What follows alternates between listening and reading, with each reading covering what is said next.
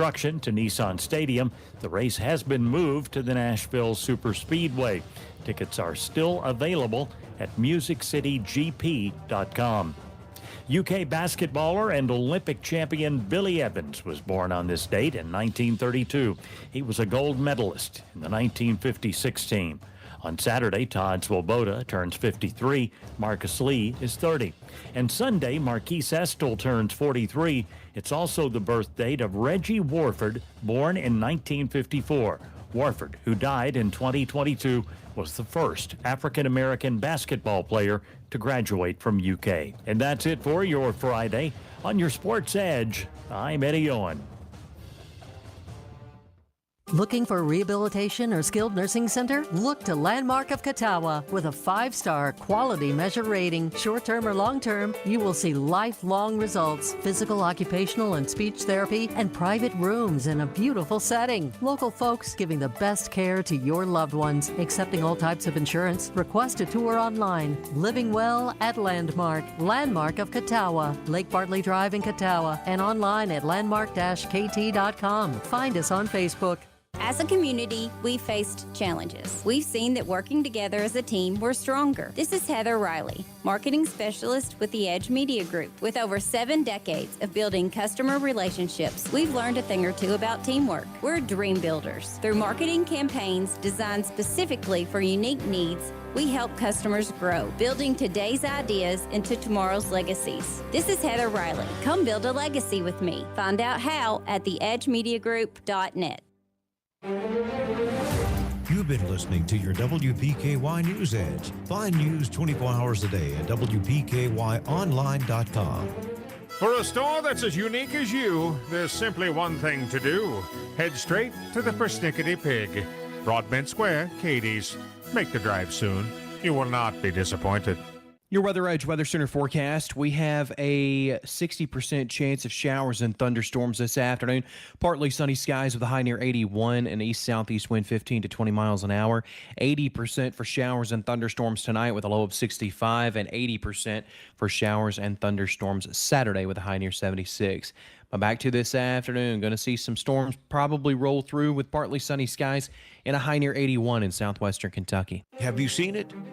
At WPKY, you asked and we listened. Our website now has upgraded features, making it easy to find what you need when you need it. Your local news edge with names you know. I'm Tammy Hetcock. I'm Edward Marlowe reporting for your News Edge. And voices you trust. With your WPKY News Edge, I'm Alan Watts. Covering the people, schools, businesses, and communities that matter to you. For your WPKY News Edge, this is George Kilgore. Late-breaking weather, local forecasts, and photos. I'm Josh McClawson with your Ag Edge Weather. Community info and calendar, church events, and local organizations that you belong to, love, and follow. I'm Noah Booth for something you should know. Your athletes, your teams, all covered by names you trust. Eddie Owen here. Scott Brown. And faces you know. This is Todd Griffin of WPKY Radio and YourSportsEdge.com. The info you need, the people you love. No fees, no hoops to jump through.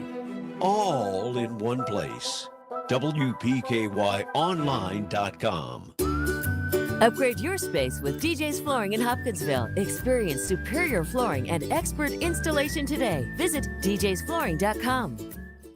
Here's something you should know. Mark your calendars for the Trailtown Jeep 4x4 meet happening Saturday, October 5th at the Trailtown Ag Activities Complex in Dawson Springs. It's open to all Jeeps, flat vendors to Cherokees, and there's no entry fees, just taking donations to help with the expenses. And vendors are welcome and encouraged. So for more information, text John at 270-619-4655, Jeremy at 270-871-4568, or message the Trailtown Jeep 4x4 meet Facebook page. 1580 103.3 WPKY. We care about our community. Your Sports Edge Football Friday is powered by Madisonville Community College. Let's get real. If you really don't know what you want to do after high school, why spend 4 years and $1 zillion trying to figure it out? At Madisonville Community College, we'll help you choose from dozens of exceptional certificate and degree programs. If it doesn't work out, you can try something else and still finish in way less time for way less money than at a 4-year school. Visit madisonville.kctcs.edu. College for the real world. College for your world.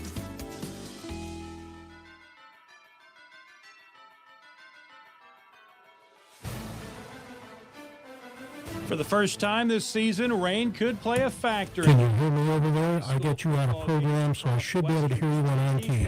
Yeah, can you hear me? Yeah, you sound good. All right.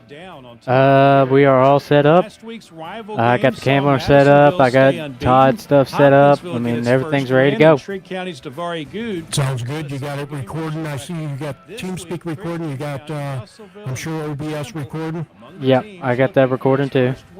Of the season. All right, you got it streaming, so that's great. All right. Do you feel good, or should I stick around for a little bit? I feel good to go. All right, I'm going to put you in program, so don't say anything more, but you guys have a good game tonight. All right, thank you. When your Sports Thank Edge you. Football Friday begins next.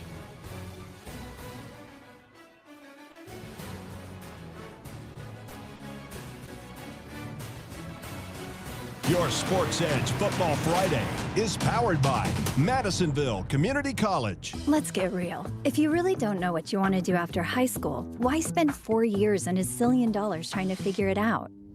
At Madisonville Community College, we'll help you choose from dozens of exceptional certificate and degree programs. If it doesn't work out, you can try something else and still finish in way less time for way less money than at a 4-year school. Visit madisonville.kctcs.edu. College for the real world. College for your world. The Madisonville Maroons. The Fort Campbell Falcons. The Maroons are 3-0 and averaging 48 points a game. Tonight they play Fort Campbell. They're 0-3 and they're giving up 35 points a game. The stat sheet seems to tilt toward Madisonville, who is playing for its first 4-0 start in 5 years. That team made it all the way to the Class 4A state semifinals. The Maroons hammered cross-county rival Hopkins County Central 59-6 last week, running for 400 yards and 6 touchdowns. Marquez Hightower averages 160 yards on the ground. Quarterback Canyon Johnson adds 143. They've combined to run for 12 of Madisonville's 14 touchdowns. That's not good news for a Falcon defense that gives up 279 yards rushing. And last week's 35-26 loss to Trigg County, Wildcat running back Davari Good set a school record with 342 rushing yards. Defensively, Skylar Minton is averaging 13 tackles and a sack a game for the Maroons, who have 8 takeaways on defense. For Fort Campbell, Keshawn Dixon averages 109 rushing yards. He'll face a Maroon defense that only gives up 70 on the ground. Dixon also leads the Falcons defensively with 15 tackles a game. Fort Campbell also has an opportune defense with 7 takeaways, but they've had trouble capitalizing on the scoreboard.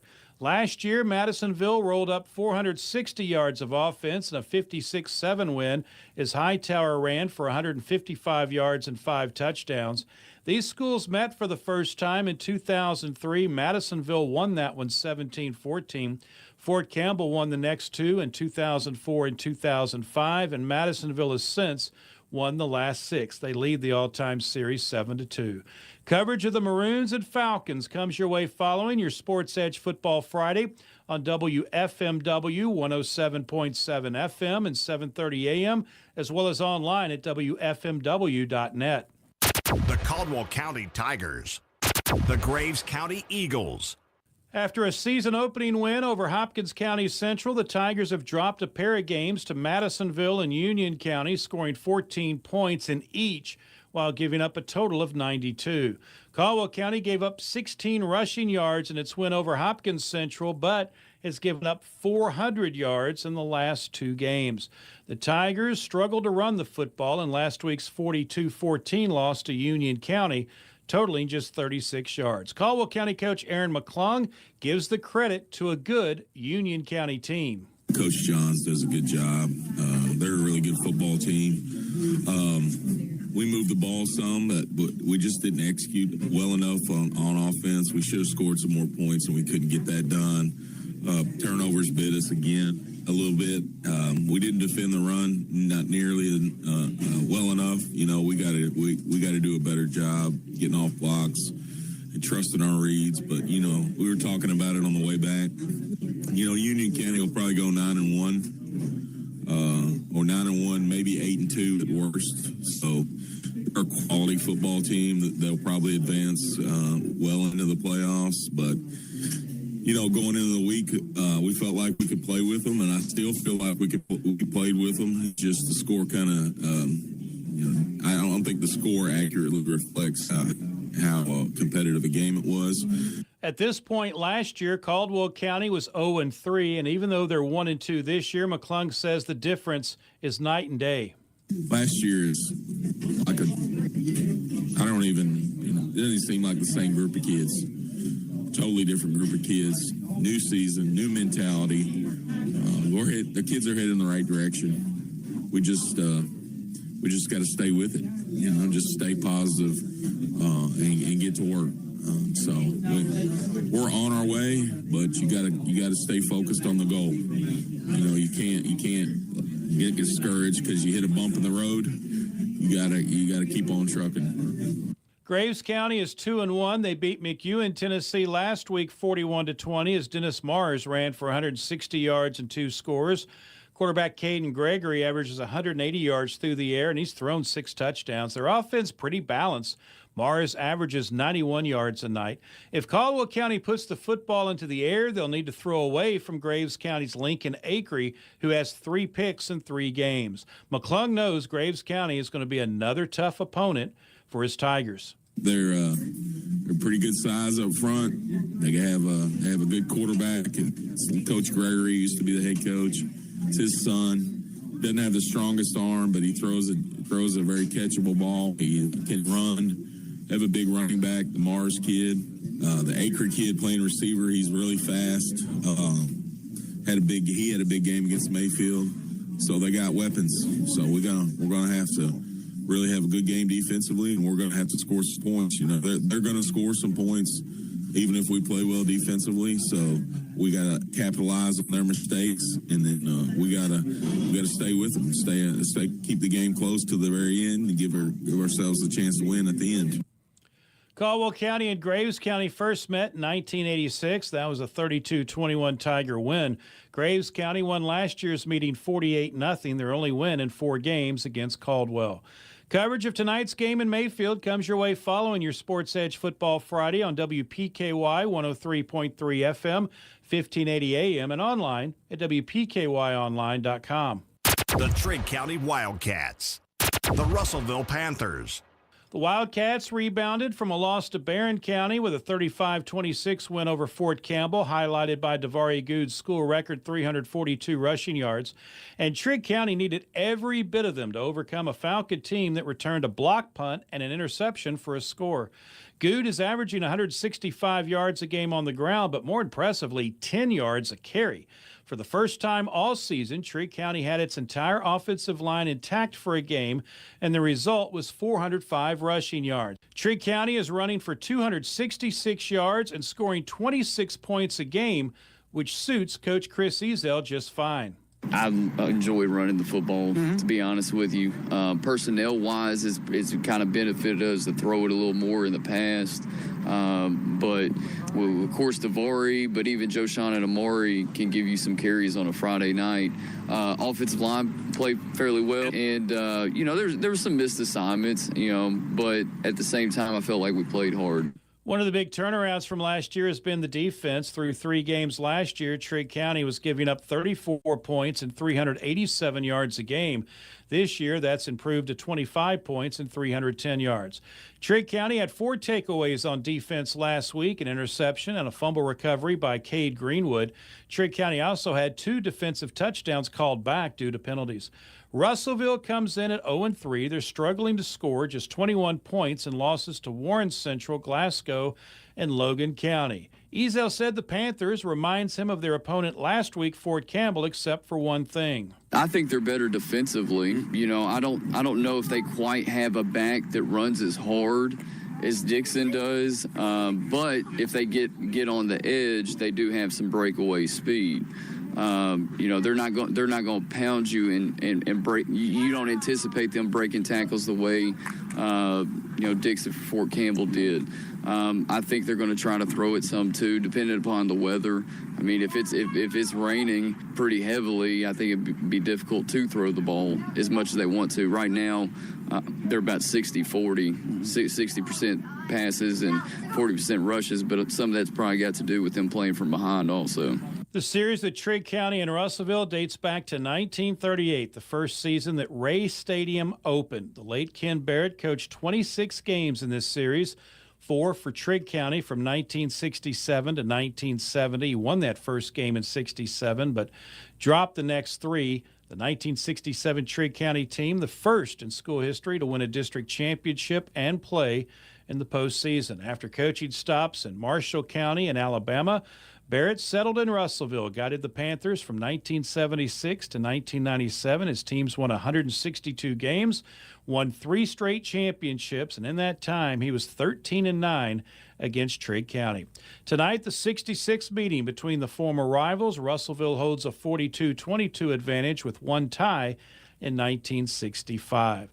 Trigg County just 9-25 against the Panthers on this field, and they'll be looking for their first 3-game winning streak over the Panthers since 2011. Coverage of the Wildcats and Russellville comes your way following your Sports Edge Football Friday on 106.5 FM WKDZ and online at WKDZradio.com. The Crittenden County Rockets. The Hopkins Central Storm. After an easy win over Webster County in the season opener, the Rockets have crashed back to earth with consecutive blowout losses to Union County and McCracken County. Last week, McCracken held the Rockets to minus 10 yards rushing in a 42-12 win in Paducah. In 3 games, Crittenden quarterback Quinn Summers has thrown for 555 yards and 8 touchdowns. As the Rockets look to find its run game, they're averaging just 37 yards a game on the ground. That's good news for Gage Courtney's gang, though, because they're playing Hopkins County Central, a team that gives up 268 on the ground. Defensively, Crittenden County allows just 81 rushing yards, and they'll face a Storm squad that runs for 113. Hopkins Central quarterback Isaac Earl has struggled to throw to the right jersey color at times, 4 touchdowns and 10 interceptions, but he's thrown for 497 yards and leads the team in rushing touchdowns. Crittenden County eked out a 26-21 win last year in Marion. They lead the all-time series 10-1. Hopkins County Central's only win in the series came in 2016. Your Sports Edge Football Friday is powered by Madisonville Community College. Let's get real. If you really don't know what you want to do after high school, why spend 4 years and $1 zillion trying to figure it out? At Madisonville Community College, we'll help you choose from dozens of exceptional certificate and degree programs. If it doesn't work out, you can try something else and still finish in way less time for way less money than at a 4-year school. Visit madisonville.kctcs.edu. College for the real world. College for your world. The Hopkinsville Tigers. The Tigers gave Coach Dustin Lopez his first win as Hoptown head coach last week, and it was a sweet one, 40-7 over crosstown rival Christian County. Aiden King threw for 300 yards and 3 touchdowns, with Treston Kay racking up 161 yards and 2 touchdowns, also had a special team score. Hoptown was also able to run the football, totaling 221 yards. Hoptown's offense scoring 33 points a game. They're putting up over 300 yards a night. And last week was a defensive improvement, holding Christian County to 67 yards on the ground and 7 points, only the second time in 16 games that Hoptown has held an opponent to single digits. The Tiger defense also had 4 takeaways last week, 2 interceptions and 2 fumbles. They now have 6 in 3 games. But tonight won't be easy. They travel into Tennessee to play 3-0 Clarksville. The Wildcat defense has given up just 18 points in 3 games. Last year, Clarksville went 10-0 in the regular season before an upset loss to Collierville in the first round of the playoffs. They feature slot back and defensive back Jamarcus Watkins, who is a junior, has already picked up an offer from Vanderbilt. Quarterback Jack Wyatt has committed to Carson Newman, but to play baseball. The Wildcats have won 18 straight regular season games dating back to the 2022 season. Clarksville beat Hopkinsville 42-0 last year, and they're 19-16 all-time against the Tigers. The Christian County Colonels. The The Colonels travel to West Tennessee tonight. They'll be in one of the biggest speed traps in western Tennessee. They'll play South Gibson, a Class 4A school located in Medina. The Hornets are 2-1 this year, with their only loss coming to traditional West Tennessee power Milan, 34-28 in Week 1. Meanwhile, the Colonels fell to crosstown rival Hopkinsville 40-7 last week. Aiden Jesse had a 50-yard reception into the Tiger red zone and later added a 64-yard touchdown catch from Sebastian Daisy. It was part of a 6-catch, 192-yard night. Zion Wharton added 88 yards on 2 catches. Last year, South Gibson beat Christian County 41-16. The Murray Tigers, the Union County Braves. These teams will be district opponents next year when Murray moves up to Class 3A. Both squads come in 2-1 after opening the season with a loss. Murray beat Marshall County last week 34-19 as Wyatt Robbins threw for 273 yards and 3 touchdowns. Jeremiah Jones, whose college looks have increased this year, had 3 catches for 119 yards and 2 scores. After scoring just 6 points in their opening loss to Madisonville, Union County has responded with 42 points and wins the past 2 weeks. Quarterback Jaron Johnson ran for 230 yards and 3 touchdowns last week as the Braves thumped Caldwell County 42-14. When these teams met last year, Union County's Willem McPeak ran for 168 yards and a touchdown as the Braves won 27-7. Union County has won 3 straight in the series and 5 of the last 7. Murray's last win over the Braves came in 2020. The Ballard Memorial Bombers, the Webster County Trojans. The Bombers are 2-1 for the first time since 2016 after entering the season with 21 straight losses. In last week's 44-28 win over Massac County, Illinois, Hunter Belmer hauled in 3 passes for 51 yards and a pair of touchdowns. Blair Sains ran for 139 yards and 2 scores, and Jared Good had 110 more and a pair of touchdowns. It's quite a change for the Bomber offense that's averaging 34 points and 305 yards a game on offense. Tonight, they play a Kentucky school for the first time this year. Webster County is 2-1 after close wins over Todd County Central and Butler County the past 2 weeks. Brian Alfaro kicked a 26-yard field goal with 3 seconds left last week to lift the Trojans to a 23-20 win over Todd County Central. Ty Phillips ran for 148 yards and 2 touchdowns for the Trojans, who shut out Ballard Memorial 41-0 last year. That win snapped a 7-game losing streak to the Bombers that dated back to 2011. Your Sports Edge Football Friday is powered by Madisonville Community College. Let's get real. If you really don't know what you want to do after high school, why spend 4 years and $1 zillion trying to figure it out? At Madisonville Community College, we'll help you choose from dozens of exceptional certificate and degree programs. If it doesn't work out, you can try something else and still finish in way less time for way less money than at a 4-year school. Visit madisonville.kctcs.edu. College for the real world. College for your world. Caldwell Medical Center would like to invite you to attend a weight loss seminar the first Tuesday of every month. They will meet in the education room at Caldwell Medical Center at 6 p.m. Please join Dr. Mobley, Caldwell's very own general surgeon that specializes in medical and surgical weight loss. If you can't come in person, join them on Facebook Live. Once again, it's the first Tuesday of every month at 6 p.m. at the Caldwell Medical Center. Hope to see you there. The Callaway County Lakers, the Marshall County Marshals. After a win over Grayson County 2 weeks ago, the Marshals fell to Murray 34-19 last week. Nayland Jazik threw for 208 yards, and Jake Thomason ran for 83 yards and a score. But the Marshals gave up 273 passing yards to the Tigers. Last week was disastrous for the Lakers on several fronts. They got hammered by Class A Fulton County 62-14. Laker quarterback Matthew Bridwell, who appeared to be growing into a starting role, was knocked out of the game with an injury. Meanwhile, the Lakers gave up 378 passing yards and 561 total to a Pilots team that was held to 6 points the prior week. Logan Smith ran for 114 yards and a score, and the Lakers were able to move the sticks on the ground to the tune of 251 yards, and they'll need to do the same thing tonight in Draftonville. Callaway County won last year's game 33-7 and they've won 3 of the last 4 in the series. The Paducah Tillman Blue Tornado. The Henderson County Colonels. The Blue Tornado continue to roll on. They've scored 143 points in 3 wins over McCracken County, Graves County, and last week 41-10 over Mayfield. Quarterback Jack James averages 347 passing yards a night, and the Hinton brothers, Michael and Van Zale, lead Tillman with a combined 70 yards a game on the ground. Perhaps the most impressive thing about Tillman is their defense. They have 12 takeaways in 3 games, 9 of those fumble recoveries. They'll face a Henderson County team tonight that blitzed Central Hardin 52-21 last week. Dual threat quarterback Trajan Davis threw for 186 yards and 2 touchdowns, added 2 more on the ground. The senior has accounted for 11 touchdowns in 3 games. Tillman won last year's game 42-27, one of only 2 times all of last year where the Blue Tornado gave up 27 or more points. Despite last year's loss, Henderson County has won 5 of the last 7 meetings with Paducah Tillman.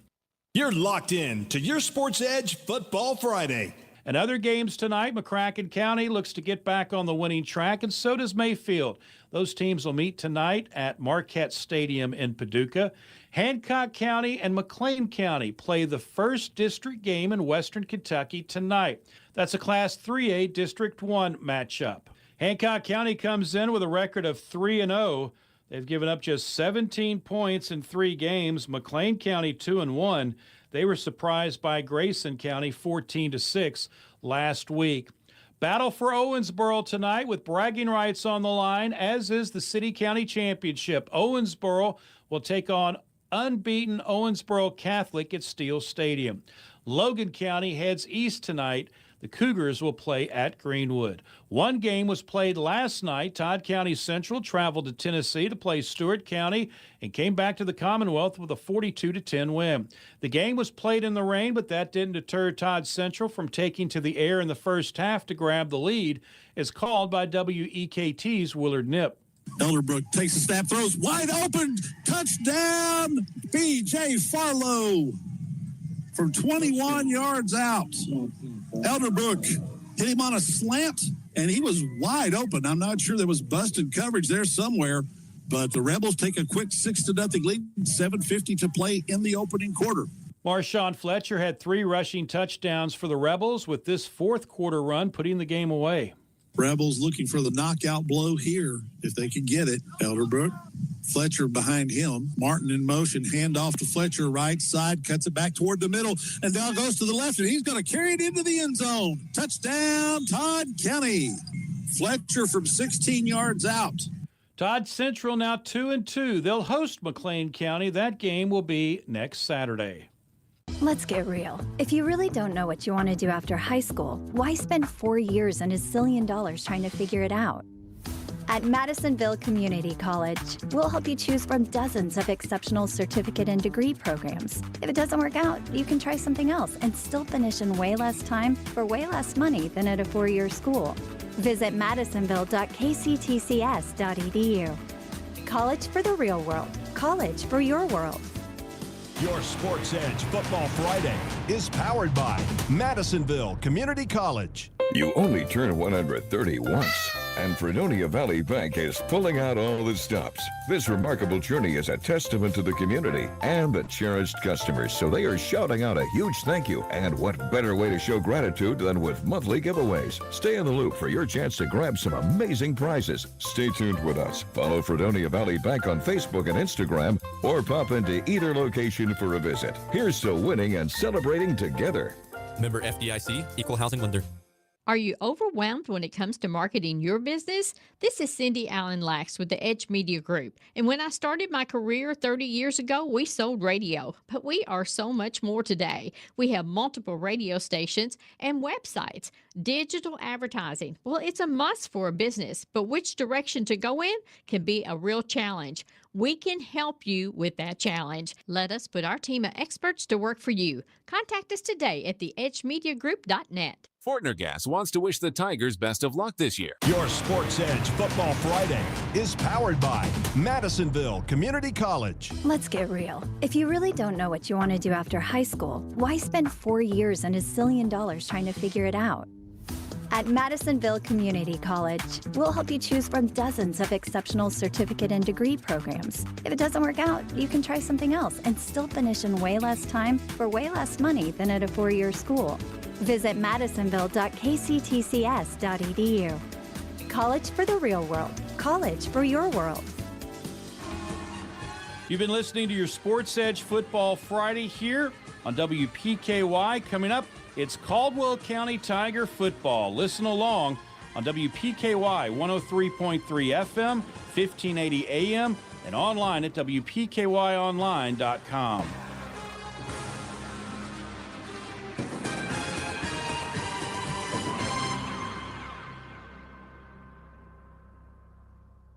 Your Sports Edge Football Friday is powered by Madisonville Community College. What are we going to do? Doctor, will he be okay? Unexpected happens. Goodwin Insurance Agency has you covered with auto, home, life, commercial, boat, and RV insurance. That way, when the unexpected happens... Congratulations! It's a girl! You're covered. Goodwin Insurance of Princeton, Cadiz, or Marion, or online at insurewithgoodwin.com. I'm Stephanie, manager of Purcell Tire. We offer a wide variety of options to keep your vehicle running smooth. We are now offering our car care package that includes oil and filter change, tire rotation and tread depth check, brakes, battery, belts, and hoses check. Call us today at 270-365-7291. Come see us at 309 U.S. Highway 62 West in Princeton, or visit us online at purcelltire.com. As a community, we faced challenges. We've seen that working together as a team, we're stronger. This is Heather Riley, marketing specialist with the Edge Media Group. With over 7 decades of building customer relationships, we've learned a thing or two about teamwork. We're dream builders. Through marketing campaigns designed specifically for unique needs, we help customers grow, building today's ideas into tomorrow's legacies. This is Heather Riley. Come build a legacy with me. Find out how at theedgemediagroup.net.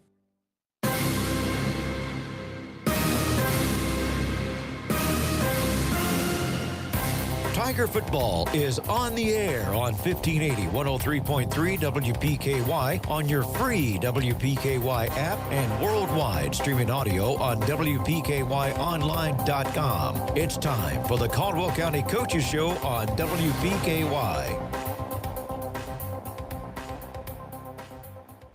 The Caldwell County Tiger football team is on the road for the second straight week, playing at Graves County tonight. Stay with us. We'll talk to Tiger head coach Aaron McClung about tonight's matchup right after this on 1580 103.3 WPKY. Get the job done and then some with Farmall Utility C-Series tractors from Case IH at H&R AgriPower in Hopkinsville, Kentucky. These heavy, durable tractors have their weight distributed in 6 different locations, eliminating the need for inefficient wheel weights. The emission system does not require DPF or a diesel particulate filter, reducing time loss and fuel waste on regeneration. Plus, a comfortable cab makes a long day's work a lot more productive. To learn more about Case IH Farmall Utility C-Series tractors, visit H&R AgriPower in Hopkinsville, Kentucky today.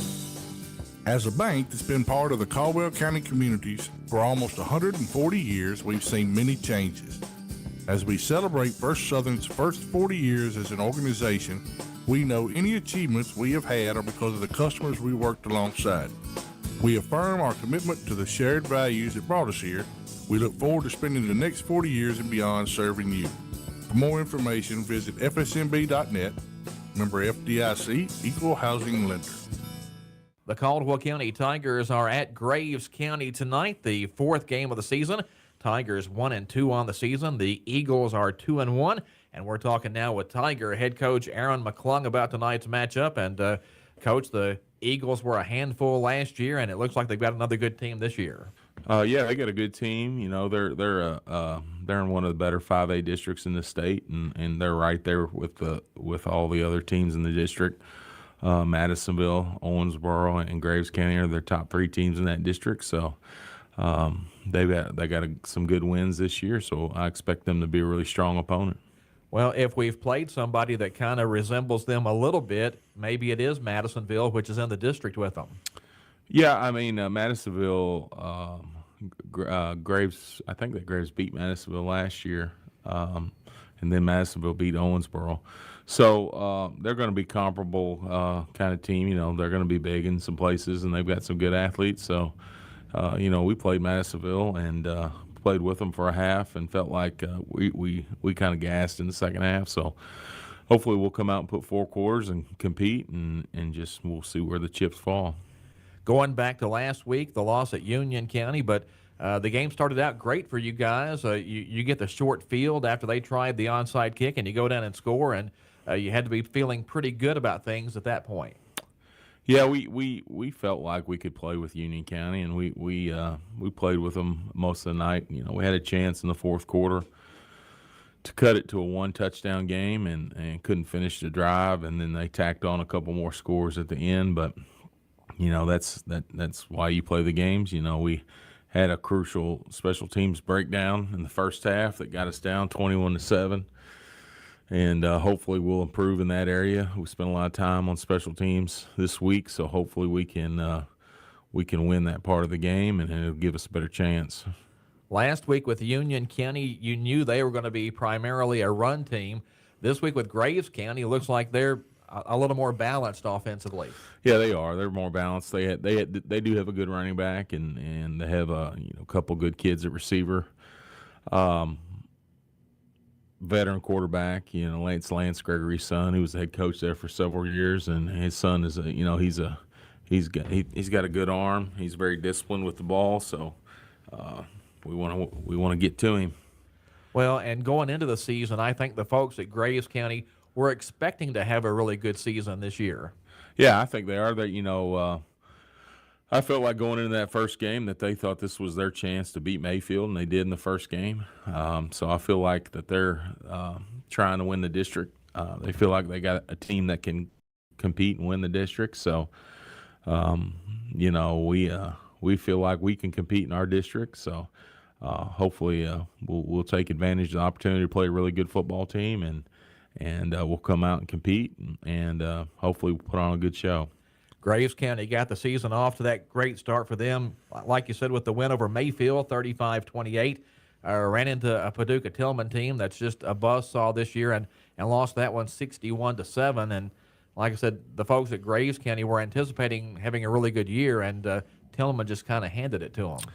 It's they're probably a little bit of a hangover after beating Mayfield too. That was a big win for them. Hadn't beat them in like 14 years, so they got a big win and then turned around and had to play Tillman.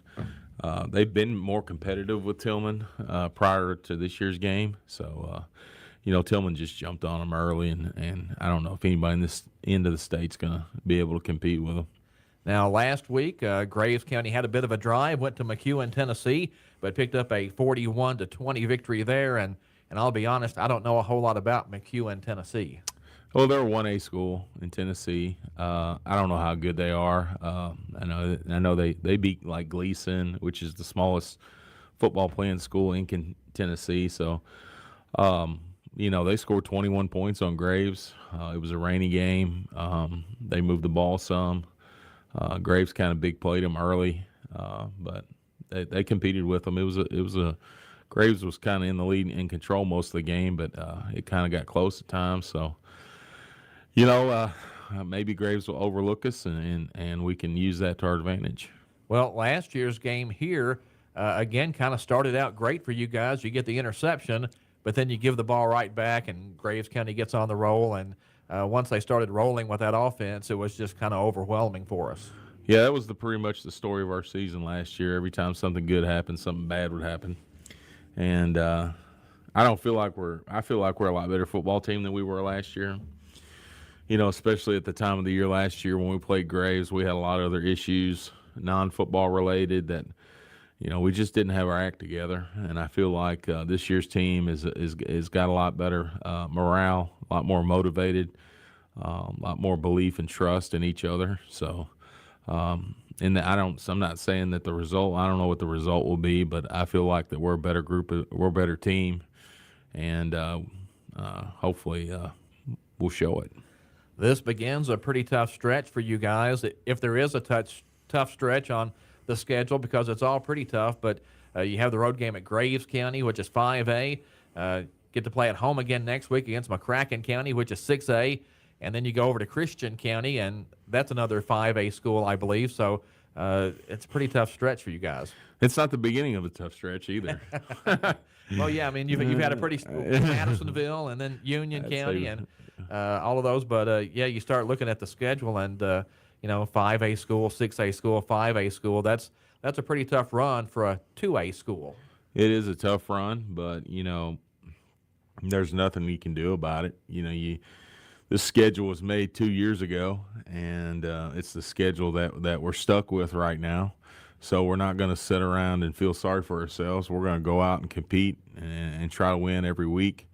The main thing you got to keep in mind when you're in this kind of situation with this schedule is, if you persevere through it and you continue to try to get better every week, the important games are down. Their most important games are down the road, and those are your district games, and then the playoffs. So, this may be a tough stretch, and we've lost some games, but I feel like the kids have hung together and gotten better. So hopefully, when we get in the district, we've already played a bunch of teams better than the teams in our district, and hopefully, we get to the playoffs and we're playing other 2A teams. They don't compare to the teams we've already played, so our kids should be prepared. I was going to say, you talk about trying to get better and trying to prepare for the district, and after you get past this run, you hit the district schedule, and Mayfield is right there. So if anything, you at least have some idea of what to expect when you get to Mayfield by playing all these really good teams. Yeah, we're going to really find out where we are when we play them. They have lost. They've lost a couple games, I think, but they're young, and I think they're going to continue to get better. They play a similar schedule to us, so we want to compete with Mayfield. They're in our district. They're still going to remain in our district for at least 2 more years beyond this. So we want to compete for district championships. So if we want to compete with district championships, we gotta play a tough schedule to get ready to play them. So I hope that these games prepare us, and we go out and we go out and play Mayfield, and hopefully we'll have a chance to win the game. Yeah, not to get too far ahead of ourselves, but after this tough stretch against Graves and McCracken and Christian, then you get your district games, Mayfield, Murray, and Crittenden County. And that's where you want to be hitting your stride. Yeah, that's when we want to peak. We get in our district games, and you win district games. You get a home game in the playoffs, and I'm not afraid to say that our district is much better than the second district. If you go look at those teams over there, they don't have very good records, and they don't play the schedule that Crittenden, Caldwell, Murray, and Mayfield play. All of us 2A schools in this district, we all play some tough teams. So I feel like this district is overwhelmingly better than the other district. I mean, the Owensboro Catholic is in that district, and they're a really good team. But after that, there's a big drop-off. And in our district, there's not a big drop-off. And, you go 1-4, and there's not a big drop-off. We're the black and blue division. We play the big schools, and it'll show in the playoffs. 3 of our teams won the first round playoff games last year, so you want to get in the top 3 at least. After some big matchups though with Madisonville and Union County, how healthy are you guys right now? Well, we got a couple guys banged up, ankles. We got a key guy, Cam Wilson. He's out with a little knee injury. We do expect to get him back, but he's the only one that has an injury that's going to keep him from playing. So we're hoping he heals up as soon as possible because he's a really important player for us. But we've had some guys step in for him. Seth Trusty's done a good job in his spot at outside linebacker. And Luke Maddox is a weapon on offense. So, we have a little depth at the position he plays, quality depth. So I feel like, our kids have stepped up and done a good job in this place. But, you can't have too many skill position weapons, so we're looking forward to getting him back. The Tigers are at Graves County tonight. We'll come back and have more with Tiger head coach Aaron McClung after this on 1580 103.3 WPKY. Ever stuck at home trying to perfect the do-it-yourself project? Put your trust in Altman Coatings and turn that do-it-yourself project into a stress-free home makeover. So whether you're looking for fine detail or simply a splash of new colors, Altman Coatings is the team you'll want on the job. Call 889-8500 for a free estimate. That's 889-8500 for your free estimate. Learn more about Altman Coatings on Facebook and TikTok. Financial planning should be specific to you and your life circumstances. That is why we created Invest FB Wealth Management, a division of Farmers Bank. Hi, I'm Jeff McDaniels, Invest FB's lead financial advisor. Whether you're saving for retirement, starting a business, or planning your family's future, our individual and comprehensive approach can help you achieve your financial goals. Visit us today at our Princeton or Eddyville offices to start a conversation about your individual financial needs. We are back with Tiger head coach Aaron McClung as the Tigers prepare to take on the Graves County Eagles. Graves County, a 5A school, so another big challenge coming up tonight for the Caldwell County Tigers. But Coach McClung, tell us about the Graves County offense you guys are going to face. Well, they're extremely well balanced. They have a really smart game manager at quarterback. He's athletic, but he's not as athletic as some of the other quarterbacks we've already faced this year. They get a big, solid running back in the Mars kid, a couple good receivers in the Cavett kid and the Acree kid. So, they're going to take what you give them. If you pack the box, they're going to throw the ball deep. If you blitz them, they're going to throw screens. And if you play loose on them, they're going to run the Mars kid. So they got a good offense.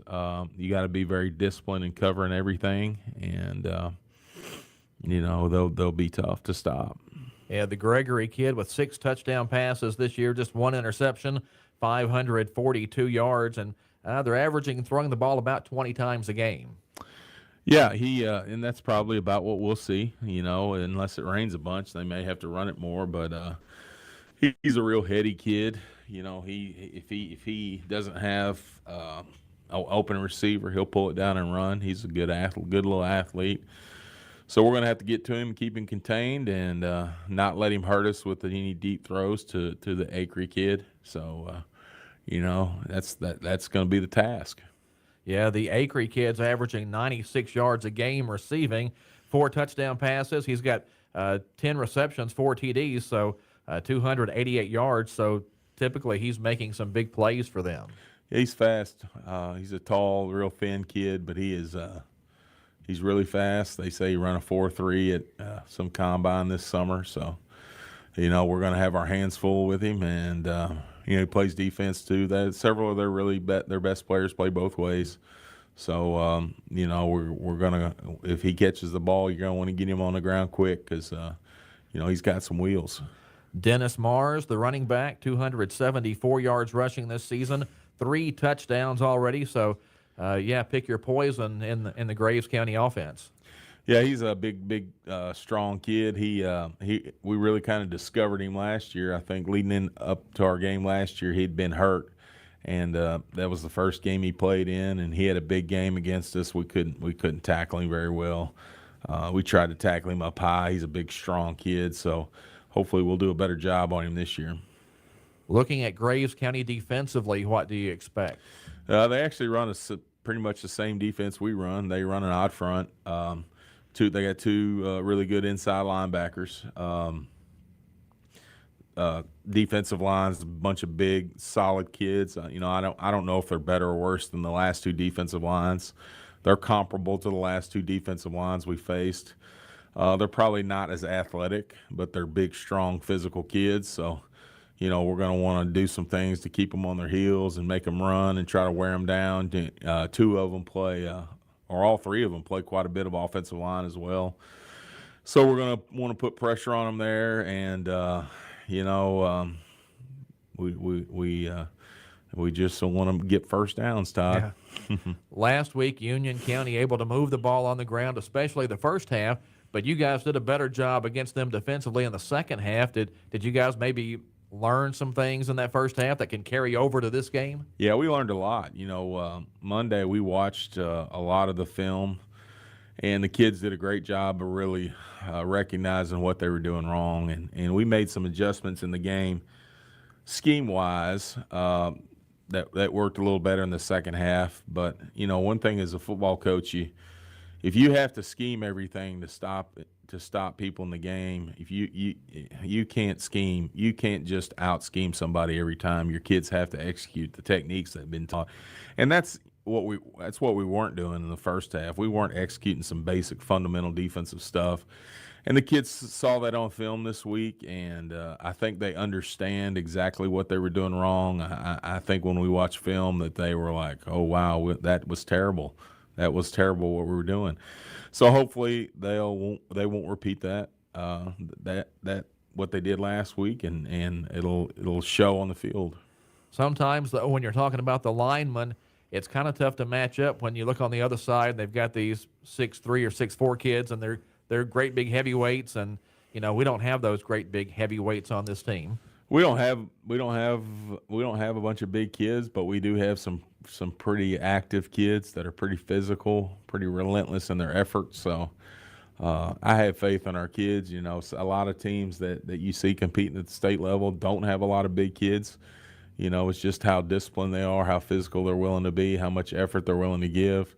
Those are the kind of things that make a better high school football player. Well, we've talked about it before, though, that when you play all these big schools and you play them back to back to back, typically they're going to be a little bigger than you, and they're going to be a little deeper than you, and sometimes it doesn't give you much margin for error when you're trying to compete with those teams. Well, that's 100% correct. When they have a little more size and a little more depth, it makes it hard on a smaller team to play 4 quarters against that kind of stuff, and I think we've seen that this year. We've led in every game we've played this year. We've been in the games at halftime. We're still in these games. It's just hard to compete with them for 4 quarters. So I felt like we competed last week. We just couldn't score at the end. But we scored to cut it to 2 scores, and we had a chance to cut it to 1. But, I hope the weather cooling off and other factors like that, and us getting smarter and getting more experienced will help us to continue to play 4 quarters with some of these teams. Well, and offensively, sometimes it almost feels like you need to keep scoring to keep up with teams. And it at times it seems like we have the yardage and the opportunities, but for whatever reason, we just can't quite finish off a drive. We get a penalty or whatever, and it backs us up, and it just kind of – that one little thing just hurts us. Special teams has hurt us big time. The punt return against Madisonville hurt bad, and then the fumbled kickoff against Union County. Those were both daggers in those games. In both those games, when those moments happened, we were only a score behind, and then those scores happened, and then it stretches out to 2 scores or 3 scores, and it's hard to come back. That's a lot to come back from in a game. But I felt like in the Union County game, despite being down 3 scores, the kids fought to come back and had a chance to get it back down to possession. So I feel like we're moving in the right direction. But you get in big games, you got to execute all 3 phases, and that's why we spent so much time on it this week, and hopefully we'll win that 3rd phase and have a chance to win the game at the end.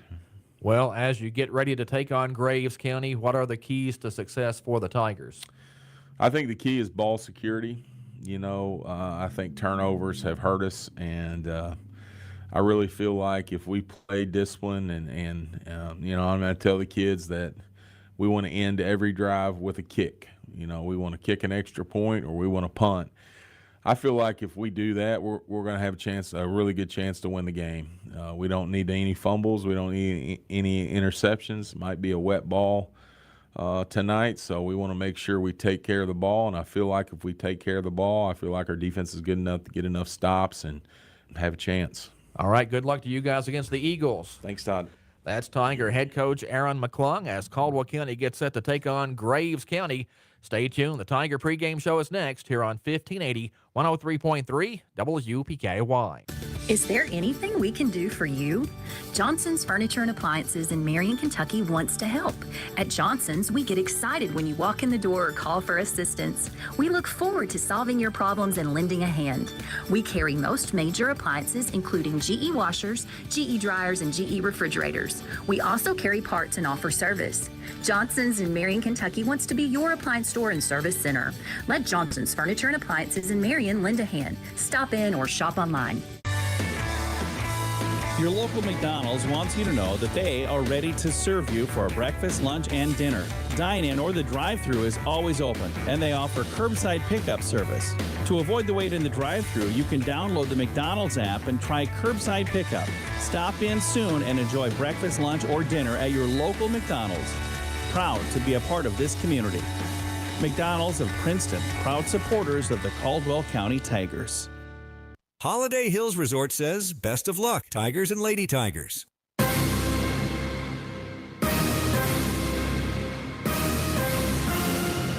Time to head live to the stadium for a preview of tonight's action with the WPKY Sports Crew. The Caldwell County Tiger pregame show is on the air. Good evening, everyone, and welcome to Graves County High School. Tonight, the Caldwell County Tigers will try to make it a gloomy Friday the 13th for the Graves County Eagles. We'll start breaking this one down between the Tigers and the Eagles next on the Travis Construction and Concrete pregame show on your home for Caldwell County football, 1580, 103.3 WPKY, and online at WPKYonline.com. It's harvest season, and Pennyrile Electric asks that we all remain alert and aware in order to keep our communities safe. Pennyrile Electric offers farmers a few safety tips. Keep heavy machinery at least 10 feet from power lines. Use a spotter. Ensure all employees are trained on electrical safety. Routinely inspect your equipment. And always make sure first aid kits and emergency contact numbers are easily accessible. Pennyrile Electric, since 1937. Stay safe on the road while keeping your vehicle in top shape while enjoying a smoother, quieter ride. Ensure fuel efficiency by trusting the tire experts at Trice Hughes. Stocking leading brands like Michelin, Goodyear, Firestone, and Bridgestone ensures quality and longevity. Plus, enjoy no-cost tire rotations with every service appointment for the life of your tires. Discover the Trice Hughes difference in Princeton or find them at tricehughesgm.com. At Trice Hughes, they're more than just tires. Have you seen it? At WPKY, you asked and we listened. Our website now has upgraded features, making it easy to find what you need when you need it. Your local news edge with names you know. I'm Tammy Hetcock. I'm Edward Marlowe reporting for your News Edge. And voices you trust. With your WPKY News Edge, I'm Alan Watts. Covering the people, schools, businesses, and communities that matter to you. For your WPKY News Edge, this is George Kilgore. Late-breaking weather, local forecasts, and photos. I'm Joshua Clausen with your Ag Edge weather. Community info and calendar, church events, and local organizations that you belong to, love, and follow. I'm Noah Booth for something you should know. Your athletes, your teams, all covered by names you trust. Eddie Owen here. Scott Brown. And faces you know. This is Todd Griffin of WPKY Radio and YourSportsEdge.com. The info you need, the people you love. No fees, no hoops to jump through. All in one place. WPKYonline.com. Give it your all this season, Tigers. Good luck from the Western Kentucky Regional Blood Center. Welcome back to Graves County High School and into the Travis Construction and Concrete pregame show. Travis Construction and Concrete for your construction and concrete needs, as well as driveways, porches, foundations, basement walls, decorative concrete, remodels, and much more. Good luck, Tigers. Here's to building a successful year from Travis Construction and Concrete. Dennis Stevens, Ken Parker on the call for you tonight. Our guy Camden McGregor in his first true road game down in the truck with us tonight. Across the way down on the field is Todd Griffin. We'll talk to Todd a little bit later here in the pregame show. Ken, Caldwell County going into tonight at 1-2 against a 2-1 5A school in Graves County. Yeah, Dennis, here we are again. I mean, 4A, 5A, 5A, 5A. It just seems like it just keeps on going. I'm not sure if there's a 10A, but if they're out there, we might be playing them. We looked at the roster just a second ago. 75 players on the roster for Graves County. Yeah, 75 players. Kind of looks like when we went out to the state championship game and we had 40 guys, and then Danville brings out 90. Only problem is we ain't got Gerald Fuqua and Stuart Childress on that Caldwell County roster, Dennis. So it makes a little bit of a difference. It absolutely makes a difference. 28 minutes before we kick this one off between the Tigers and the Eagles tonight. Cloudy skies, a little rain, some strong storm warnings back home in Princeton a little bit earlier this evening before we went on the air. But right now, some pretty nice weather to play this one in. Yeah, it feels great out here tonight. It feels like a little football weather. It's a little chill, a little cool in there, and a little cloudy. Hopefully no bad storms came through Princeton, but yeah, hopefully it'll be a good weather game for us, and we'll hold off on any heavy rain tonight. And you may hear the speakers here at Graves County kind of like my truck as a teenager, but plenty loud. We'll see how that goes later on tonight. Caldwell County has some things to work on, of course, as any young team does, but Ken, this is a team that is night and day different than last year's team that went 1-10. Even though this team only has the one win, we've been competitive at times. We've been ahead of every opponent this season. We've been in the game at halftime, and you couldn't say that every game last season. But it just seems like we begin to run out of gas towards that third quarter. We'll see how the Tigers do tonight.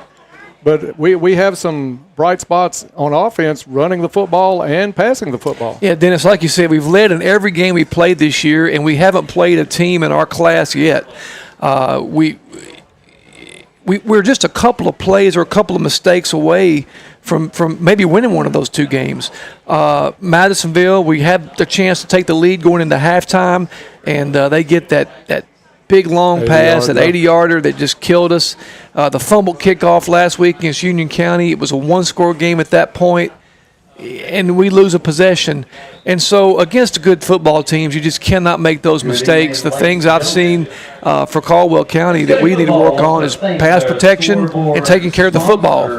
And those two things are very important for us to compete against a team like Graves County. Coach McClung even said he thought taking care of the football might be the key tonight in this game, and I think that is going to be one of them. But you're right, Dalen Lander has really made some strides this year at quarterback for Caldwell County. He just has to get a little bit more time to throw the football or go to that game a couple of games ago where they rolled him out a little bit more both ways. Well, Dalen, he's a nice, smooth player. He's a good left-handed, throws a great ball, and he's got some weapons this year. I mean, Gus Fox has been a good, nice receiver. Luke Maddox, Luke Parker, all three of those guys have contributed. And when Dalen has time, he does well. The thing Dalen needs to work on is, number one, getting the ball out of his hand, and when he goes to take a sack, protect that football, because we lost a fumble against Union County, and that's just experience and time, getting reps against good players. He'll learn that. But, yeah, he's a nice quarterback, plays well. Our receivers have done a good job getting into the routes. And, Cam Spikes has been another positive at running back. He looks good. We're going to miss Cam Wilson. I mean, he's a wonderful football player. And against teams like this, I mean, he would excel against a team like this. I mean, he can compete athletically and size with a team like Graves County. Let's talk about that receiving core a little bit, because Caldwell County does come into tonight after playing three bigger schools, averaging 160 yards through the air. Yeah, I mean, again, when you got playmakers get the ball in their hands, good things happen. The guy I've been really impressed with is Gus Fox. Gus has 18 catches for 260 yards. He's averaging 86 yards a game.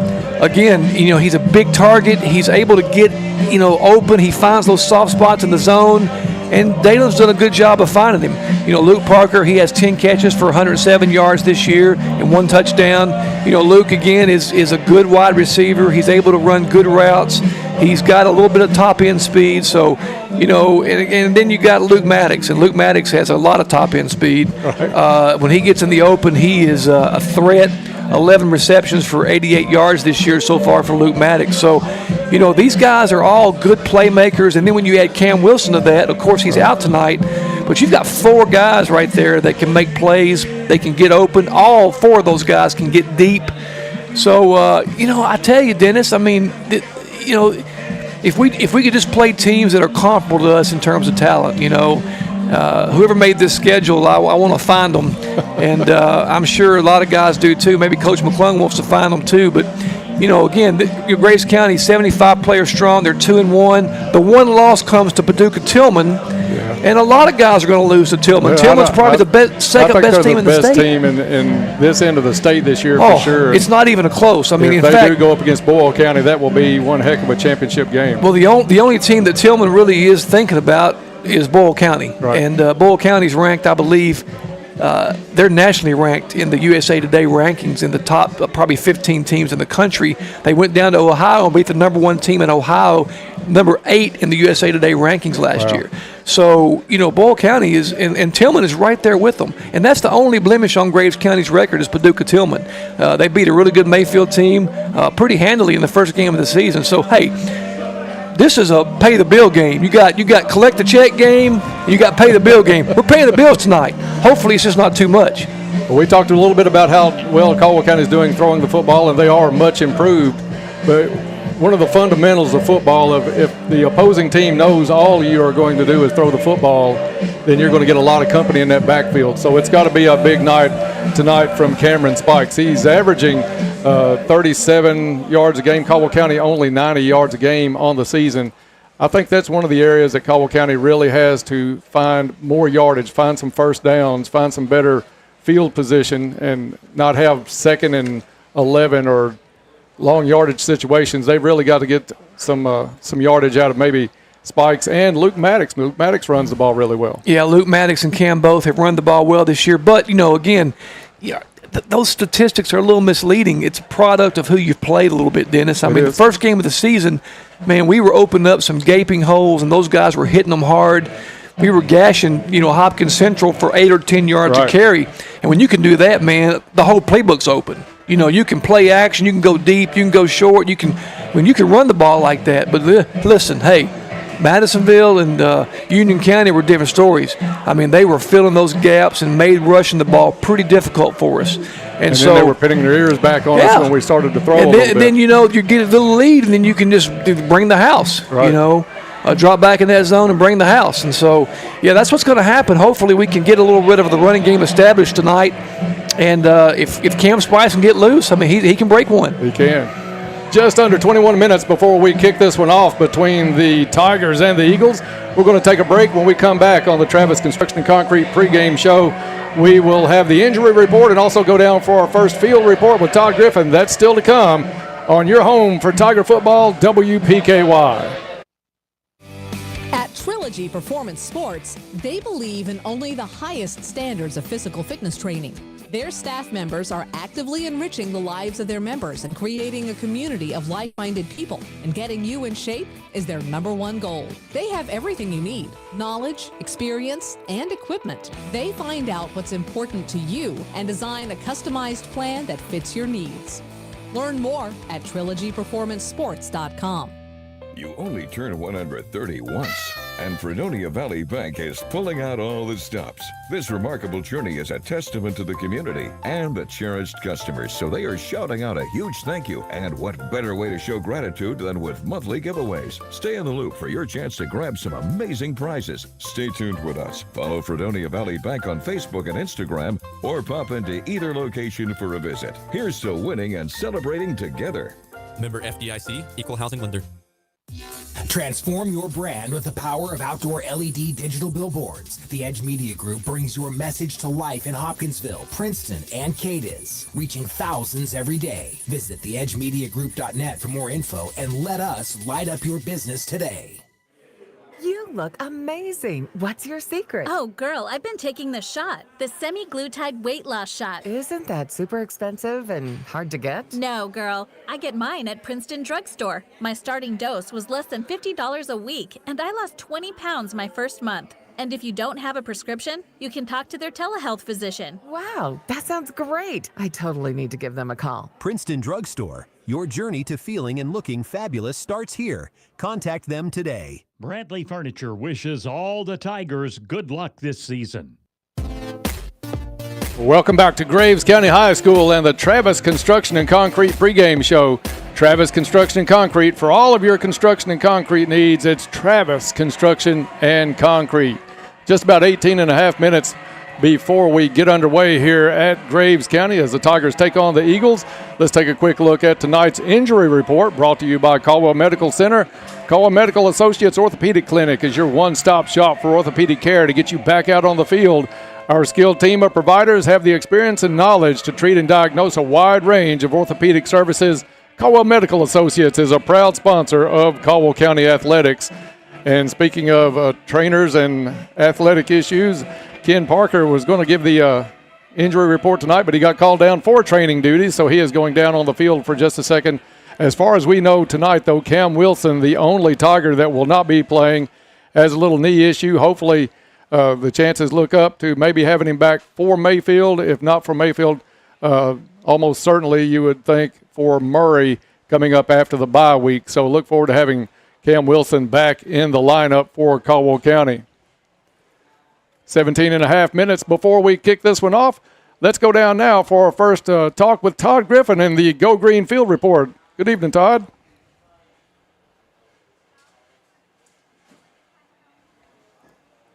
And a little technical difficulties, so we'll keep it right here for just a second.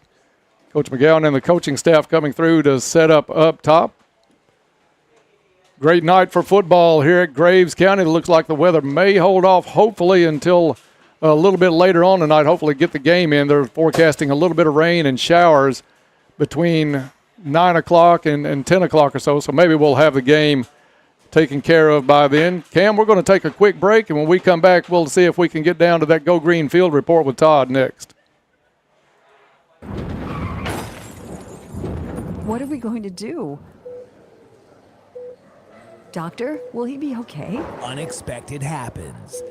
Goodwin Insurance Agency has you covered with auto, home, life, commercial, boat, and RV insurance. That way, when the unexpected happens... Congratulations! It's a girl! You're covered. Goodwin Insurance of Princeton, Cadiz, or Marion, or online at insurewithgoodwin.com. With Planters Bank, you're served out points with every swipe of your Planters check card with You Choose Rewards. You'll earn points on every credit transaction you make with your Planters Bank Visa check card. Visit plantersbankonline.com to learn more. You choose rewards on the Planters Visa check card. Reason number 15, that Planters is the bank where you can expect great things. Member FDIC.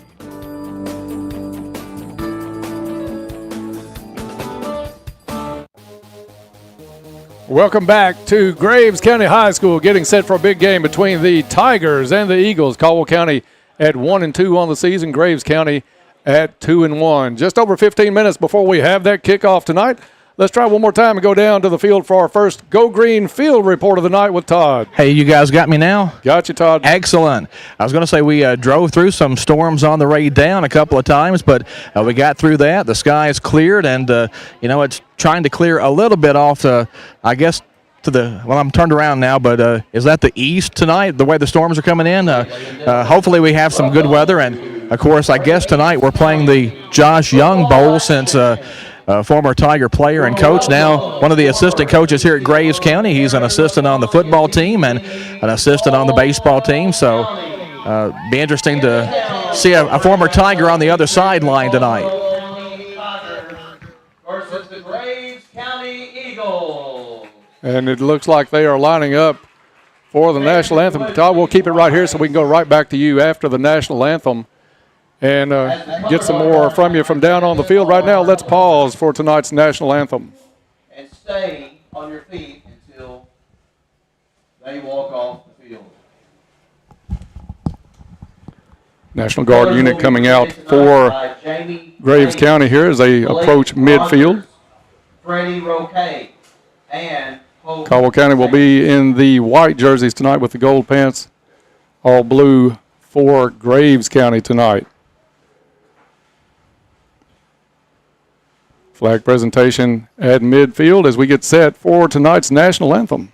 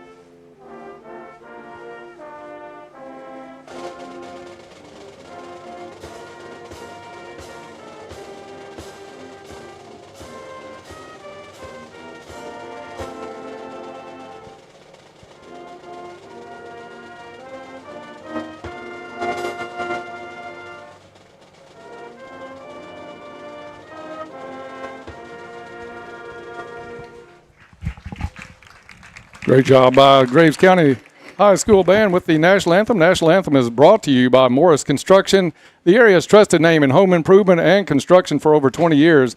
Whether you're building a new home or upgrading your roof, they have the expertise to handle your project with care and professionalism. Morris Construction, they don't just get the job done, they nail it. Rejoined in the booth by Ken Parker, back from his training duties. Let's go back down for more on the field for a Go Green Field Report with Todd Griffin. Yeah, going to be an interesting matchup here tonight. You know, just the second time ever that Caldwell County's played in this stadium. They've been down to Graves County 3 times, but the time we played them back in 1986 was over at Mayfield's War Memorial Stadium. So came here in 2018. De'Eric Hollowell had a pretty big game that night. Joby Jaggers had a good game, and the Tigers picked up a 28-17 win here. So, guys, this is not really a place that we see Tiger football a whole lot, and with Graves County dropping off the schedule after this season, not going to see them a whole lot in the future either. Yeah, the schedule is going to be revamped next year in a big way as Caldwell County joins a 6-team district and no guaranteed playoff spots next season, as we will have one more year where everybody goes to the playoffs. Thank you, Todd, for that report down on the field. Again, just about 11 minutes before we kick this one away, take a little look at Graves County. It's nothing flashy for a 5A school. It's pretty much your vanilla 5A school. They're going to throw the ball well, they're going to run the ball well, they're going to tackle the football well. Well, like everything else, I mean, it's not a secret what they're going to do. Right. I mean, everybody's got a plan to get punched in the mouth, like Mike Tyson said. And, you know, Graves County does quite a bit of punching in the mouth, and they got that big running back, Mars. I mean, he is one heck of a ball player. It looks the part in pads. I mean, You can look at him in warm-ups and just tell that kid's a player. You know, he's got 274 yards in the season, averaging almost 100 yards a game. And he's kind of he's their bell cow. I mean, he's going to be the guy that they run through. They also throw the ball well. They've got a couple of kids. One kid's averaged almost 100 yards receiving a game, Lincoln Acree. And, you know, again, I think, you know, they're not real. I mean, they're not going to – nobody really in high school does anything exotic. You're going to get a 50 or a 4-3 kind of look on most teams. Most teams are going to man up on the sides. They may play a little zone in coverage, but they're not going to do anything exotic. They're just going to outman you. And Graves County, they certainly have some men on that field. I mean, they've got 75 players strong, and they're going to come at you. One of the Graves County guys up here before the game in the press box really was high on the Lincoln Acree kid. He said keep an eye on him both offensively and defensively. So that's one that we want to know where the number 6 is on the field at all times tonight.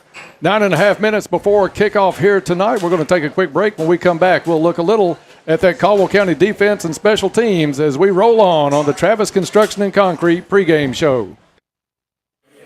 You look amazing. What's your secret? Oh, girl, I've been taking the shot, the semi-glutide weight loss shot. Isn't that super expensive and hard to get? No, girl. I get mine at Princeton Drug Store. My starting dose was less than $50 a week, and I lost 20 pounds my first month. And if you don't have a prescription, you can talk to their telehealth physician. Wow, that sounds great. I totally need to give them a call. Princeton Drug Store. Your journey to feeling and looking fabulous starts here. Contact them today.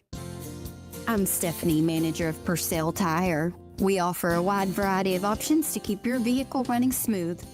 We are now offering our car care package that includes oil and filter change, tire rotation and tread depth check, brakes, battery, belts, and hoses check. Call us today at 270-365-7291. Come see us at 309 U.S. Highway 62 West in Princeton, or visit us online at purcelltire.com. Got a news tip, community event, info, or picture to share? Text us at 270-963-9038.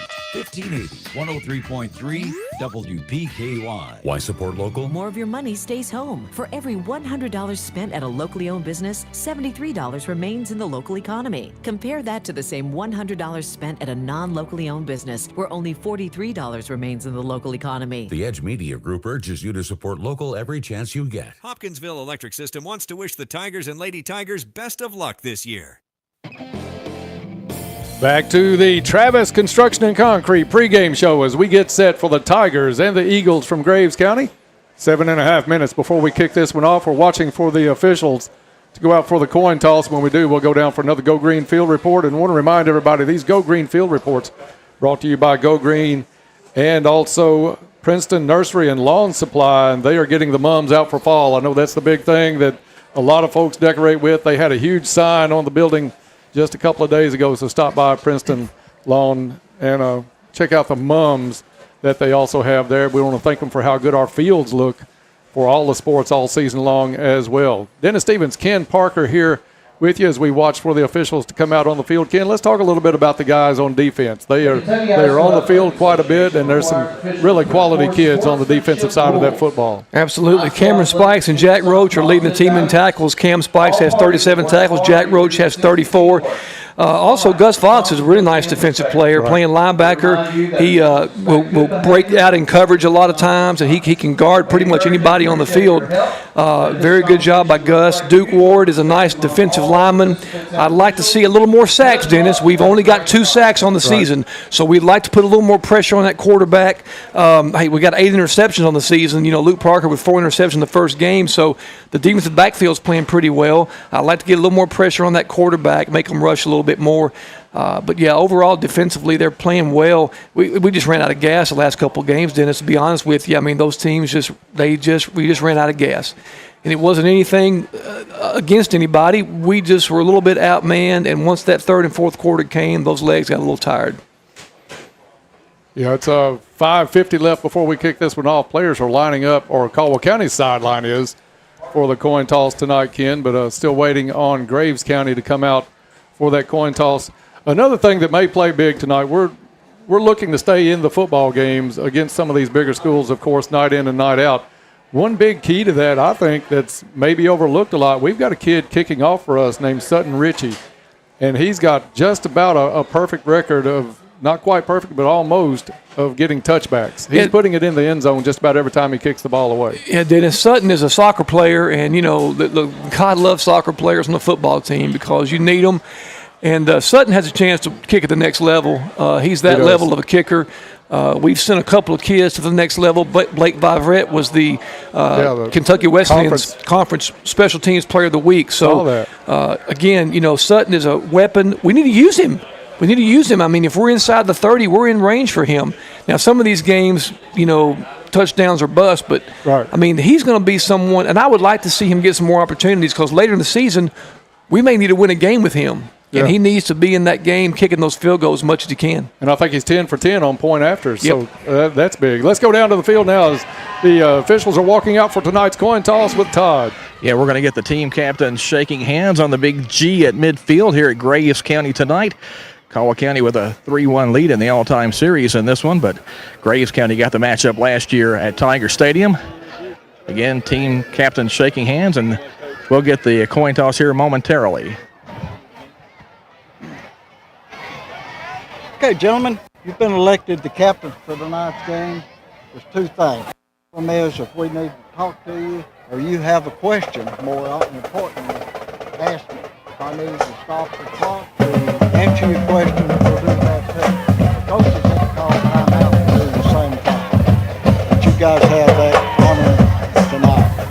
The other thing is, hopefully we won't need you, but if we have any problems, and the opportunity present yourself, we will be coming to you guys to give it a stop. If you guys can't stop it, the coach can't stop it, he'll quit from there. Okay, guys? All right, any questions on that? Okay. You're the captain tonight, and you're the caller. Heads.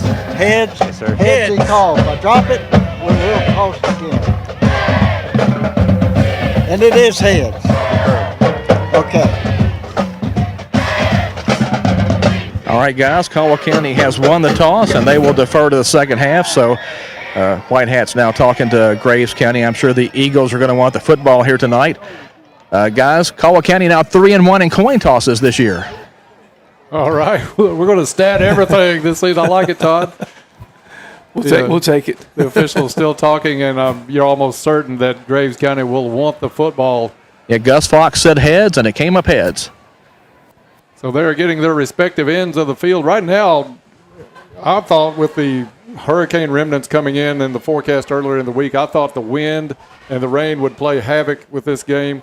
Right now, just, maybe a 5-mile-an-hour wind just ruffling the flag a little bit partly cloudy skies. There's some darker ones, but some sun peeking through at times. So hopefully we'll get this game in tonight without any problems from the weather standpoint, and Caldwell County can come out on the good end of a decision tonight. Just over 2 minutes before we kick this one off, we're going to take a quick break. When we come back, kickoff is next. At Trilogy Performance Sports, they believe in only the highest standards of physical fitness training. Their staff members are actively enriching the lives of their members and creating a community of like-minded people. And getting you in shape is their #1 goal. They have everything you need: knowledge, experience, and equipment. They find out what's important to you and design a customized plan that fits your needs. Learn more at trilogyperformancesports.com. Got a news tip, community event, info, or picture to share? Text us at 270-963-9038. 1580 103.3 WPKY. Penny Royal Hospice wants to wish the Tigers all the best of luck this year. It's a Friday tradition. The smell of popcorn is in the air. The WPKY sports crew is ready. Get on your feet, Tiger fans. It's kickoff time. Caldwell County Tiger football is on the air. Don't miss a moment of tonight's action. Listen live on the free WPKY app, worldwide at WPKYonline.com, and on the air at 1580 103.3 WPKY. Back to Graves County High School, wrapping up the Travis Construction and Concrete pregame show as we always do with tonight's pregame prayer. Holy God, thank you for another Friday night. We ask that you protect each student that steps on the field tonight, and we also ask that you bless the efforts of each student in ways they never thought possible. In Jesus' name we pray, amen. Amen. Tonight's kickoff brought to you by Farless Realty. Are you ready to buy or sell a home? Don't waste precious time. Call Farless Realty today and let a realtor do it for you. Call 270-365-5058. Stop by 323 South Jefferson Street in Princeton, or on Facebook at farlessrealty.com. Dennis Stevens, Ken Parker for the call, Todd Griffin on the field. Ken, they are lined up, ready to go. Sutton Ritchie has it teed up at the 40. Caldwell County will kick it from left to right on your radio dial to begin this game. Graves County with one player deep, looking for the officials to get set. I'd like to see a kick head to downtown Mayfield here, Dennis. See if he puts another one in the end zone. The kick is up, and this one is going to be deep, fielded at the 1. And it is Graves County on the return. Finds an opening, cutting it to the left side. Some room across the 40. Breaks the tackle at the 40. Thrown down at the 49-yard line. And that was number 6, Lincoln Acree. That's the kid we talked about, Ken, in the pregame show. Yeah, he's a good receiver. He's got some speed. And Eagles from the 49. He broke right, found a hole back to the left side, and it was one last tackle at the 49, or that was going to be 6 points early for Graves County. Yeah, Sutton Ritchie did a nice job of redirecting him, and then we came in and made the tackle on the backside there. First down and 10 for the Eagles at their own 49-yard line. We'll see what they line up in. 2 receivers each way for Graves County here on the first play of the ball game. At quarterback, number 9, Caden Gregory, a coach's son. Solid kid. Whistles blow, and they'll stop this one. See what the call is early, and I hope it's not one of those games. This one is going to be against Caldwell County. Somebody lined up in the neutral zone. Wow. 5-yard penalty will make it 1st and 5 for the Graves County Eagles in Caldwell County territory with their first possession. Ball at the 46. Gregory in the backfield. Mars with him. Gregory drops back and is going to scramble, gets out, and maybe a gain of a yard. Tackle for Caldwell County by number 34. That is Cam Spikes. Yeah, nice job by Cam there. He put a little pressure. They had a little pressure on the quarterback there, which we need. We need to see a little pressure on these quarterbacks. They just can't stand back there. We can't expect our defensive backs to guard the guys, for 6-7 seconds. Absolutely not. Mars in the backfield with Gregory. Mars, a big runner. Gregory, though, is going to throw, finds a slot, complete at the 36-yard line, and it's going to be well enough for a first down as Graves gets down to the Caldwell County 31. Yards and another Eagle first down. Plenty of time for Gregory to throw, and he laid a one on the dime. So 1st and 10 for Graves County at the Caldwell County 31-yard line. Gregory's going to send a trip set to the left. Gregory drops back, rolls left. Quick hit, caught at the 25-yard line. That was reeled in by number 11, Braden Woodward, a senior. That's another thing for Graves County, Ken. They have 75 players, but they have a lot of seniors in good positions. Yes, they do. Gregory there just kind of drifted out to his left and found an open man. And they're hurry up. They're not huddling. They're hurrying. Gregory again to the air. This one deflected and hits the ground. Thought for a second Caldwell County's number 14, Seth Trusty, might have a shot at that one, but it hits the ground. Seth slipped, or otherwise I think he might have had a chance to get that on deflection. That would have been a huge play there early on with them moving the ball the way they are. I'm not sure about the field. Looks like it's in great condition. There was a little bit of rain here in Mayfield just as we arrived tonight before the game. 2 receivers each way for the Eagles. Gregory takes a snap. Hand off to Mars. Mars straight up the middle, gets behind some blockers, still on his feet, bouncing off tacklers. Fox trying to pull him down shy of the end zone, and does. Graves County will have the ball inside the 5, all the way down to the 2 after the hard run by Dennis Mars, a senior running back for Graves County. Dennis Mars got to the second level pretty quick there at Graves County with those big hogs on the front end there, opened up a nice hole for him. It's hard when your safeties are making those plays. 1st and goal. Gregory, play action, keeps it, trying to fight his way in, and does. Caldwell County had a lot of jersey, but just could not reel him in. And it's touchdown, Graves County. Yeah, Dennis. Derek Wilson had him in the backfield, just grabbed the jersey, and Gregory just spun out of it, but Derek Wilson had him for about a 4-yard loss there. And just a tick over 2 minutes played here at Graves County as the Eagles take the early lead. Made it look easy, didn't they? They'll send number 86 out. Extra point is up, and it's good. 9:59 left to play in the first quarter. It's the homestanding Eagles out front, 7-0 back after this. Safe on the road while keeping your vehicle in top shape while enjoying a smoother, quieter ride. Ensure fuel efficiency by trusting the tire experts at Tri-Hughes. Stocking leading brands like Michelin, Goodyear, Firestone, and Bridgestone ensures quality and longevity. Plus, enjoy no-cost tire rotations with every service appointment for the life of your tires. Discover the Tri-Hughes difference in Princeton or find them at TriHughesGM.com. At Tri-Hughes, they're more than just tires. Why support local? Cost effective.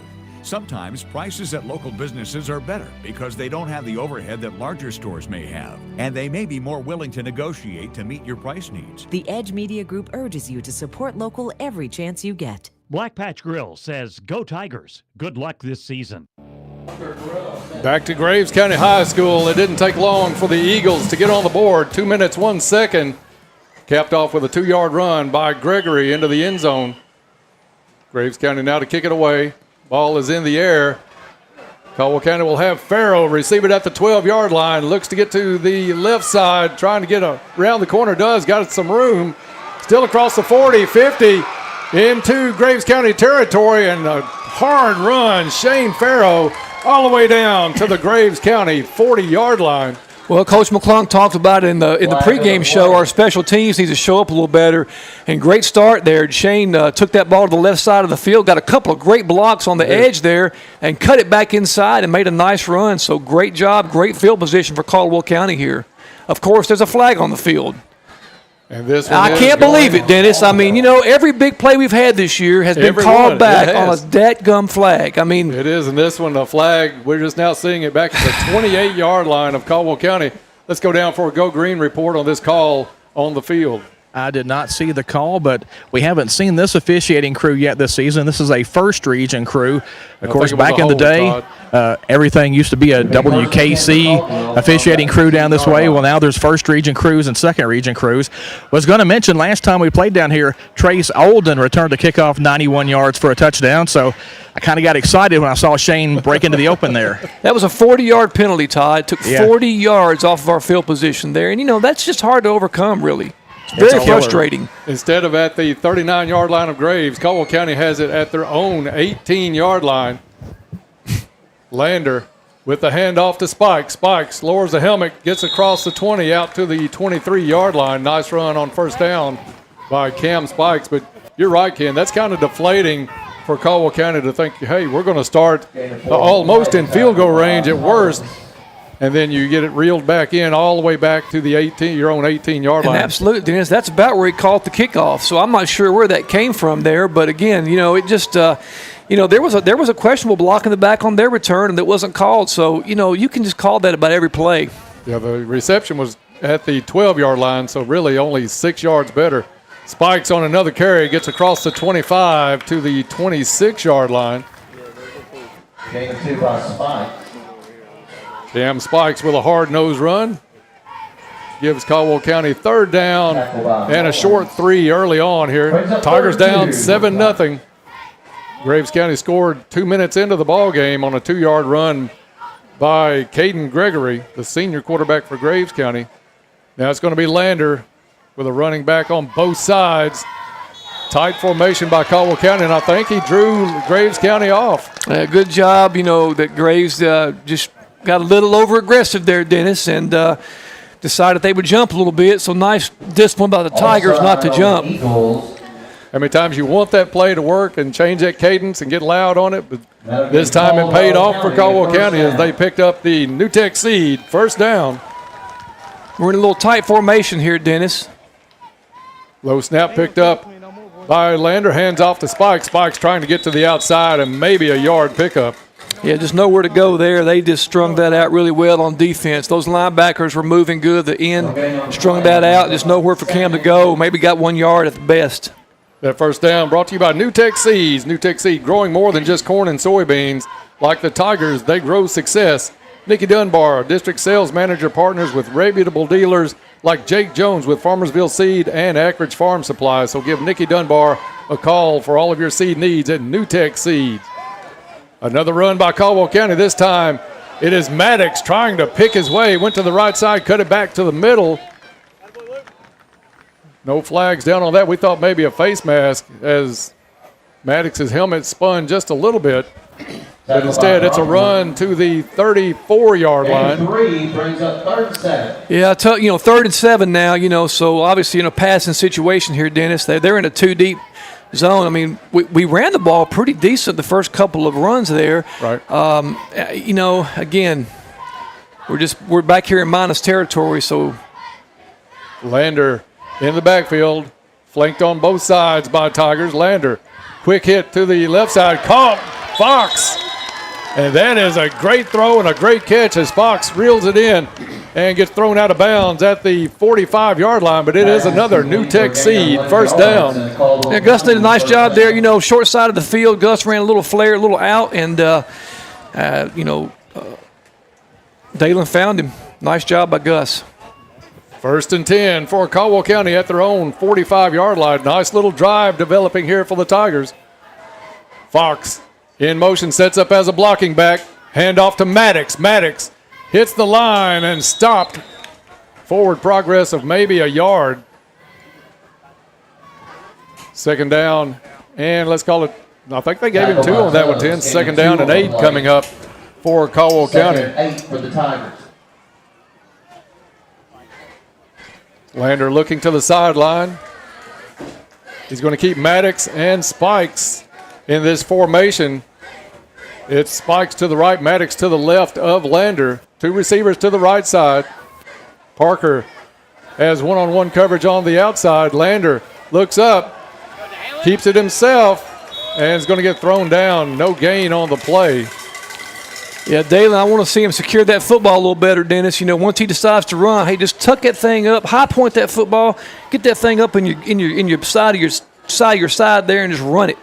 They did give him a yard on the play. 3rd down and 7 coming up for Caldwell County. 5:40 left to play in the first quarter. Graves County leads this one 7-0. But Caldwell County eating up some clock and some field with this drive. See if they can keep it going here on 3rd and 7. Lander has one back in the backfield. Caldwell County gets set. Graves County shows blitz up the middle. It's picked up. Pass is complete to Maddox. Maddox trying to fight for that first down. Pile still moving. He got the pile. They blew the whistle, and he picked up 2 yards right after. Immediately at the whistle. Listen, he got the first down on that play, Dennis. The whistle didn't blow until he was on the ground almost. I don't understand it. We pushed the pile well. That's frustrating there. That is going to be 4th down and 2. He had the first down by probably 2 yards. He was not down. He was across the 45-yard line before they but they blew I did hear the whistle come through, and it was when they thought that pile was stopped, and he's 2 yards short at this point. Caldwell County going for it on 4th and 2, and I think they've drawn Graves County across again. And if they have, it will be another New Tech Seed first down for Caldwell County. That's the case, as they'll walk 5 yards off of this one. That's going to be a couple of wind sprints next week at practice. That's twice this has happened on those guys. Again, on that play there by Gus, nice job by the line picking up that blitz. They brought the linebacker on that weak side, and he picked up that blitz really well. So Dalen had enough time to get that ball out to Gus. You know, you find that blitz and throw where the blitz comes from. That's a good rule for a quarterback to look at. Tigers back to the line, moving the football. This drive started on their own 18-yard line. Caldwell County showing run again. This time it's a handoff to Fox. Fox had a blocking player in front of him. Great run. Gus Fox down to the 35, maybe even the 34-yard line of Graves County. Let's go down for a Go Green field report on this drive with Todd. Well, we think we got a bad spot earlier on the drive, but we may have gotten a break with a quick whistle there because a Graves County defender came out of there with the football and was headed the other way, and you know that one may have gone our way, so we'll take it. Absolutely, Todd. I looked like he lost the ball from up here, but we're about a mile up in the air up here. It's hard to see for sure. Yeah, I kind of thought he did too. But I love the accommodations, most spacious press box that we have been in some time here at Graves County. Little change from last week, huh, Dennis? A little bit. Under center is Dalen Lander. Lander with a quick handoff around the backside to Maddox. Maddox down to the 30-yard line. I believe he got the first down there. Yeah, nice block there by Cam Spikes. He led Luke Maddox, and Luke just, again, got his pads parallel, turned it upfield, did a nice job. Ken, I love this drive. Caldwell County not only eating up the yardage, but the clock down to 3:40 left to play in the first quarter. Yeah, hey, how about this? If we'd have started on the 40, we'd have already been scoring by now, wouldn't we? We've covered enough ground. I can't live that down. It's still chewing my craw a little bit. Back to the line of scrimmage. Lander under center. Spikes in the backfield. Fox in motion. Handoff to Spikes. Spikes is going to be met. Stood up and no gain on the play. They're going to push him back, but I think the forward progress, they are actually going to give him a yard loss on the play.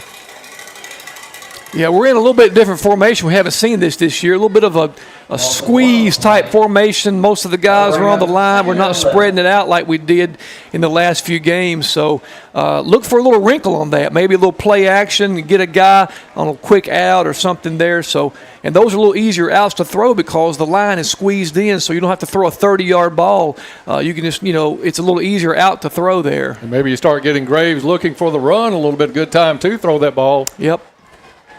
Same setup, 2 receivers each side, but they are close in. In motion was Maddox, but the handoff goes to Fox. Fox has some room. He gets across the 20, inside the 10, pushed out at the 9-yard line.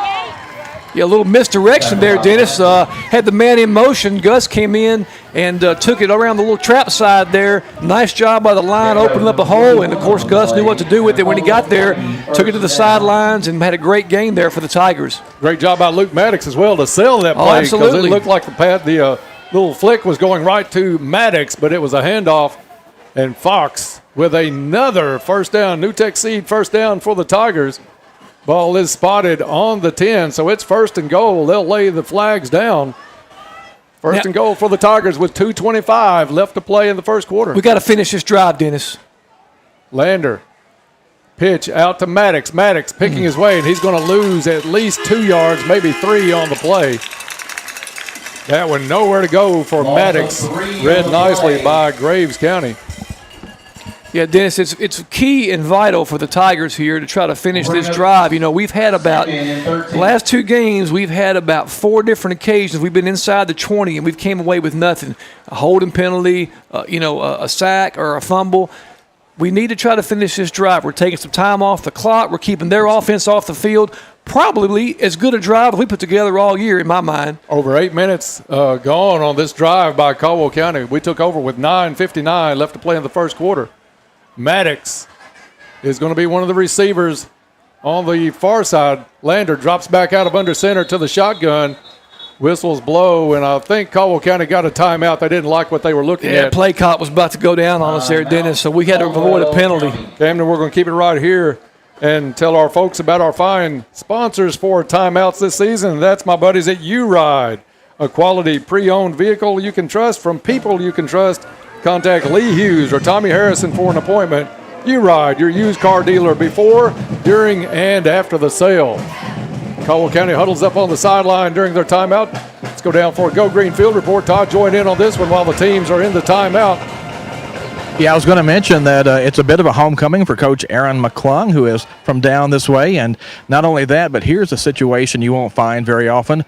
On the change tonight is actually Coach Aaron McClung's dad over here on the Tiger sideline. So how often do you have a head coach and his dad keeping the change for the other team?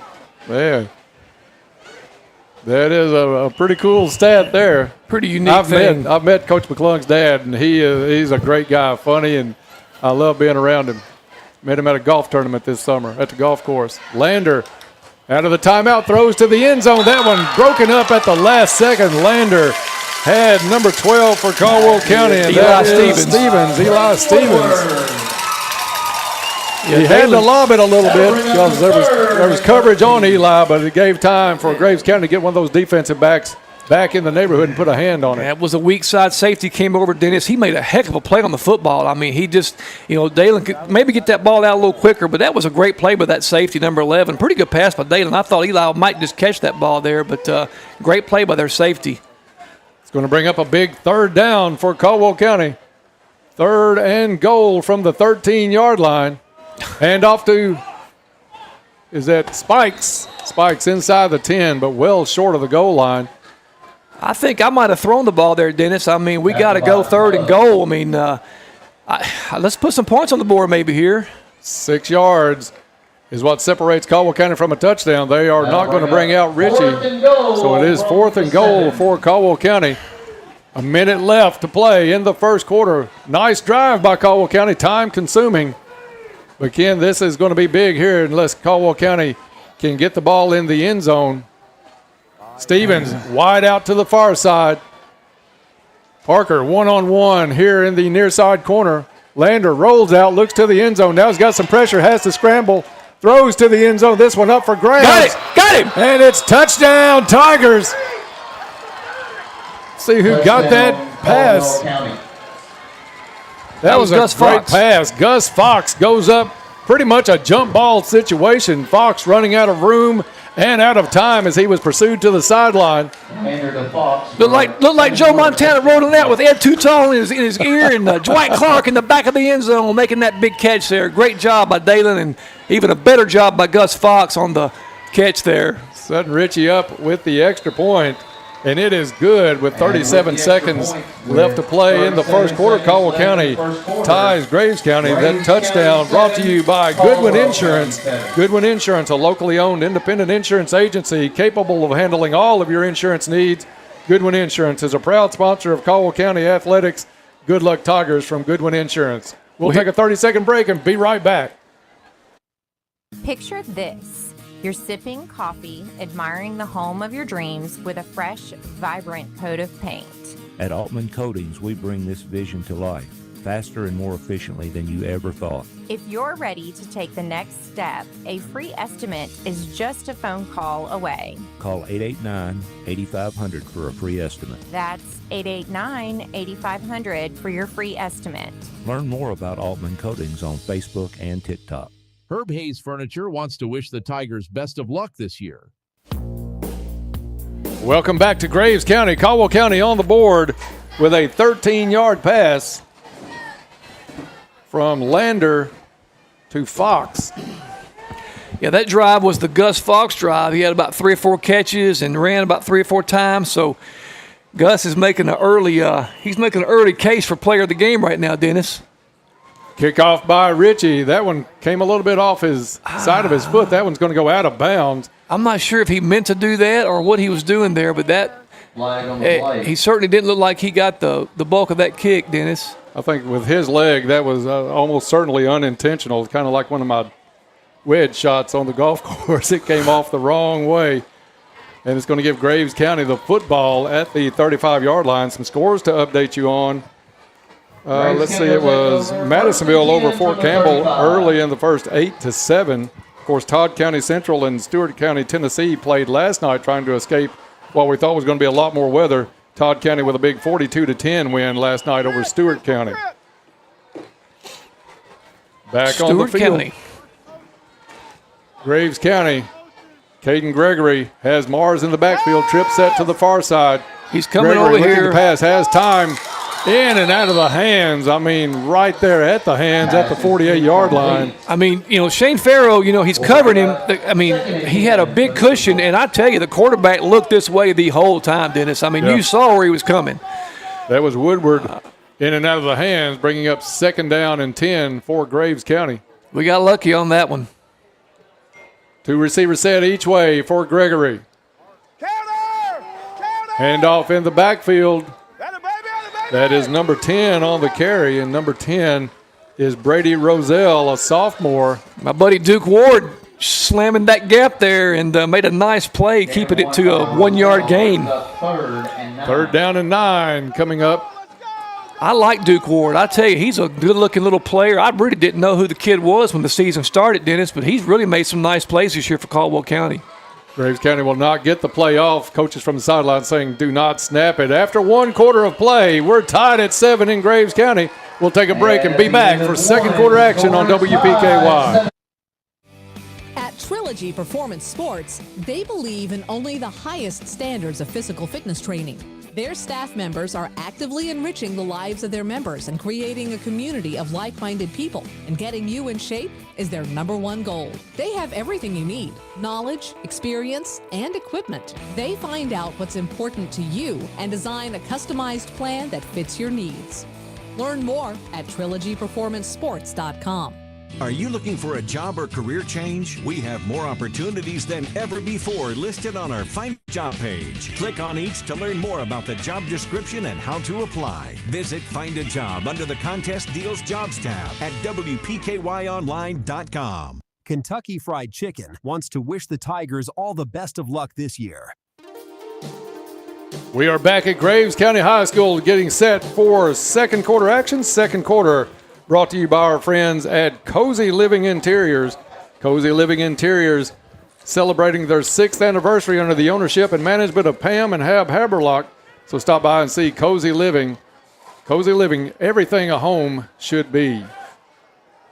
Graves County facing 3rd down and 9 as we switch into the field. So they got it spread out here, Dennis. Look for that Acre kid. He's a threat here for them, or a draw for that running back. But 3rd and long here. Gregory's had plenty of time. Oh, he's got him. Tonight. He's got him. Got him down the field on a sprint, and it's in and out of the hands. That was a touchdown dropped. Man, we could see that coming from here, boy. That kid just took that little post.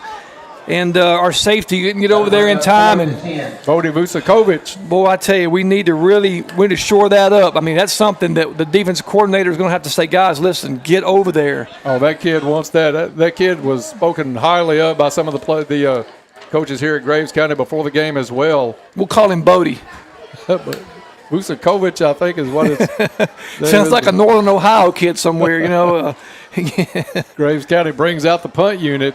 on 4th and 9. Hey, let's get a return here, man. What do you think? Let's go, guys. We got a chance here. Let's put a little pressure on these guys. Caldwell County puts some pressure on. The punt is away. It's a nice one. Get away from it. Caldwell County does get away. It takes a big Graves County bounce, and it'll be down at the 30-yard line. Caldwell County will bring the offense back out. Tigers used up 9 minutes and 22 seconds on their last scoring drive. We'll see what they have in mind here. Let's go down while the teams change sides of the fields for a Go Green field report. Yeah, on the touchdown pass to Gus Fox on 4th down, looked like there was a defender right in front of him, but he jumped a little too quick, and he was on his way down. Gus was on his way up and high pointed that ball to make the catch, and I'm sure that's probably a future Max's moment over at yoursportsedge.com. I like the odds that it will be, yes. Thank you, Todd. Todd has a knack at catching those moments, doesn't he?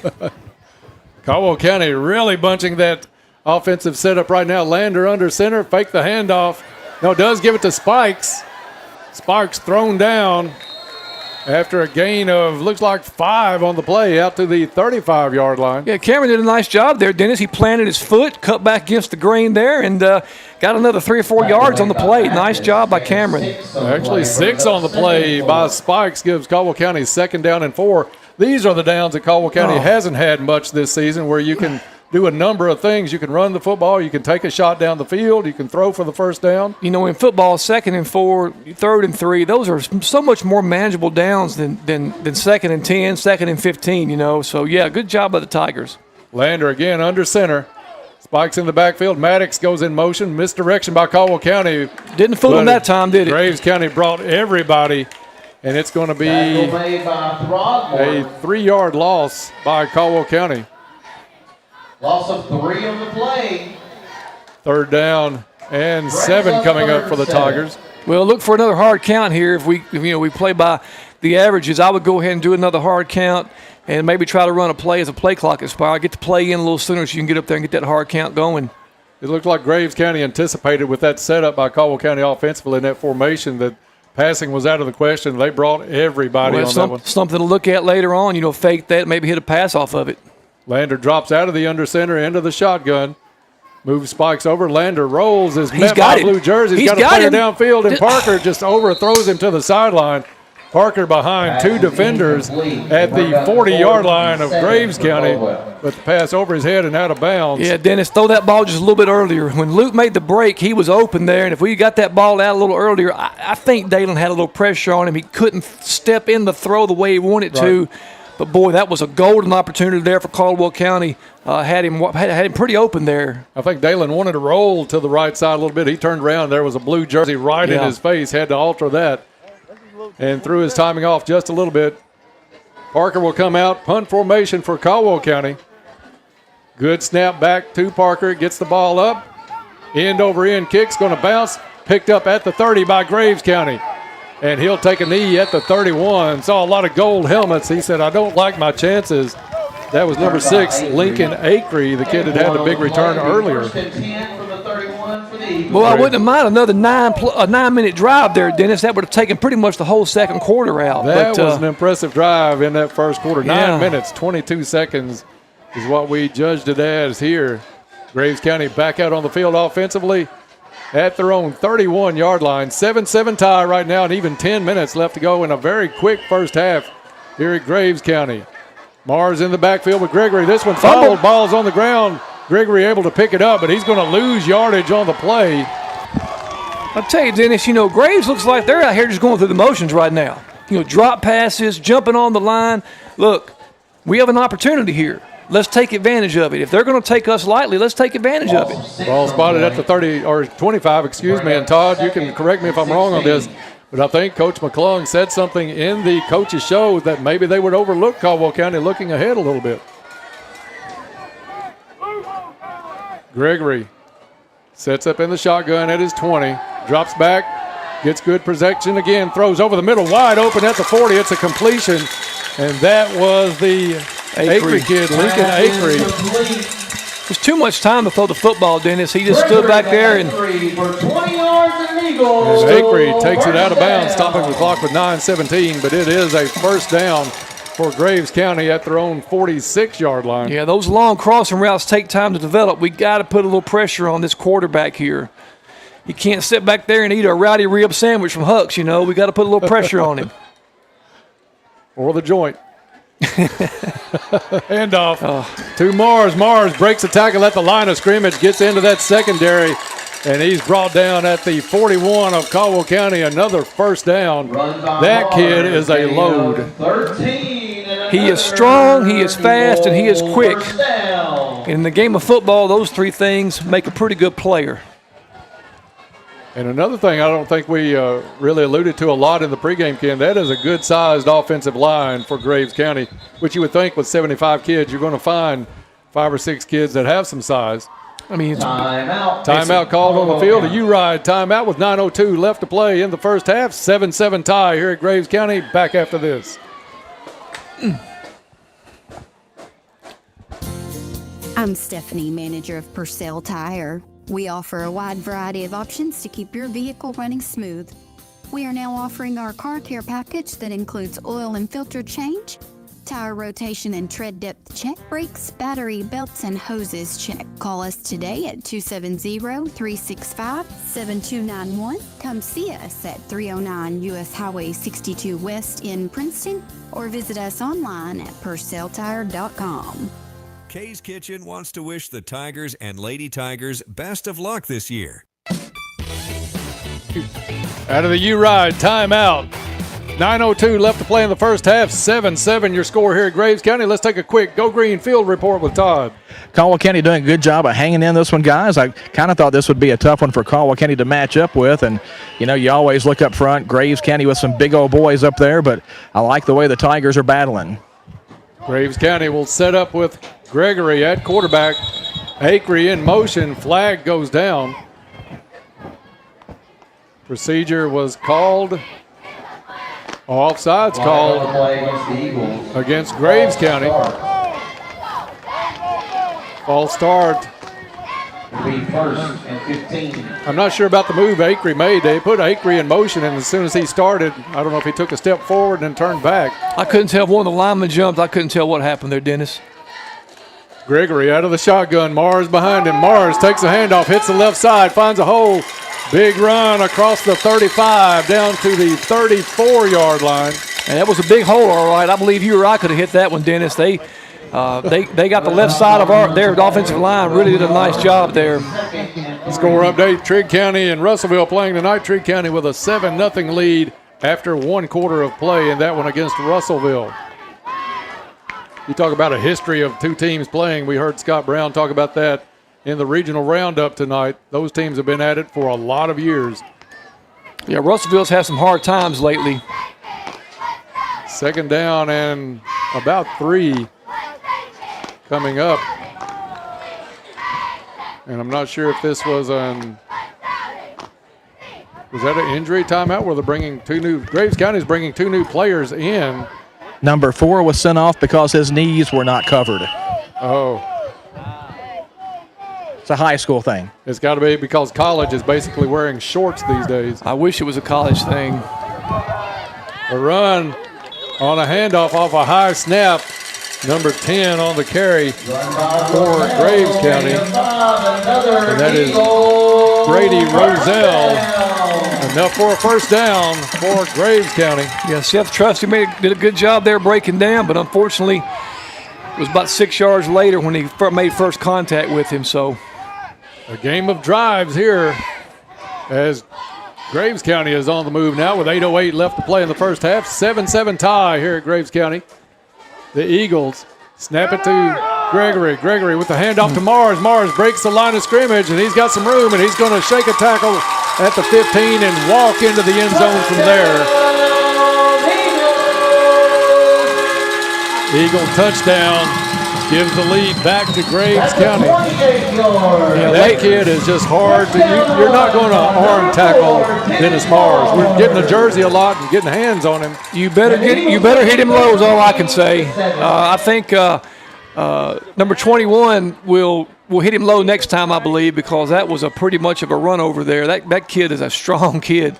Leighton Wall had him in the backfield here. Right. And, I mean, he broke that tackle and just lowered his shoulder and scored. Extra point was tipped And falls short. Good time for Caldwell County to come up with a big special team play. Extra point, no good. Graves County leads 13-7. Back after this. Get a great deal on versatile Kubota equipment today. Like the Kubota L-Series compact tractor, the #1 selling compact tractor in the U.S., Z-Series mowers, and Sidekick utility vehicles. Stop by your local Kubota dealer today. Right now, bring home select Kubota equipment for 0 down, 0% APR for up to 84 months, plus save up to $300. Now through September 30th. See us or go to KubotaUSA.com for full disclaimer. H&R AgriPower in Hopkinsville is your home for Kubota sales, parts, and service. Got a news tip, community event, info, or picture to share? Text us at 270-963-9038. 1580 103.3 WPKY. Princeton Electric Plant Board wishes all the Tigers best of luck this year. Welcome back to the game here at Graves County. 13-7 Eagles. Extra point attempt was blocked by Caldwell County. We'll check with Todd after this kickoff and see if we can get who blocked that extra point attempt. Let's get a good return here, Dennis. You know, one thing about having low numbers, you got a lot of your stars on the kickoff team, whereas other teams do not have that. So, hey, let's get some blocks here and get us a good return. Farrow and Maddox back, I think it is, for Caldwell County. Kick is going to back Maddox up inside the 10-yard line, comes out across the 20, hit, thrown off his feet, and down at the 25-yard line. Let's go down for a Go Green field report with Todd. Yeah, that was Duke Ward that got a piece of that extra point kick. Just got it to miss that left upright a little bit, so a little momentum for the Tigers after the touchdown. And I'm kind of agreeing with Ken on this one. We need about, and you too, Dennis, about a 7-minute and 49-second drive right here for a touchdown. 7:50 the way Madisonville game went, Todd. Yeah, that's right. I wish you hadn't brought that up. It's still in my crawl. Man. Look we're not stopping them tonight. They're a good offensive team. We may have some stops, but for the most part, we're going to have to score. So we have to get this offense in gear here and get going. 7:50 left to play in the first half, 13-10. Graves County leads the Tigers, but Caldwell County on the field on the offensive side. Lander with a trip set to his left. Lander looks left, gets the ball in the air, complete to Stevens at the 29-yard line. Stevens turns, lowers his head, and gets enough, it looks like, for a first down. We'll see if they have to measure down to the 34-yard line. Let's move the chains, boys. Nice job by Dalen. Dalen had time there, just kind of drifted back. That he'd like get down the route. Made a good throw, good catch, and got his pads upfield. Good route by Stevens and good run after the catch. He does get the New Tech Seed first down to the 35-yard line. Caldwell County will walk it up. Lander out of the shotgun this time. Caldwell County's showing a little bit of everything right now, more of a spread set. Lander drops back, has some time, goes down the field. Incomplete, just across the fingertips of Luke Parker. That was good coverage, and that was a pretty good thrown ball, just barely out of the reach, Ken, of Luke Parker. Yeah, good opportunity there. We just couldn't quite reel it in, Dennis. Good time to take a shot, though, on first down like that. And the offensive line gave Lander really good time to throw that football. Tigers will get the play from the sideline. 2nd down and 10 coming up. Clock stops on the incompletion with 7:37 left to play in the first half. 13-7. Graves County with the lead here in the first half. Lander moves that trip set to the far side. Hands off to Spike. Spike's trying to get out around the right edge. And gets upended down near the 39-yard line. Tackle by Ivy, gain of 4 on the play. Pick up a 4 for Spikes. That one spotted at the 39-yard line. 3rd down and 6 coming up for the Tigers. Clock keeps running with 7:12 left to play in the first. Little Caesars halftime report with Todd coming your way, so I hope you'll stay tuned at halftime for that. And one of the features I love, Ken, getting to talk to the coaches going off the field at halftime. It's a new thing. It's kind of interesting to hear what they have to say sometimes. 2 receivers each way. Lander. Caldwell County picks up the blitz, but Lander has the scramble, throws it, gets rid of it at least, into the direction of Luke Parker. But a lot of company back there for Lander that time. Yeah, Dalen just didn't have time. Dennis had Luke wide open over there on that side. Luke just ran a comeback. I mean, there was nobody within probably 5 or 6 yards of him. Just didn't have time to throw the football. Graves County blitzes a little bit more than the average teams we've played so far this season. Yeah, they brought two. I think they brought 2 guys on that play there. But listen, we gotta expect that and just get the ball out quickly. 4th down and 6 coming up for Caldwell County. And it's a snap to Roach. Roach was in as a blocking back, and this one intercepted, bounces off the interceptor into the hands of Parker. Parker down the field. It's a foot race. Parker inside the 10, down to the 9-yard line. That's looked like a little Terry Bradshaw to Franco Harris there. An immaculate reception off the helmet, off the hands. And Luke was just kind of in Johnny on the spot there, and I thought he was going to score for a minute. Direct snap went to Jack Roach. Roach threw it into some coverage. He threaded the needle, didn't he, Dennis? It goes off of the shoulder pad, the chest part of the pads of Graves County, and right in front of that player was Luke Parker. Luke took it, caught the ball, and ran after the catch down to the 9-yard line of Graves County, where it'll be 1st and goal for the Tigers on that New Tech seed first down, the weirdest one we've seen this season. Just like Coach McClung drew it up. Or something along that lines, I'm sure. Tigers with Roach still in the block. Hand off to Maddox. Maddox trying to find a hole on that right side line. Helps push it forward another yard or two. He's down at the 6-yard line. Yeah, Terry Bradshaw said one time, yeah, that play I got pressured. Ted Hendricks to pressure me. I threw that ball, and I was on the ground. I said, Bradshaw, you threaded that needle again, didn't you? Little did he know it bounced off the helmet of shoulder pad of Jack Tatum. May or may not have hit the ground, and Franco took it for the greatest play in NFL history. And being a Raider fan, that still hurts to this day. That ball was a catch. Ball spotted at the 5-yard line. Go Tigers. Caldwell County on the move. Lander out of the gun. Hand off to the deep back. Yeah, nothing there. Caldwell County may have gotten back to the line of scrimmage, not much more. Yeah, that play was so slow developing, I could have made that tackle. We've got to hit that thing hard, man. We got to get it and hit the hole. A team like Graves County, you can't stand there. It wasn't against Luke. It just was a slow developing play. Ball at the 6-yard line, 3rd and goal for Caldwell County, with a chance to put this in the end zone and possibly take the lead late in the second half. And this one, we said Caldwell County has led in every game they've played this season. An opportunity on this drive to do just that. Jack Roach staying in at that blocking back position. I like the play of Jack Roach when he gets to do this.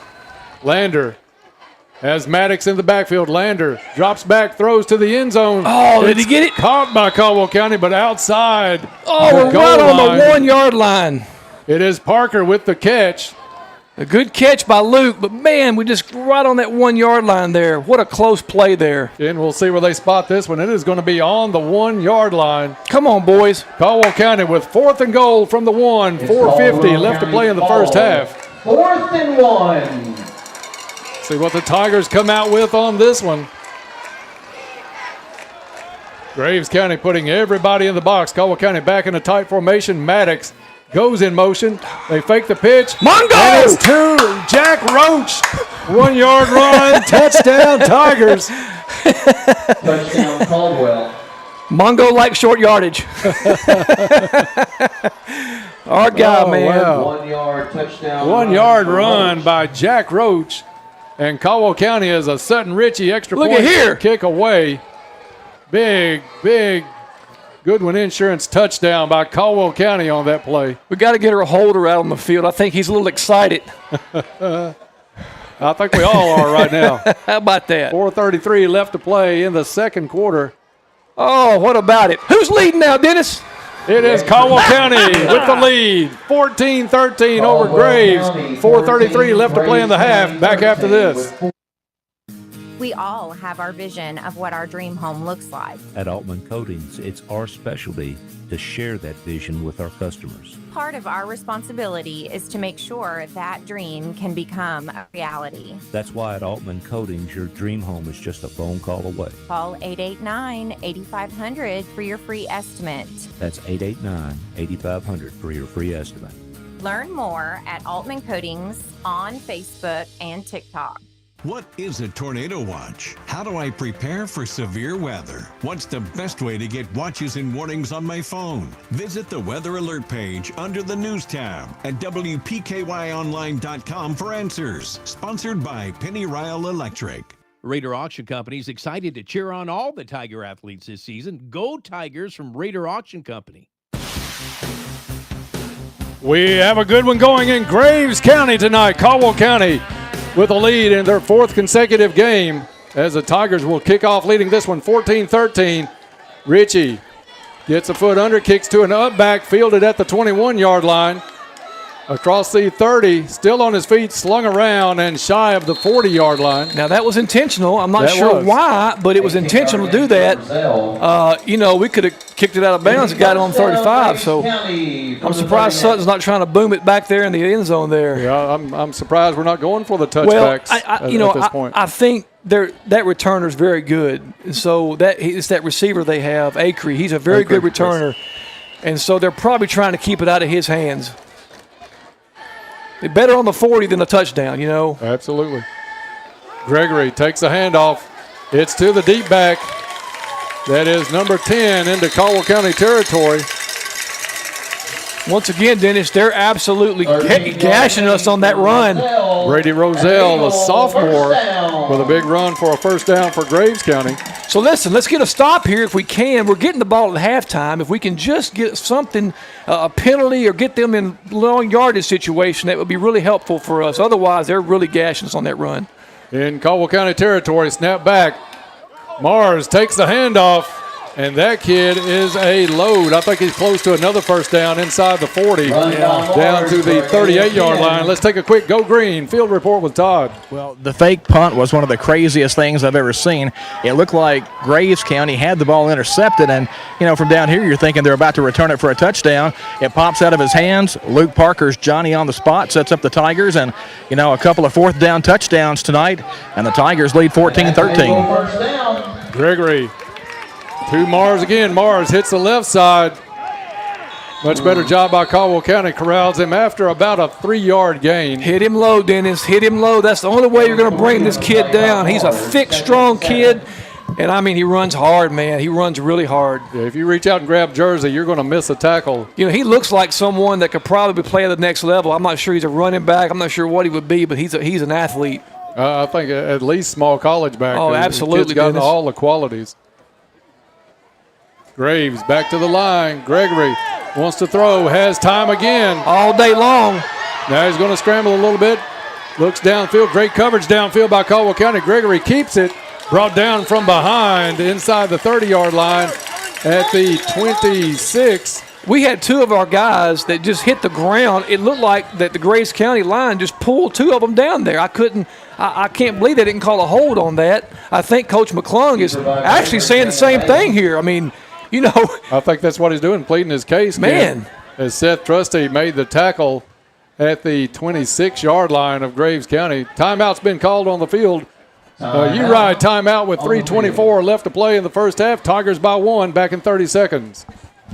Stay safe on the road while keeping your vehicle in top shape while enjoying a smoother, quieter ride. Ensure fuel efficiency by trusting the tire experts at Tri-Hughes. Stocking leading brands like Michelin, Goodyear, Firestone, and Bridgestone ensures quality and longevity. Plus, enjoy no-cost tire rotations with every service appointment for the life of your tires. Discover the Tri-Hughes difference in Princeton or find them at TriHughesGM.com. At Tri-Hughes, they're more than just tires.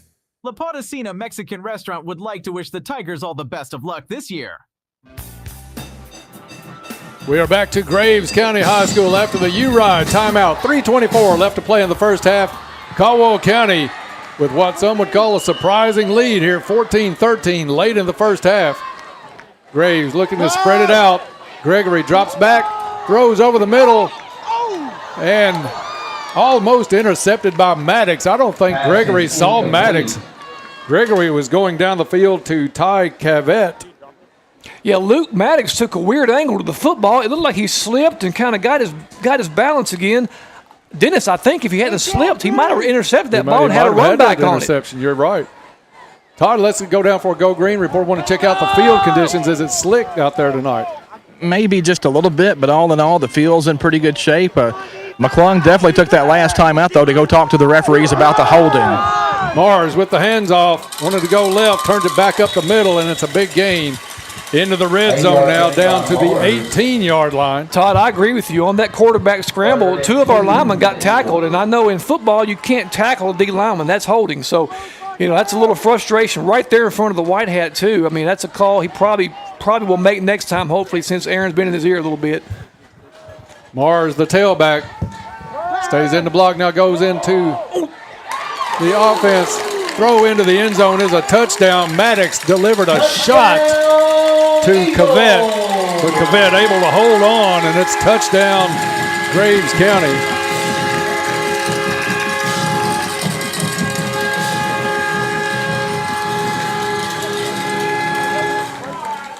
Yeah, that was a nice play by Luke Maddox. That kid ran a little slant, and Luke absolutely laid the lumber on that kid there. Good job by the receiver holding on to the football. Nice pass by them. The quarterback did a great job of not throwing him into that hit, because that would have been a devastating hit if he had thrown a little deeper in that hit. Extra point up and good with 2:44 left to play in the half. It's Graves County back out in front, 20-14, back in 1 minute. Caldwell Medical Center would like to invite you to attend a weight loss seminar the first Tuesday of every month. They will meet in the education room at Caldwell Medical Center at 6 p.m. Please join Dr. Mobley, Caldwell's very own general surgeon that specializes in medical and surgical weight loss. If you can't come in person, join them on Facebook Live. Once again, it's the first Tuesday of every month at 6 p.m. at the Caldwell Medical Center. Hope to see you there. Are you hiring? As part of our Support Local campaign, the Edge Media Group is now offering free job listings on our Find a Job page. Visit Find a Job under the Contest Deals Jobs tab at WPKY Online and click on the ad to submit your listings. First Southern National Bank wants to wish the Tigers all the best of luck. We are back to Graves County High School in just a dogfight tonight, Ken. 20-14. Graves County with the lead after the touchdown. Eagles kick it off. Caldwell County has Maddox and Farrell back. Very returnable. Very returnable. This one bobbled by Farrell. Picks it up at the 15-yard line. Now looking for some room. Gets to the outside. Look here, he's got something. Across the 30. He can run. It's a foot race down the sideline. Knocked out of bounds in Graves County territory. Farrell did a great job remaining composed after the bobble. Found a hole and got to the outside. And the Tigers will have great field position with 2:33 left to play in the first half. Yeah, I think if Shane Farrell would have caught the ball, he would have scored on that one. He may have. He had a head of steam. He let him kind of get down on him there a little bit, but boy, what a great recovery by the young man. That's one of the times you see the kicker did his job. He stayed back, came over, got the angle. And that's the only thing between Farrell and 6 points. We had a similar play in the first half with Sutton Ritchie getting in their way as well. Tigers will bring the offense out, looking to take the lead back with 2:33 left to play in the first half. Deion Sanders said it's embarrassing when the kicker knocks you out of bounds. Trip set to the right. Lander, quick hit to Parker. Parker complete at the 35, picks up another yard after the catch. Down to the 34-yard line. We can probably do that all night, Dennis. That play's been there all night. Those are like run plays, little quick hitches. Dalen's got, just he times it up, right. 1 or 2 steps and throw, And that's not going to take a lot of protection time for Lander. He's had to scramble a few times tonight on some of the deeper routes. We got to get going here a little bit. Won't get too deep in the clock. Still 16 seconds on the play clock, under 2 now. On the game clock in the first half. Spikes in motion. Spikes quick hit out to the outside. And he's going to be close to another New Tech seed first down. We'll see where they spot this one. Well, man, he looked like he was about a yard past the marker. And the officials are going to stop the clock with 1:39. Take a look at this one. It is going to be a first down. Caldwell County, first down. Todd, while they move the chains, I'll give you a Go Green Field report. Tell us what's coming up at halftime. Yeah, we'll have scores and stats at halftime. We'll also have our halftime moment in history, so everybody stick around for that. That's coming up at halftime, and maybe the Tigers can cover these last 30 yards and take a lead to halftime tonight. Clock resumes with 1:35 to play. Fox and Stevens were on this side. They're going to move Fox. Well, Fox is coming out of the ball game. Oh. And that is going to be number 88, Derek Wilson, coming in for Caldwell County. I'm not sure why Gillis had to come out. Was it a knee pad issue? Two backs in the backfield with Lander. They'll split Maddox out. Maddox with a quick hit. Hit it. Across the 30, 25, and down near the 20-yard line, stopped at the 22. Second and 1. I think Caldwell County, if I'm not mistaken, still has 2 timeouts. Second down and short coming up for the Tigers. Second and about 2. Let's get on the line, guys. Clock's going to tick under 1 minute to play here in the half, and I'm like you, Ken. I'd like to see a little more urgency maybe as the whistles will stop. We'll see what's going to be called here. Now Maddox is going to come out and Roach coming in. Well, they just took 2 of our playmakers out on successive drives. I'm not sure what happened there. Showing too much knee. Kind of prudish by the officials, I think. You showing too much knee, you got to get out of here. We're going to put baseball pants on them next game. Lander, he's got him. The scramble, got a player wide open. It's Parker at the 1-yard line makes the catch. We've got time, guys. We'll Everybody, give it the 2. Pass is caught by Caldwell. Calm down. Another We got Tech time. seed first down. Yeah, you don't want to give Graves County any more time than you have to. No, We've got no. plenty of time. We got time here. Clock Let's just stop to move the sticks with set up, 43 seconds. make a play here. Great Everybody job by Lander. Graves County wanted a block in the back, but yeah, it kind of was, Dennis, but we'll take it. Lander has Spikes. Now Roach goes into the backfield. Hand off to Spikes, and Spikes is going to lose yardage on the play. Caldwell County will have to take the timeout now, you would assume. And that was a complete breakdown somewhere because that kid about took the handoff. Loss is all the way back to the, let's see where they'll spot this one, 7-yard line.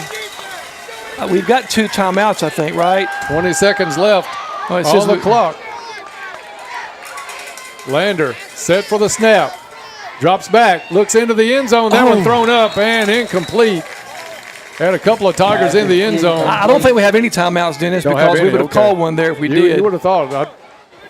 Well, here's what you do. Let's take maybe another shot on 3rd and goal, and then what do? Do you kick a field goal to put some points on the board? I think you have to. You can't let this drive end up empty-handed. Yeah, but it's going to take touchdowns to beat these guys, I'm afraid, though. He may go for it, Dennis. It's going to take touchdowns to beat Graves County tonight. If we were inside the 5, I would go along with you. We'll see where this 3rd down play comes up and how much time is left. Lander rolls to his right, now back steps. No! Pass is intercepted. Got to get him. Flags come in after the interception, but it's Graves County down near the sideline. No, you got to get him. Lander is the only one back to make a tackle, and Lander pulls Graves County's player down inside the 40. Intercepted by Massive. The flags came in after the interception. There's a flag on the play. There should be an additional flag because Graves County player took his helmet off after the flag, so there should be another flag here. Maybe we'll get it at the second half kickoff, perhaps, but I think it came after the pick, or they might have called holding or something. I'm not sure what it was, Todd. But man, tough break right there, Dennis. Man, we had a couple of chances there and just could not get it into the end zone. Had the ball on the 2-yard line. At 1st and goal on the 2 with about 43 seconds left, and unable to punch it in from there. Flags are against Graves County, but I don't think it'll really matter because the flags were after the interception. Blocking the back on the return. Clock did expire, so Todd, you just holler when you get a coach. Now they can't have a play here. They can't run a play. The clock should go expire because if they get to run a play, that penalty was good for them. See, the clock expired when we made the tackle down here, so we should not get a play. That's an offensive penalty to end the half. That's got to end the half, guys. Yeah, that's an offensive penalty. You're right. Graves County had the football when there was a penalty flag thrown. Let's go down for a Go Green report, Todd. Or are you getting the same thing from the sideline? Well, Caldwell County's coaches are asking the officials about the play. There should be a runoff. Well, clock had expired, so that should be the final play of the first half. But Graves County should not get an extra play here, I don't think. No, the flag was against Graves County, but they had the football. They were the offensive team when the flag was thrown. Right? Is that right? So we'll see. The Tigers are still on the field walking back defensively. They're going to spot the ball at the 20. I Looks do like they not are going understand to give this. Graves County an offensive play. What are they? He said sideline warning. I don't know what that has to do with time running out on the clock. Caldwell County trails this one 20-14. Time should be expired right now. In fact, no time is showing on the clock. This will be almost like a penalty time or stoppage time in soccer, if you will, because Graves County made the interception at about the 4-yard line, ran it back out down to their end of the field. Penalties brought it back, and we'll see where they're spotting it now as the officials seem to be getting their steps in. They're going to walk it back to the 5-yard line now. Maybe they were walking off the 15-yard penalty for the player taking his helmet off. I wish I could help you guys, but I don't have a clue. You really assume if Graves County is going to get an offensive play here, they're going to take a knee and take this one to the locker room at this field position with the ball spotted on the 5-yard line. Well, if I was Graves watching last week's tape, I would take a shot here. Tony Franklin inside the 5, he's going deep. It's pretty much victory formation, and Graves County does take a knee. Todd, when you get a coach, you go ahead and jump right in. That's the end of the first half. Caldwell County trails 20-14. I got Coach McClung down here. Coach, great first half for you guys, but just a little trouble getting that one in there at the end of the half. Yeah, those are mistakes that young kids make, and luckily, we're still in the game, so you just got to learn from it and keep going. We got another half of ball to play. You guys get the ball to start the second half. What's kind of your message at halftime? Just keep playing. We just got to keep playing like we're playing right now, and see what happens. See how it turns out. Guys are battling. Good luck, Coach. Thanks. Tiger head coach Aaron McClung there. Guys, I'm not sure we'll ever exactly figure out what happened before halftime, but good first half for the Tigers, 20-14, trailing Graves County, but Caldwell County gets the football to start the second half tonight. All right, Todd, thank you for that. We'll join again with Todd for the Little Caesars halftime report coming up in just a few minutes. That interview at the end of the half brought to you by The Joint, live from the Caldwell County Tigers sideline. It's all about the game. It's all about the strategy. But let's take a moment for some real strategy. The Joint Barbecue. These pitmasters know how to bring the heat, just like our Tigers. Visit The Joint Barbecue, WKY.com, because the best thing to complement game day is a bite from The Joint Barbecue. And, man, that sounds great right now. If I'll add 2 cents in there, Ken. But good half by the Tigers as they led at one point 14-13. Actually could have taken the lead there to end the half with the ball on the 2-yard line, 43 seconds left to play, but could not punch it in. So that's where we stand at halftime. It's Graves County 20, Caldwell County 14. We'll take a break, come back with the Little Caesars halftime report with Todd after this. What are we going to do? Doctor, will he be okay? Unexpected happens. Goodwin Insurance Agency has you covered with auto, home, life, commercial, boat, and RV insurance. That way, when the unexpected happens... Congratulations! It's a girl! You're covered. Goodwin Insurance of Princeton, Cadiz, or Marion, or online at insurewithgoodwin.com. It's harvest season, and Pennyrile Electric asks that we all remain alert and aware in order to keep our communities safe. Pennyrile Electric offers farmers a few safety tips. Keep heavy machinery at least 10 feet from power lines. Use a spotter. Ensure all employees are trained on electrical safety. Routinely inspect your equipment. And always make sure first aid kits and emergency contact numbers are easily accessible. Pennyrile Electric, since 1937. I'm Stephanie, manager of Purcell Tire. We offer a wide variety of options to keep your vehicle running smooth. We are now offering our car care package that includes oil and filter change, tire rotation and tread depth check, brakes, battery, belts, and hoses check. Call us today at 270-365-7291. Come see us at 309 U.S. Highway 62 West in Princeton, or visit us online at purcelltire.com. You only turn 130 once, and Fredonia Valley Bank is pulling out all the stops. This remarkable journey is a testament to the community and the cherished customers, so they are shouting out a huge thank you. And what better way to show gratitude than with monthly giveaways? Stay in the loop for your chance to grab some amazing prizes. Stay tuned with us. Follow Fredonia Valley Bank on Facebook and Instagram, or pop into either location for a visit. Here's to winning and celebrating together. Member FDIC, Equal Housing Lender. At Trilogy Performance Sports, they believe in only the highest standards of physical fitness training. Their staff members are actively enriching the lives of their members and creating a community of like-minded people. And getting you in shape is their #1 goal. They have everything you need: knowledge, experience, and equipment. They find out what's important to you and design a customized plan that fits your needs. Learn more at trilogyperformancesports.com. Get a great deal on versatile Kubota equipment today. Like the Kubota L-Series compact tractor, the #1 selling compact tractor in the U.S., Z-Series mowers, and Sidekick utility vehicles. Stop by your local Kubota dealer today.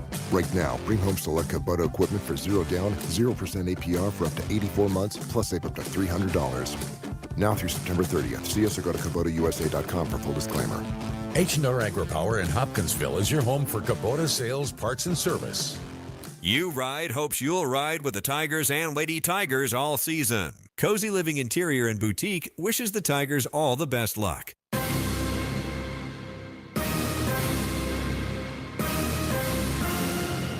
The teams are in the locker room, and it's time for the Tiger Halftime Report on WPKY. Caldwell County down a touchdown at halftime to Graves County, but a competitive first half, and the Tigers will get the ball to start the second half. It's Graves County 20, Caldwell County 14, and welcome to the halftime report presented by Little Caesars here on WPKY. Again, Tigers hanging in this one 20-14, and Caldwell County does get the kickoff as we start the second half tonight. Checking a few scores for you on the YourSportsEdge.com scoreboard. Late in the first half, Trigg County and Russellville tied up 7-7. That's in Russellville tonight. That series goes all the way back to 1938, so big rivalry game there. Madisonville North Hopkins is at Fort Campbell tonight. The Maroons looking to improve to 4-0 on the season. Right now, though, they're having a battle with Fort Campbell. It's Madisonville 16, Fort Campbell 14. That game is late in the second quarter. Union County is at Murray tonight, and right now Murray leads that one 19-6. Of course, we'll see Murray a little bit later on in the season in a big district matchup, and we saw what Union County had last week. Well, right now it's Murray 19, Union County 6. That game is in the second quarter. Hopkinsville is in Tennessee tonight playing at Clarksville. Clarksville leads that game 14-7 late in the second quarter. And one other score, Bowling Green 14, Owensboro Apollo 7. That game also late in the second quarter there. Once again here, 20-14. Graves County leads Caldwell County. There was a Thursday night game last night. Todd County Central and Stewart County, Tennessee moved up their game a day to try to beat the weather, and Todd County Central picked up a 42-10 win on the road. Coming up on Saturday, Webster County at Ballard Memorial, the only game in Western Kentucky that night. This is the halftime report presented by Little Caesars Pizza. Ready to level up your game night? Make Little Caesars your first stop. Their mouth-watering pizza, starting at just $6.79, will have your crew cheering before the game even starts. Don't leave without a fan-favorite Crazy Bread combo either. Best of luck this year from Little Caesars. Go get 'em Tigers. And again, this is the halftime report brought to you by Little Caesars. Coming up in the morning, we will be at the Biscuit Barn and Ice Cream Eatery for Saturday Morning Quarterback. Third season in a row for the Biscuit Barn to sponsor Saturday Morning Quarterback, and we appreciate their hospitality. Be sure and tune in at 9 o'clock as we'll talk all about this game with Tiger head coach Aaron McClung, members of the coaching staff, and maybe some players dropping by in the morning. And don't forget, the Sideline Report comes your way every Thursday morning at 8:10 here on WPKY. Yesterday morning, we talked with new Caldwell County baseball head coach John H. Stevens, as well as former Tiger football standout and one of the newest members of the Caldwell County Football Hall of Fame, Jalen Boyd. If you missed it, you can still catch it online at WPKYonline.com. And next week is our 7th anniversary show for the Sideline Report. And guests next week will include our buddy Dave Winder from Murray State University. We'll talk all kind of race or athletics on the show next Thursday. Next week, the Tigers return home after a couple of road games. Tigers will host McCracken County at Tiger Stadium next Friday night. Kickoff is at 7 o'clock, and our broadcast will begin with your Sports Edge Football Friday at 5:30 as always. Time now for our halftime moment in history, brought to you by West Kentucky Memorials. We told you in the pregame that Caldwell County hasn't made a lot of trips to Graves County. This is just the 5th meeting all time. Just the 2nd time these two teams have hooked up in this stadium. The only other time was August 24th, 2018. The Tiger defense forced 5 turnovers that night, and Caldwell pulled away from a 15-15 halftime deadlock to defeat the Eagles 28-17. Eric Hollowell rushed for 128 yards and a touchdown, and Joby Jaggers passed for 155 yards and ran for a score as the Tigers picked up the win that night. Trace Olden returned a kickoff, 91 yards for another touchdown for the Tigers. One statistical oddity from that game, the first points of the night and the last points of the night were both recorded on safeties, one for each side. As I mentioned earlier, Graves has actually hosted Caldwell County twice before, but when the teams hooked up back in 1986, when Graves County was a new school, that game was actually played over at Mayfield's War Memorial Stadium. Caldwell leads the all-time series 3-1, but of course Graves County got the Tigers shutting out Caldwell County last year at Tiger Stadium. Here on the Little Caesars halftime report, it is Graves County 20, Caldwell County 14 at the break. Caldwell County will receive the opening kickoff of the second half, and we'll come back with more at halftime as we continue on the Little Caesars halftime report after this on 1580 103.3 WPKY. I'm Stephanie, manager of Purcell Tire. We offer a wide variety of options to keep your vehicle running smooth. We are now offering our car care package that includes oil and filter change, tire rotation and tread depth check, brakes, battery, belts, and hoses check. Call us today at 270-365-7291. Come see us at 309 U.S. Highway 62 West in Princeton, or visit us online at purcelltire.com.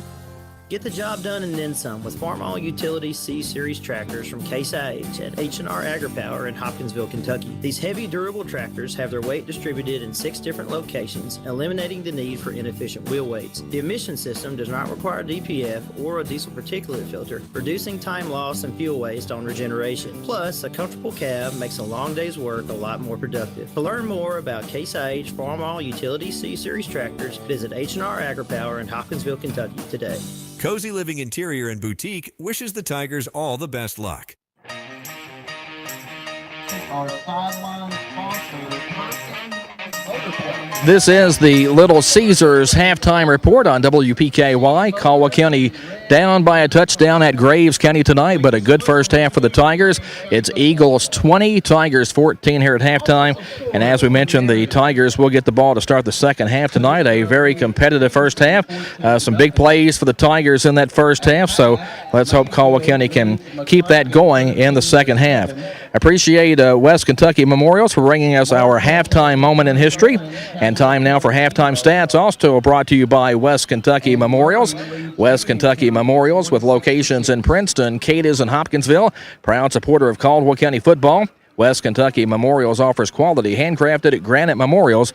And halftime stats brought to you, as always, by West Kentucky Memorials. For Graves County, 119 yards rushing in the first half. For Caldwell County, 54. Passing yards, though, Caldwell County looking pretty good there, 129, as Dalen Lander is 10 of 16 in the first half. For Graves County, just 4 of 8 passing for 63 yards. Graves County with 11 first downs in the first half, while the Tigers have 9. Total yards show Caldwell County with 183, Graves County with 182, so that shows you how close things have been in the first half. Biggest bright spot on offense for Graves County has been Dennis Mars, the running back. He's got 7 carries for 93 yards. Graves County getting some yardage. They've got the first downs, but the Tiger defense, as I said, out there battling, and the offense just going to have to try to keep up the pace. Caldwell County missed a chance to score right before halftime, or Caldwell County could have actually taken a lead to the locker room. Again, halftime stats brought to you by West Kentucky Memorials. And that's going to wrap us up for the Little Caesars halftime report tonight from Graves County. Once again, it's Graves County 20, Caldwell County 14 at the break. We'll send you back up top after this here on 1580 103.3 WPKY. As a bank that's been part of the Caldwell County communities for almost 140 years, we've seen many changes. As we celebrate First Southern's first 40 years as an organization, we know any achievements we have had are because of the customers we worked alongside. We affirm our commitment to the shared values that brought us here. We look forward to spending the next 40 years and beyond serving you. For more information, visit fsmb.net. Member FDIC, Equal Housing Lender. I'm Stephanie, manager of Purcell Tire. We offer a wide variety of options to keep your vehicle running smooth. We are now offering our car care package that includes oil and filter change, tire rotation and tread depth check, brakes, battery, belts, and hoses check. Call us today at 270-365-7291. Come see us at 309 U.S. Highway 62 West in Princeton, or visit us online at purcelltire.com. Your local McDonald's wants you to know that they are ready to serve you for breakfast, lunch, and dinner. Dine-in or the drive-thru is always open, and they offer curbside pickup service. To avoid the wait in the drive-thru, you can download the McDonald's app and try curbside pickup. Stop in soon and enjoy breakfast, lunch, or dinner at your local McDonald's. Proud to be a part of this community. McDonald's of Princeton, proud supporters of the Caldwell County Tigers.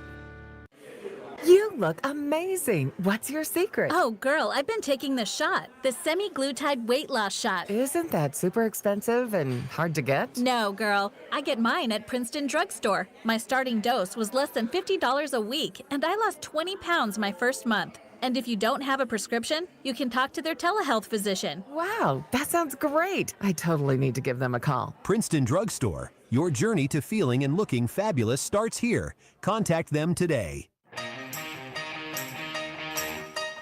Welcome back to Graves County High School. We are at the half, and the Eagles lead the Tigers 20-14. That'll finish us up on the Little Caesars halftime report. Dennis Stevens, Ken Parker on the call with you tonight. And Ken, we want to thank the friends next door in the booth to us from Graves County. Gave us some pizza at halftime, and keeping with the theme, it was, in fact, Little Caesars pizza for the Little Caesars halftime report. So appreciate those guys sharing some of the pizza with us over in our side. This is the nicest accommodations that we've had all year, Dennis. Yeah, we want to take this press box on the road. I mean, I could sit up here for a while. I tell you, it's pretty nice actually, especially when it's a nice close game. There's a big change from last week. We're literally hanging out the window at Union County to see the scoreboard or the right side of the field. And a little bit of an obstructed view there. It's like being in Fenway Park behind the pole. So. Little change this week. But this is pretty nice. You compare it a little bit to Owensboro Catholic's accommodations at the end of last season. This is a nice setup. We appreciate those guys next door to us for the hospitality.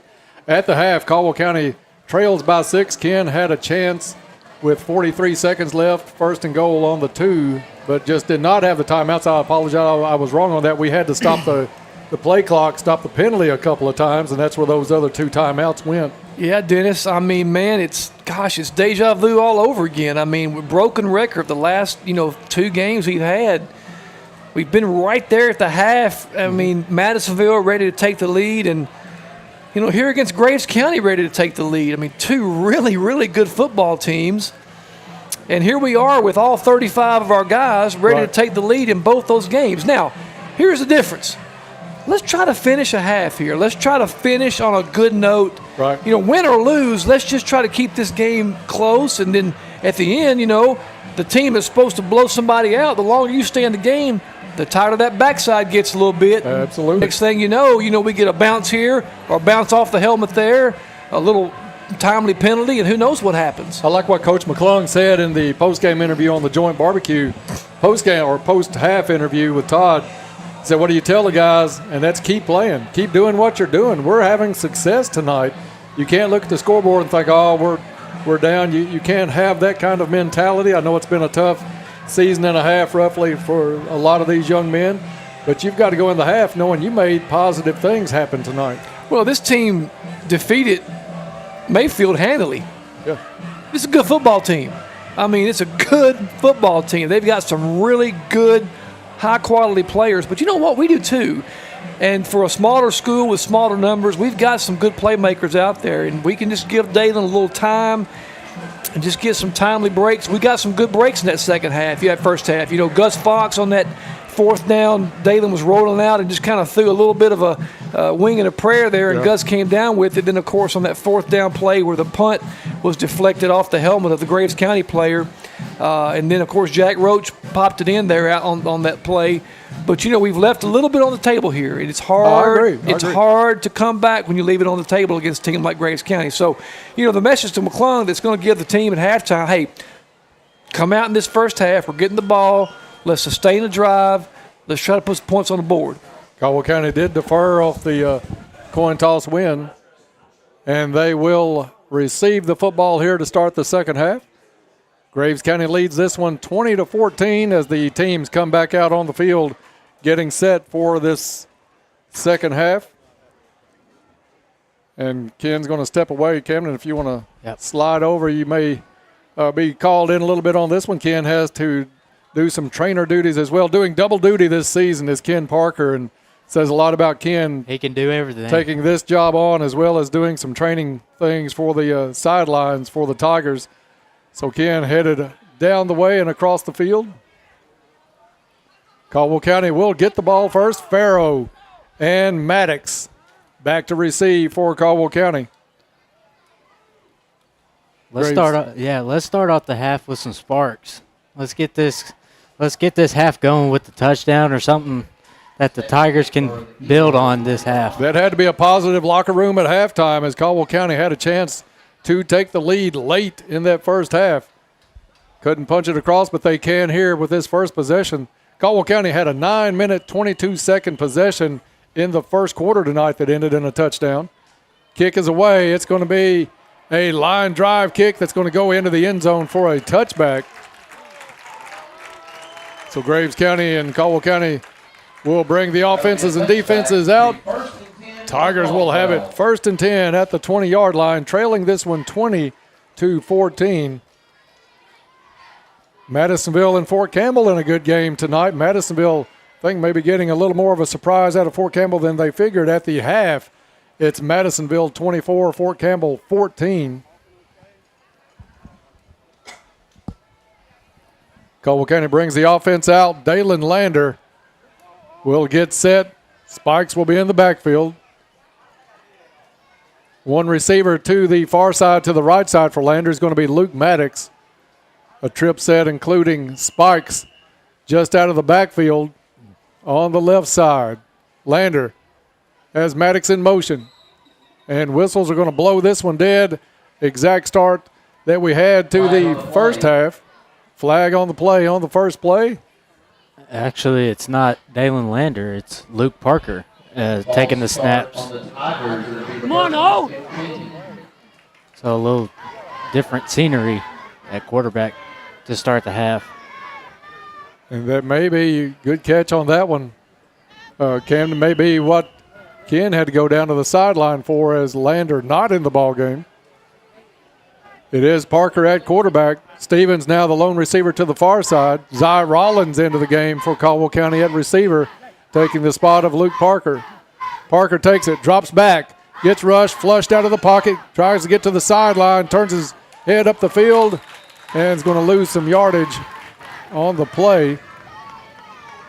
Knocked out of bounds at the 12-yard line.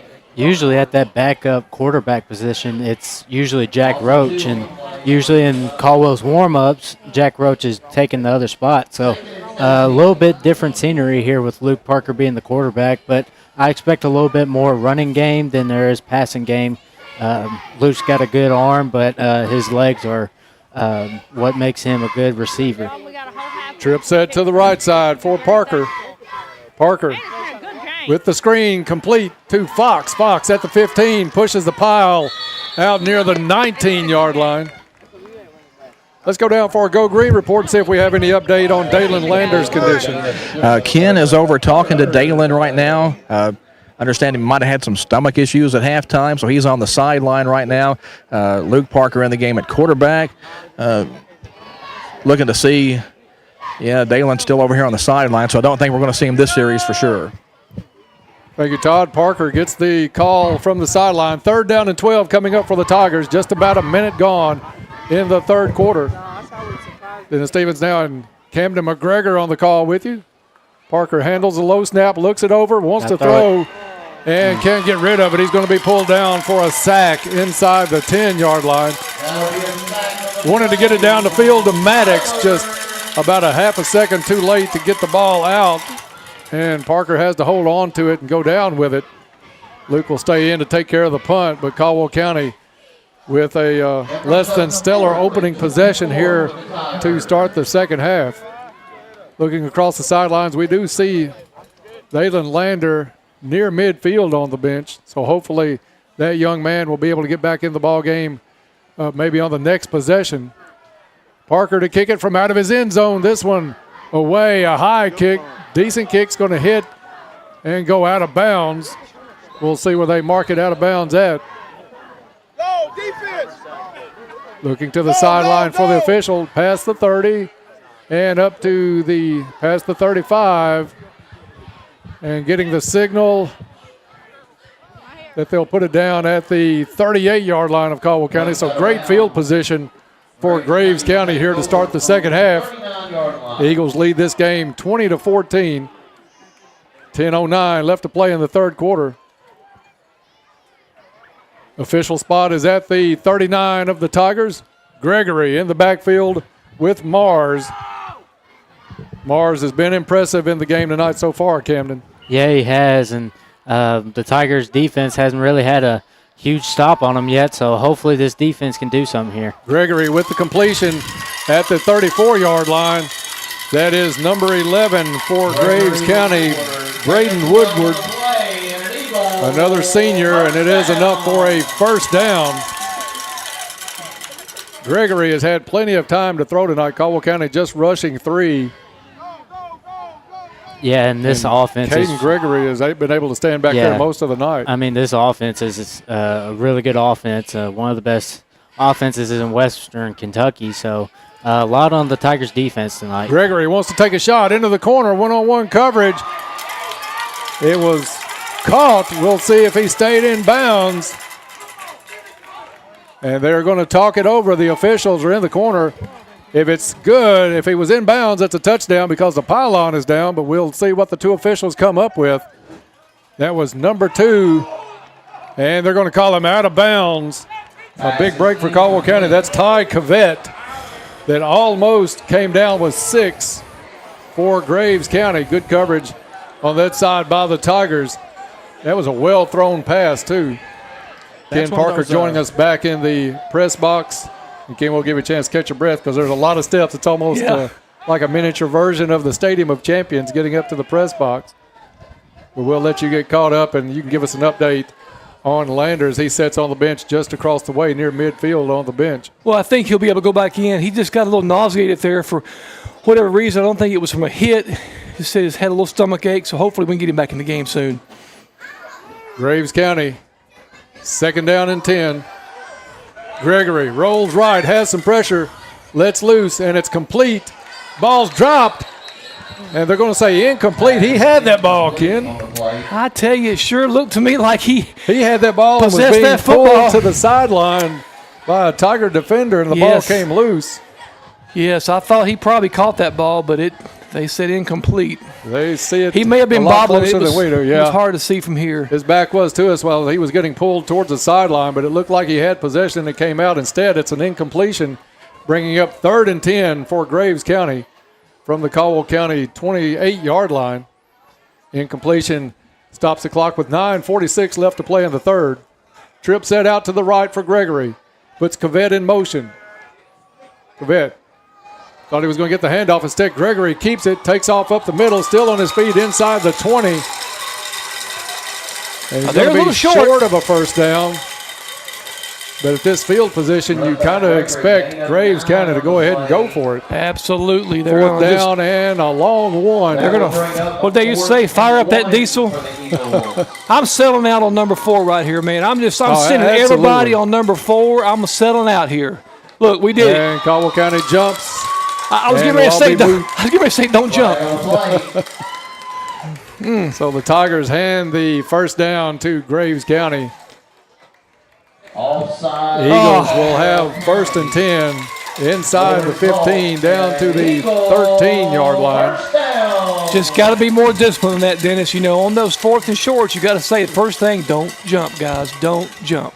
It's said and just it's hard to do. Oh, you're wanting to get back there. You know who's getting the ball. We know who was getting the ball. Absolutely. They want to get to him. Gregory with the snap. Oh, busted misdirection. Play. He's As still got Mars yardage. went to the left, Gregory went to the right for the handoff. And Gregory's still going to pick up yardage inside the 10. They might want to put that one in their playbook. He did a little pirouette 360 and gained 6 yards there. Looked kind of like a sprinkler head out in the yard. Kept turning and turning, but made positive yardage out of it. It's going to be spotted, let's call it the 7-yard line. Is that where they're going to put that? Maybe the 8. Let's do the 8-yard line. 2nd down. Graves can still get a first down without scoring. 2 receivers each way for the Eagles. Gregory drops back, throws into the end zone, and it is a touchdown. Big hit after the play. Knocks the receiver's helmet off, but that is a touchdown. Graves County. Brody Vusakovic. Yeah, I'm not sure why that young man got up all frustrated. I mean, he made a catch and got hit. I mean, that's just part of football. And he jumped up and gave the look to our defensive back, and they threw a flag on him. That's going to be 15 yards. I mean, you know. Flag on the play. Caldwell County is going to take those 15 yards on the kickoff, guys. Yeah, absolutely. That's a good call, Todd.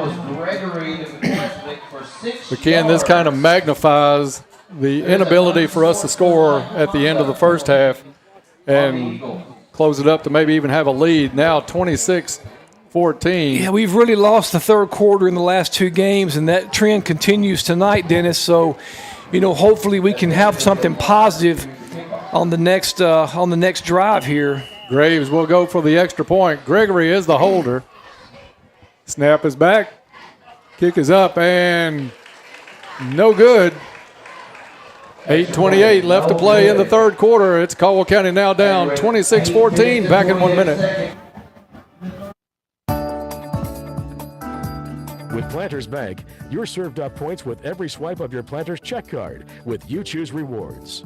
You'll earn points on every credit transaction you make with your Planters Bank Visa check card. Visit plantersbankonline.com to learn more. You choose rewards on the Planters Visa check card. Reason number 15, that Planters is the bank where you can expect great things. Member FDIC.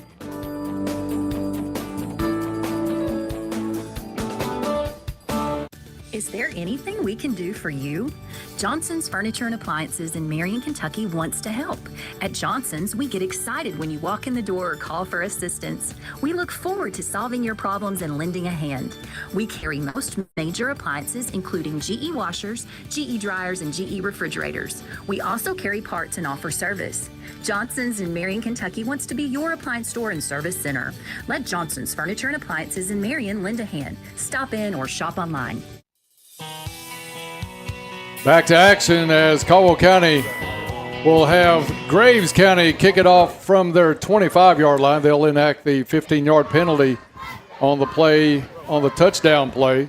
Golden opportunity for the Tigers to get some good field position here because of that penalty. Once again, silly penalty by Graves County there.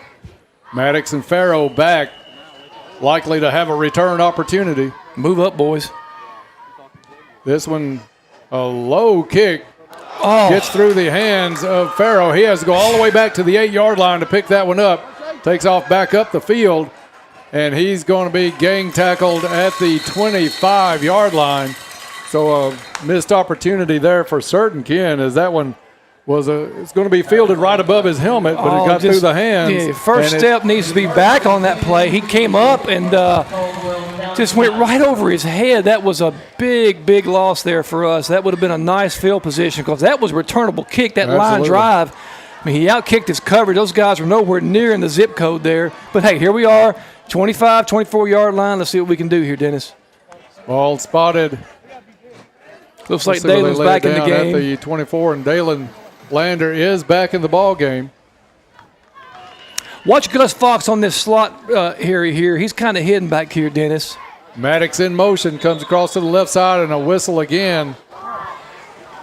That's on Graves County. That one against Graves will give Caldwell County 5 free ones. 8:17 left to play in the third quarter. 26-14 now. Graves County with the lead. And you want something good to happen for the Tigers here because third quarter has been the Achilles heel for the Tigers most of the season so far. Early yet, but I mean, still we've had a tough time in the third quarter. Yeah, win or lose this game, let's try to see some level of improvement at in the second half of the football games we're in here. Play comes in from the sideline. Lander missed the first possession of the second half. Back in for this one. Trip set to his left shoulder. Spikes in the backfield. Lander rolls out, looks down the field. Parker double covered on that side. Lander's going to keep it, run out of bounds. Picks up decent yardage on the play. But he wanted to go to Parker, but Parker had the they rolled a safety towards his side. You know, they rolled a safety over there to Luke. And, you know, Dennis, they had trips on the left side, and Luke was all alone on the right. And they were in that cover too, hopefully we can exploit that maybe with a seam play or a seam pass here. Lander with a good run picks up the New Tech Seed first down for Caldwell County at the 34-yard line. Tigers trail 26-14 in this one with 8:10 left to play in the third quarter. Lander sends Maddox out wide. Handoff to Spikes. Spikes lowers the helmet. Picks up a tough 2 yards on the run. Gain of 2 on the play. I thought we were going to get more than that because you had Graves County breaking when they saw Maddox over. We've run that a couple of times tonight to each side. Just a little wide receiver screen, but Caldwell County ran out of it. Yeah, Graves County's left defensive tackle did a nice job. He stayed home and stayed low and made the play there on Cam. Lander sets up, takes a snap, looks down the field, over the middle, complete to Fox at the 40-yard line. Lowers his head, maybe picks up 1 after the catch. Yeah, Dennis, that little comeback route's been there all night. Gus is working behind those linebackers. And almost like a run play, you're getting 5 or 6 yards there. I'd love to get another one here to get this first down and keep this clock going, keep this drive going. The Tigers really need a New Tech Seed first down on this one. Third down. Long 3 coming up for the Tigers. Stevens comes near side as the lone receiver. Trips it now to the right side of Lander. Spikes drops back in blocking position. Lander scrambles and tries to throw. That one knocked out of his hands. I think they're going to call incomplete. He did bring the arm forward, and a big break for Caldwell County because that was dangerously close to being fumbled.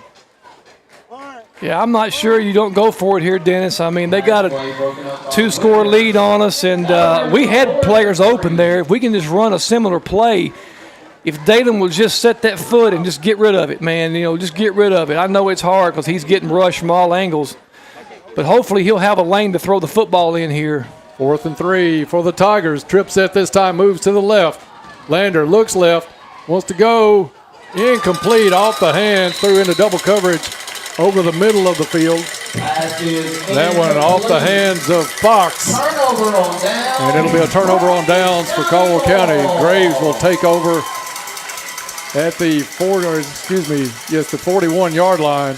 Yeah, 2 drives there. Two drives for Caldwell County. We've sort of sputtered, and we've left the ball back in their territory on both drives. This game might get out of hand here pretty soon, Dennis, if we don't get a stop on defense here. So let's get these defensive guys going here a little bit. Again, still 6:47 left to play in the third, but this is a crucial possession. They're chucking it. They're in an empty backfield. They're getting ready to throw it here. 3 to the right, 2 to the left. Caldwell County brings some pressure. Gregory shakes it back at midfield, slides, and picks up 1 on the play, maybe 2. Caldwell County had some pressure in the backfield. Yeah, Leighton Wall was right there, but I tell you, man, this quarterback, Gregory, he's pretty slippery.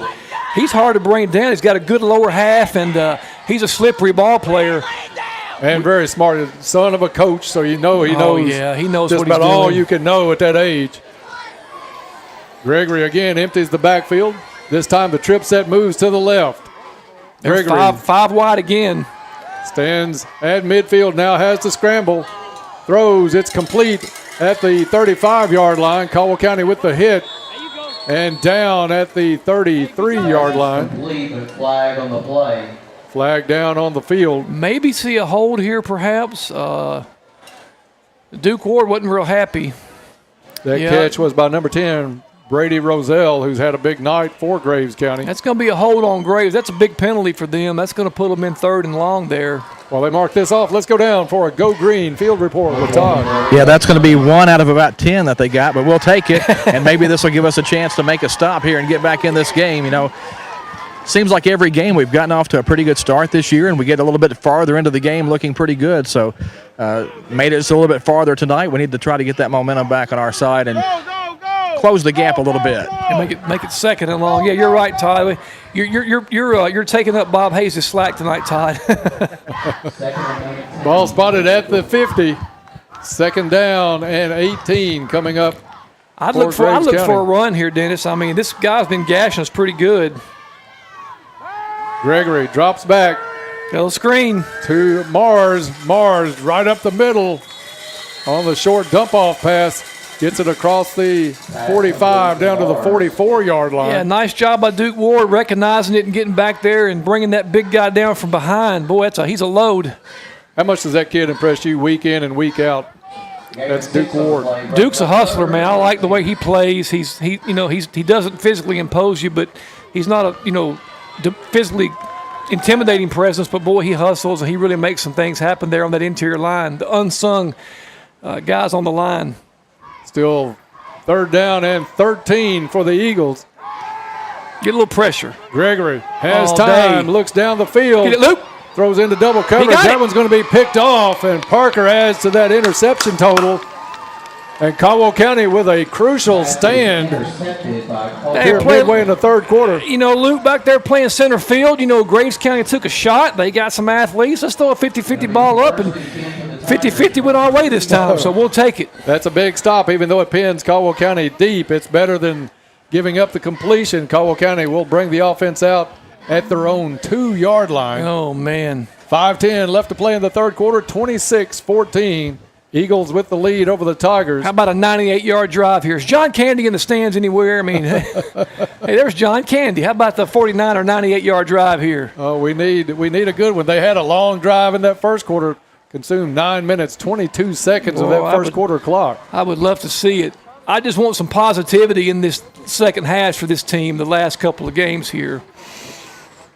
Lander back in the ball game. Had some issues at halftime. Back on the field, though. Toughs it out. Comes in. And Graves County brings some pressure. Lander rolling around in the end zone. Got to get rid of it. And finally does. Knocked out of bounds and onto the ground out of the end zone. But yeah, Dennis, he's dangerously close to 2 points. He has got to get rid of that football about 2 seconds earlier. When that breaks down at that level, get rid of the football. Especially in that field position. Yeah. I know historically Will Barnes and they like to take shots when we're deep in our territory, but I'm not sure we have the horses right now to do that. You know, they're still in that 2-deep zone. I mean, I think we can get some underneath stuff against them here. It is Spikes in the backfield with Lander. 2 receivers each side for Caldwell County. Lander. There it is. Has some opening up the middle. Throws to the sideline instead. It's complete. Nice job. Parker. They're going to call his knee down on the spin. I thought he shook the tackle, but they're going to call it down. I think he got the first down. So great play, great catch by Parker. Yeah, that little comeback. They put first down back on the market. It is a new Tech seed, first down on the play. Yeah, that little comeback is there, Dennis. Dalen had a little time.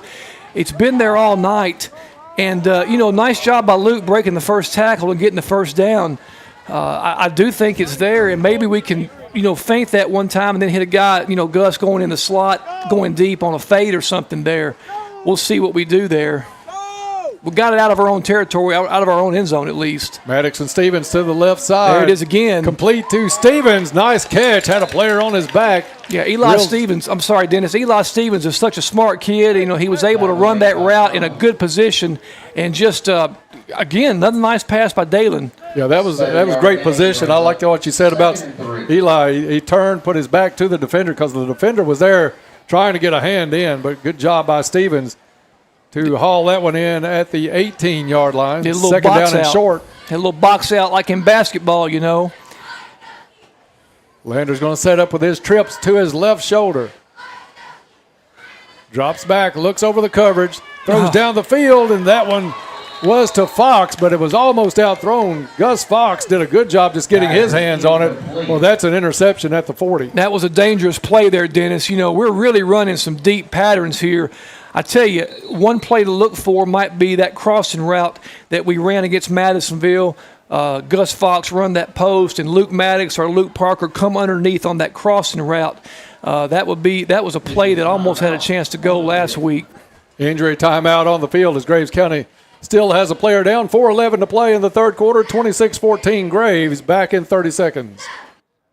You only turn 130 once, and Fredonia Valley Bank is pulling out all the stops. This remarkable journey is a testament to the community and the cherished customers, so they are shouting out a huge thank you. And what better way to show gratitude than with monthly giveaways? Stay in the loop for your chance to grab some amazing prizes. Stay tuned with us. Follow Fredonia Valley Bank on Facebook and Instagram, or pop into either location for a visit. Here's to winning and celebrating together.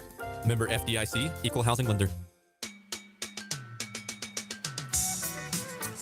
Graves County player able to run off the field in his own power, so all good there. 4:11 left to play in the third. Tigers down by 12. So big third down here. Look for that crossing route here, Dennis. I think that might be there this time, especially when they blitz those linebackers. If Dayton has time, they're coming. Lander keeps it, finds a hole. They did bring everybody. Lander's got the first down and then some. Don't pull a two. Dayton got to get on the ground, son. Not the smoothest slide in the world, but Lander does finally get to a knee after the new tech seed. First down at the 33-yard line. Yeah, we're running some pretty deep patterns. Go ahead, Todd. I'm sorry. No, I was going to say that was Coach Bradley Stallinger you guys were hearing in the background go slide, slide. You know, he was trying to get him to go down. Well, if anybody knows about sliding, Bradley Stallinger knows about sliding. Football and baseball. Yeah, pretend it's second base. Absolutely. Cleats high, baby. Cleats high. Two receivers each way for the Tigers. Here comes the blitz again. They bring the pressure. Lander drops back deep enough. Overthrows Parker. Intercepted. I mean, Dennis, it's just killed us. We got positivity going, and we just make those plays that just are right there, you know. Brady Roselle with the interception. Stops the drive that Caldwell had going from their 2-yard line. Oh, I mean, I'm telling you, Dennis, carbon copy of the last couple of weeks here. Brady Roselle, just a sophomore. He's a good-looking player tonight. Yeah, thrown right to him. I don't think Dayton saw him. He had Gus on the side. Gus was pretty open there, it looked like to me. Caldwell County was able to move and had it going, but the interception will give it to Graves inside the red zone at the 16-yard line. It's going to be Graves on the run. Mars trying to push the whole pile. Never does go down, but they'll call his forward progress stopped at the 13-yard line.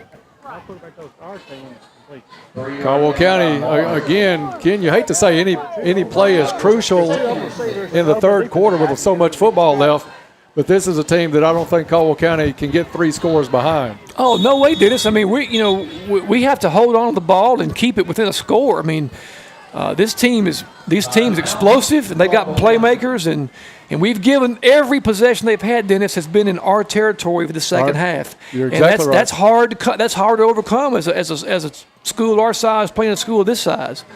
We don't want to give it to them, you know. Right.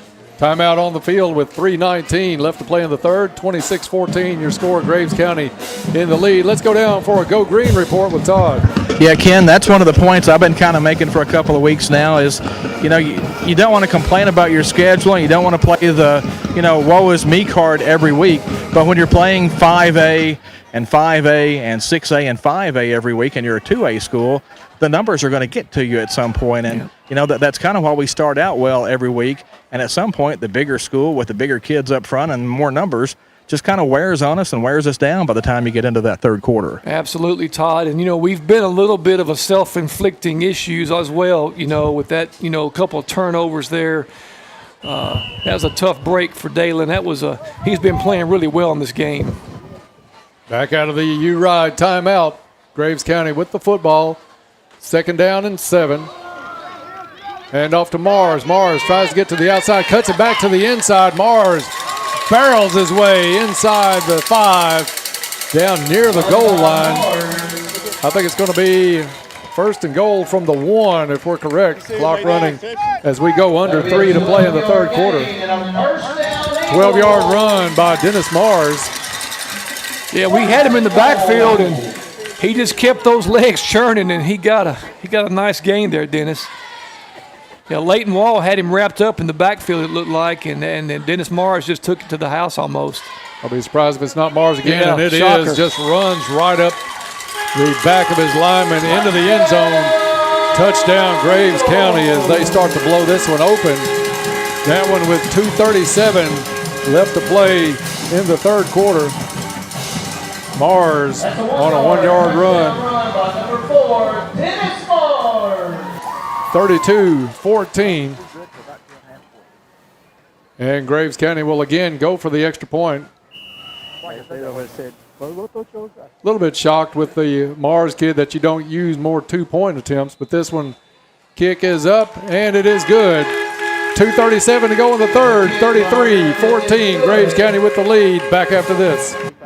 Are you ever stuck at home trying to perfect the do-it-yourself project? Put your trust in Altman Coatings and turn that do-it-yourself project into a stress-free home makeover. So whether you're looking for fine detail or simply a splash of new colors, Altman Coatings is the team you'll want on the job. Call 889-8500 for a free estimate. That's 889-8500 for your free estimate. Learn more about Altman Coatings on Facebook and TikTok. Are you looking for a job or career change? We have more opportunities than ever before listed on our Find a Job page. Click on each to learn more about the job description and how to apply. Visit Find a Job under the Contest Deals Jobs tab at WPKYOnline.com. Kentucky Fried Chicken wants to wish the Tigers all the best of luck this year. We are back to Graves County High School, Caldwell County ahead at 1 point, 14-13. Has seen Graves County stretch the lead out now, 33-14. Farrow and Maddox back for the Tigers. This kid's made some kickoffs that are low line drives. They have some distance, but they're usually low, just like that one. Picked up on the bounce by Farrow at the 10. Cuts it back towards the middle. Has some room on this far side if he can get around the edge at the 25. Now stops, and he's going to be buried at the 25. Yeah, Shane's got to keep going. Yeah, Just you got to get go it to that, upfield, get man. what you can out of the sideline, even if you got to step out of bounds. He'll recognize that as he gets older. When that pursuit's coming, man, you can get – that's a good way to get hurt when you start kicking back against that pursuit like that. He made a good return to get to the outside, but Graves pursued well and was going to cut it off at no more than the 30 anyway. We were just a couple of blocks away from breaking that one there, Dennis. We could have got that wall set up. It'd been a nice run, but he still got it out there pretty good. Ball at the 26. Scoring update. Madisonville ahead of Fort Campbell 32-20. That's surprising to me. That game has been much closer than I think most everybody anticipated going into tonight. Caldwell County back on offense. Lander this time back under center. Handoff right up the middle. We're not getting much on those plays. No. Maybe a yard on that one. Second down and 9 coming up for the Tigers. There was spikes on the carry for Caldwell County. Tackles made by Mullins and Whitaker. Tigers back at home next week after this 2-game road trip as they'll take on the McCracken County Mustangs. Once again, McCracken's a little better this year, Dennis. They beat the brakes off Crittenden County. Yeah, they did. Pretty good football team there. That was a surprise. Not maybe the win was surprising, but the margin opened some eyes for sure. That'll be on tap next week at Tiger Stadium. Maddox takes the handoff. He's going to be met at the line of scrimmage. Loses that yard back. Ball at the 26-yard line. No gain on the play. They'll give him no gain back to the 27. Clock running with 1:25 left to play in the third. Tigers down 33-14. 20 straight points by Graves County has really opened this one up. Play in from the sideline. Caldwell County will send the trip set this time to the right side. Stevens, lone receiver to the near side. Lander gets some pressure, pulls it back in, throws it. Incomplete, in and out of the hands of Parker, who had to jump to get it, almost came down with it. but drops it, and fortunately it does hit the ground because Parker's still very well covered. Yeah, Luke was sprinting back to the ball and just couldn't quite come up with it, unfortunately. Dalen once again pressured on that blitz. Another 3 and out for Caldwell County, Dennis. You know, we've really struggled in the second half against these last 3 games here, moving the football in the second half. I'm not sure if it's fatigue or if it's the team is scheming against us a little bit, but we need to put 2 halves together here. I just want to have a positive fourth quarter, you know. Right. Let's try to win at least one of these quarters here if we can. Parker's going to come in to punt this one away, and a timeout on the field. Not sure what this one is going to be whistled for. And it's going to be a timeout called on the field with 55 seconds left in the third. 33-14. Graves County in command and about to get the ball back. We'll take a 30-second break and be right back. Stay safe on the road while keeping your vehicle in top shape while enjoying a smoother, quieter ride. Ensure fuel efficiency by trusting the tire experts at Trice Hughes. Stocking leading brands like Michelin, Goodyear, Firestone, and Bridgestone ensures quality and longevity. Plus, enjoy no-cost tire rotations with every service appointment for the life of your tires. Discover the Trice Hughes difference in Princeton or find them at tricehughesgm.com. At Trice Hughes, they're more than just tires. Black Patch Grill says, "Go Tigers. Good luck this season." Back in action out of the U-Ride timeout. Well, I'll tell you our what, friends at U-Ride. Our punter sure is shallow here. Lee Hughes or Tommy Harrison, give those guys a call at U-Ride when you're in the car market. What? It's a fake punt. What? Parker takes it, tries to run to the outside, and I don't think it caught anybody by surprise. Brought down at the 26-yard line, giving Graves County great field position with 51 seconds left to play in the third quarter. Official went down on that play as well. Yeah, they looked like they were ready for that one, Dennis. We just yeah, you got to think out of the timeout. You're kind of anticipating if a team is going to try something tricky, it's going to be out of a timeout most of the time. And Luke was pretty shallow on that punt attempt, so it looked like something was up there. Eagles with the football on Caldwell County's 26-yard line. 1st and 10, leading this one 33-14. Once again, another drive starts in plus territory for Graves County. Gregory throws this one short, bounces into the hands of Ty Cavett. Gregory has not missed many tonight, Ken. He's been pretty impressive. Hasn't thrown a lot of balls tonight, but he's got really decent accuracy. Well, it helps to have a good running game. I mean, you know, you're on your heels a little bit from that running game, and this kid will jump up and throw a bullet and darts a couple times. I mean, he's a pretty accurate kid. I think Gregory came in at 57% completion rate on the year, so pretty accurate young man. He has Mars at his tailback position. Mars with the handoff gets a hole and just blasts through it all the way inside the 20 down to the 15-yard line. Mars is a load. And one thing Mars does, that's a north and south runner. He's not trying to get the corners. They know what you're going to do with him, and it's right up the middle most of the time tonight. And I mean, he hits it like a truck. He is in that hole the minute he gets the football. If you aren't planted when you meet him, you're going to have tire tracks on you. Gregory with the snap, handoff again to Mars. Mars sees the end zone, trudges, and gets pulled down just before it. Parker on the tackle along with Farrow.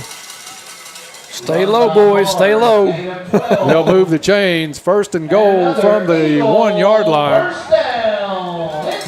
Graves County blowing this one open here in the third quarter and threatening to tack on. 33-14 the score right now. Anybody want to put $1 on it? Going to Mars. Mars takes the football and walks it into the end zone. Touchdown, Graves County. Mars from 1 yard. That's 2 1-yard touchdowns on their last 2 possessions. That's a 2-yard touchdown run by Dennis Mars. Dennis Mars with another touchdown. Graves County getting set with the extra point. That will make it 40-14. Caden Gregory will be the holder. They get set for the snap. Goodwin back to him. Kick is up. And it is good. 8 seconds left in the third. Graves 40, Caldwell 14. Back after this. I'm Stephanie, manager of Purcell Tire. We offer a wide variety of options to keep your vehicle running smooth. We are now offering our car care package that includes oil and filter change, tire rotation and tread depth check, brakes, battery, belts, and hoses check. Call us today at 270-365-7291. Come see us at 309 U.S. Highway 62 West in Princeton, or visit us online at purcelltire.com. Got a news tip, community event, info, or picture to share? Text us at 270-963-9038. 1580 103.3 WPKY. Back for the final 8 seconds of the third quarter. Graves County push this one out now as they're starting to coast 40-14 over the Tigers. Graves set to kick it off, teed up at the 40. Another low line drive kick, and Caldwell County will watch this one bound into the end zone for a touchback. Tigers will get the ball 1st and 10 at the 20-yard line. Let's go down while the teams change sides for a quick Go Green field report. Yeah, we'll get to talk to the coaches about this game tomorrow morning on Saturday Morning Quarterback, live from the Biscuit Barn and Ice Cream Eatery. Of course, a lot of good things to talk about from the first half. Again, though, I think the Tigers just kind of got worn down in the second half. You look at the big boys up front by Graves County. They've been running people in and out. And, you know, it's kind of like last week, guys. You want to put your big boys out there and try to match up, but we just don't have a whole lot of big boys to match up with. And they are tired by this point of the game. The last 3 weeks for sure, Todd. Thank you for that report. It is Lander under center. Caldwell County going with the tight package like they did in the first half. Handoff to Maddox, who tries to get to the outside. Maddox hit, stays on his feet, and lowers his head down to almost the 25-yard line. I think they're going to spot it at the 24 as time expires in the third quarter. After 3, it's Graves County 40, Caldwell County 14. Back after this. We all have our vision of what our dream home looks like. At Altman Coatings, it's our specialty to share that vision with our customers. Part of our responsibility is to make sure that dream can become a reality. That's why at Altman Coatings, your dream home is just a phone call away. Call 889-8500 for your free estimate. That's 889-8500 for your free estimate. Learn more at Altman Coatings on Facebook and TikTok. What is a tornado watch? How do I prepare for severe weather? What's the best way to get watches and warnings on my phone? Visit the weather alert page under the news tab at WPKYonline.com for answers. Sponsored by Penny Ryle Electric. Raider Auction Company is excited to cheer on all the Tiger athletes this season. Go Tigers from Raider Auction Company. Back to Graves County for the fourth quarter. Fourth quarter brought to you by Cozy Living Interiors. Cozy Living Interiors, everything a home should be. Flag came down at the end of the third quarter. Let's go down for a Go Green report and see if Todd has any information on that call. Yeah, there's going to be a holding call on the Tigers, and then there will be an unsportsmanlike call on the Tigers, and both of those will be enforced as we move to the other end of the field. 40-14 your score as we enter the fourth quarter here at Graves County. Yeah, Dennis, looks like we're going in reverse here. Honestly, most of the time I don't like unsportsmanlike, but, man, our receivers, Gus Fox in general, has been blocking his butt off on that edge, and they have called more holds on him. And I've watched the tape, and I'm telling you, his hands are inside. He's making good blocks. And I think it's just some frustration boiled over there. I mean, they once again, I don't blame Gus on that one. I feel the same way. Well, I think I might get a flag, too, if I was down there. Yeah, the hold part of that came after the running back was already on the ground. So it had no bearing on the play whatsoever, and I don't even think it was a hold. Well, he just kind of slung the defender down. And they've been doing that to us all night long. Then when the flag came out, Gus yelled, "What?" Yeah. And that drew the other flag. Yep. You like the intensity, though, of Fox. I mean, anybody can see the score, but that kid is going to play if it's 80-14, that kid's going to give every bit of effort that he can. I tell you, he's a ball player. Night out. So he's a ball player, Dennis. That's one of the guys you want on your team, no matter what. That's one of those plays, though, where I'd rather see an official. If you're going to call the holding fine, I guess I can live with that. But, don't throw another flag. Call the kid over and explain it to him and give him a chance, to settle down a little bit. Don't just immediately throw a flag. Todd, I agree. I mean, it's a 30-point game here, and you're just pushing us back almost near the end zone for no real reason there. I mean, what Gus did was not egregious whatsoever. Ball is spotted on the 6-yard line. Caldwell County has to get to the 30 for a first down.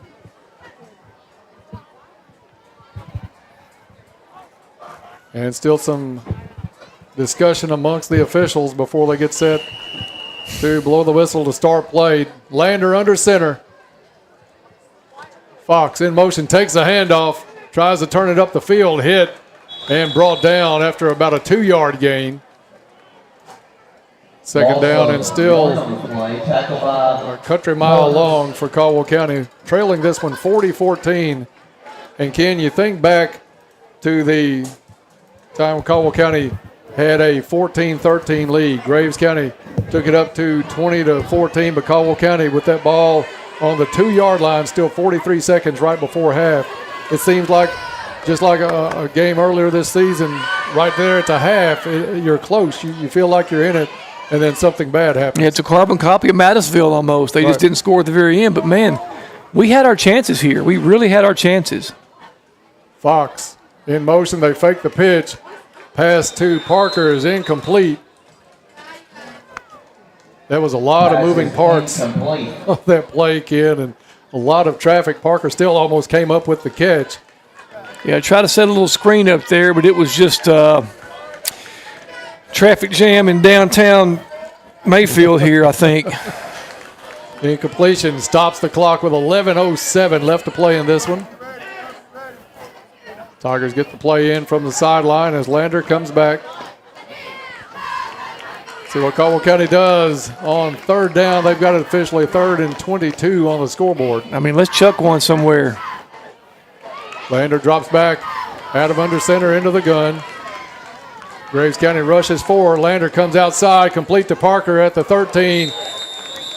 Picks up another 4 after the catch out to the 17-yard line. Upended there, but it's going to be short of the first down. Brings up 4th and 12. 4th and 12 for the Tigers.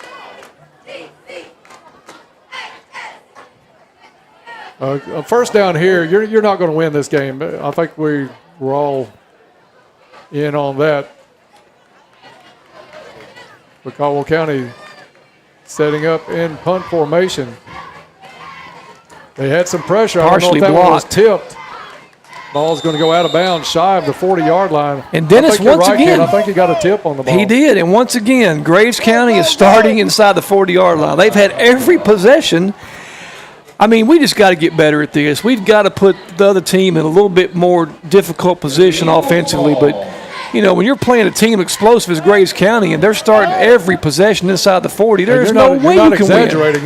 You're not just saying everything. No. They literally have every possession in this half has been on the Tigers' end of the field. This one spotted at the 40. And meanwhile, our possessions have all started, inside the 20.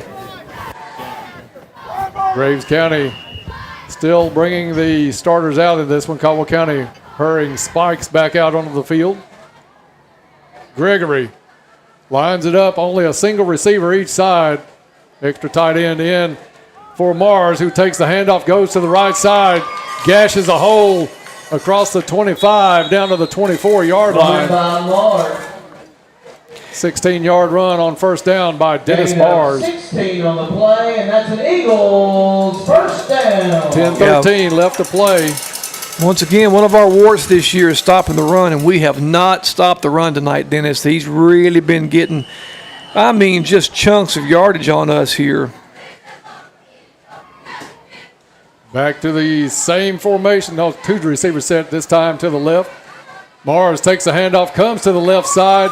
Caldwell County just falling off of him, kind of like dandruff a little bit. coming across there as Mars gets down to the, we're going to call it the 5-yard line. So a lot of Dennis Mars, last two runs, 16 and 13 yards respectively. First and goal for the Eagles at the 5-yard line. Same formation, two receivers over to the left. Gregory hasn't had to throw it a lot tonight. When he has, he's been accurate. This time a little RPO. Gregory pulls it back out and takes the score. Touchdown, Eagles! Caden Gregory with the score from 5 yards. Touchdown run by Caden Gregory. That one comes with 9:37 left to play in the ball game. I tell you, I think we've been here before. I mean, this looks almost exactly like the last couple of weeks have looked, Dennis. And you know, hey, look, this team's better than we are. I mean, we knew that going in. Yeah, absolutely. But I was impressed by the start that we had. I was still thinking tonight was maybe an upset watch night, all the way up until that 43 seconds before the half. But we just could not make the plays at that point when we needed to, and it's been just a slide downhill since. Yeah, boy, it'd be nice to take a lead in the halftime one time against one of these bigger teams and just put a little pressure on them, you know, just to give them a little something to think about, you know, particularly us getting the ball to start the second half. That would have been huge for us. 46-14. Graves with the extra point kick. This one up. Plenty of distance, but no good. Pulls it to the left. We'll take a break with the Eagles leading the Tigers 46-14. Financial planning should be specific to you and your life circumstances. That is why we created Invest FB Wealth Management, a division of Farmers Bank. Hi, I'm Jeff McDaniels, Invest FB's lead financial advisor. Whether you're saving for retirement, starting a business, or planning your family's future, our individual and comprehensive approach can help you achieve your financial goals. Visit us today at our Princeton or Eddyville offices to start a conversation about your individual financial needs. Stay safe on the road while keeping your vehicle in top shape while enjoying a smoother, quieter ride. Ensure fuel efficiency by trusting the tire experts at Trice Hughes. Stocking leading brands like Michelin, Goodyear, Firestone, and Bridgestone ensures quality and longevity. Plus, enjoy no-cost tire rotations with every service appointment for the life of your tires. Discover the Trice Hughes difference in Princeton or find them at TriceHughesGM.com. At Trice Hughes, they're more than just tires. Back to Graves County High School. The Eagles set to kick it off after the run by Gregory gives them a 46-14 lead over the Tigers. 9:37 left to play in the ball game. Graves County to kick it away. Maddox and Farrow back near the 10-yard line. This kid has not got much more height than one of my sculled wedge shots, but he gets it towards the end zone just about every time. This one received by Maddox at the 9. Go. Across the 20, met at the 23 and brought down there. Tigers will take over. Away by Ivy and Tubbs. Trailing this one 46-14. A good game going on in Madisonville about halfway through the third quarter. It's the Maroons 32, Fort Campbell 26. Has Fort Campbell got a transfer in since the last week or last couple weeks Gangles? They've got, you know, Hopkins Central beat Fort Campbell pretty handily, and man, that one is a remarkably close game. We'll try to keep everybody updated on that one. Right now, we're 9.5 left to go in this one. Caldwell County will take over at their own 24-yard line. Lander's going to move around. Looks like Jack Roach into the backfield. Handoff goes to Spikes, trying to get to the outside. And textbook tackling by Graves County brings him down at the 25. Gain of 1 on the play for Cam Spikes, who's going to field this game tomorrow. He's taking some hits in this second half, Ken. Yeah, those big old boys up front have really put a little dent in Cam this week. You know, I mean, you know, those two kids up front, looks like Tony Saragusa's son up there at nose guard at number 76. I mean, he's really putting the hurting on our interior linemen. We cannot run up the middle, I'll tell you that. Lander takes a snap, This time, handoff to Maddox. Maddox wanted to go left side, busted to the outside, tripped up, or he was going to have a pretty decent gain. Instead, he's going to be called down at the 28-yard line. Yeah, tripped up is certainly the word for it, Dennis. I think that play would have gone for 20 yards if he would have been able to get outside. I think he was close to getting outside. One thing about Maddox, and you can talk on this a little bit, Ken, because your boys were all fast and got down the field well. He is quick still in the fourth quarter after taking a beating tonight. He's done everything he could. And you still see a lot of speed out of that kid this late in the ball game. He's a strong kid. Roach in to block in the backfield. One receiver each way, extra tight end. Handoff goes to Spikes. Spikes wanted to go inside, has to come outside. Still on his feet, shakes the tackler off at the 33, gets out to the 37-yard line. Yeah, that's a nice job. Cam didn't give up on the play, got the first down. Keep the clock moving. Just get a little positivity here before we go into next week's game here, Dennis. Wouldn't mind trying to get something on the board here, get some points on the board here. Cam Spikes, one of the better runners after contact that you'll see. You know, those are the things you see on tape. You know, it's a 30-something point game, and that kid's out there running his tail off, and I love to see that. It was enough for a New Tech Seed first down. Called Nikki Dunbar, the district sales manager at New Tech Seeds, for all of your seed needs. Pairs with guys like Jake Jones of Farmersville Seed and Ackridge Farm Supply. Handoff, Maddox. Trying to find a hole in that line, but it's all blue jerseys. I'm telling you, that middle is just not there. There's no room to run there. Got a lot of reserves in. You can tell the way the sideline cheering for some of these guys for Graves County. And they're not substituting the younger classmen for size. They're not sacrificing anything because there's still sophomores and freshmen coming out right now that are pretty good sized kids. Pretty good sized kids, but it's an opportunity for us to move the ball a little bit here. They got some younger kids in now. They've just put them in here, so let's see what we can do. Second down and 11 coming up. Handoff up the middle is Maddox. I love how he covered the football. Was it Roach? Excuse me. Yeah, Jack Roach. Roach on the carry. Tackle made by Amos. Gain of 3 on the play. And that's one kid you're not going to tear the football away from. He had it wrapped up like it was his Christmas present, and it was December 25th. Ball at the 40. It is Maddox now back in the ball game for Caldwell County, along with Roach. Two receivers to the far side. Maddox takes the handoff, gets hit, and lifted off his feet and brought down at the 42-yard line. Pickup of 2, but he felt that 2 yards. 6:06 left to play in the ball game. 46-14. Graves County coasting their way to their third win out of 4 games this season. Caldwell County will see their record drop to 1-3 on the year with a date with McCracken County back at Tiger Stadium next weekend. I believe McCracken County is a 6A school. 6A school. And should bring some size with them to Princeton next week. Handoff, Spikes. Spikes shakes a tackle, gets across midfield. Spikes down the sideline. It's a foot race. See if Graves can catch up. Spikes across the 10, 5, and brought down just shy of the goal line. No flags on the play that we can see. If I was Fred G. Sanford, I might be having the big one with no flags and a positive game for Caldwell County. Yeah, it's been a rarity tonight, but a great run by Spikes brings up first and goal. First and goal from the 5. Inside the 5. So look, let's call it the 4. We got to give Cam Spikes some love here. I mean, get the ball to Cam Spikes. I mean, he deserves to get this ball right here. Absolutely. You know, he got that big fourth down conversion, and now he got a little winded, I think. Going to give him a break. Yeah. It's Roach and Maddox in the backfield. Maddox is going to get the chance with the football dragged down with a leg tackle at the 9-yard line. He'll lose about 5 on the play. 5:05 left to play in this ball game. 46-14. Tigers down, but threatening here late in the fourth quarter.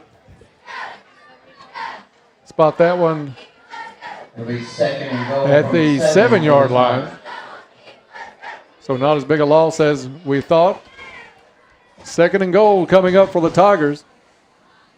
Todd will take a Go Green report after this play and let you tell the folks some of what's coming up tomorrow on Saturday morning quarterback. Wilson lowers his head and stopped just short of the goal line. Looked like Cam Spikes there. Spikes on a good carry down inside the 5. Let's go down for that Go Green report. Yeah, we'll talk with the coaches in the morning at Saturday morning quarterback at the Biscuit Barn and Ice Cream Eatery, and hopefully we'll have one more touchdown to talk about in the morning. Again, a really good first half, though, a lot of positives, so some things to build on, but the second half, not as much positive to talk about. Tigers back to the line of scrimmage. Roach and Maddox in the backfield. Maddox takes it, and it's touchdown Tigers. Touchdown Caldwell. Good job by Caldwell County not to hang their heads. Went down the field mostly on the back of Cam Spikes, got him in position, then Maddox punches it over for the Tigers. A nice job by Luke Maddox. Got a little inside handoff there and took it over the left guard and able to punch it in for the Tigers. Extra point attempt by Ritchie is up, and it's good. 3:50 to play in this one. Caldwell County on the board again. 46-21 Eagles back after this. What are we going to do? Doctor, will he be okay? Unexpected happens. Goodwin Insurance Agency has you covered with auto, home, life, commercial, boat, and RV insurance. That way, when the unexpected happens... Congratulations! It's a girl! You're covered. Goodwin Insurance of Princeton, Cadiz, or Marion, or online at insurewithgoodwin.com. Caldwell Medical Center would like to invite you to attend a weight loss seminar the first Tuesday of every month. They will meet in the education room at Caldwell Medical Center at 6 p.m. Please join Dr. Mobley, Caldwell's very own general surgeon that specializes in medical and surgical weight loss. If you can't come in person, join them on Facebook Live. Once again, it's the first Tuesday of every month at 6 p.m. at the Caldwell Medical Center. Hope to see you there. Welcome back to Graves County. Caldwell County punches it in from about 3 yards out with Luke Maddox to make it 46-21. Tigers will kick it away with Ritchie teeing it up at the 40. A upset alert going on at Madisonville as Fort Campbell has taken the lead over the Maroons now. 3:43 left in that game. Fort Campbell 33, Madisonville 32. That's pretty shocking, actually. Ritchie, short kick. Bounces at the 19, picked up at the 15. Graves trying to get to the outside, shakes a couple of tackles, and pulled down at the 34-yard line. That was number 4 on the tackle for Caldwell County, and that's Brian Barber. I'm a little puzzled why Sutton hadn't been trying to kick the ball out of the end zone tonight, Dennis.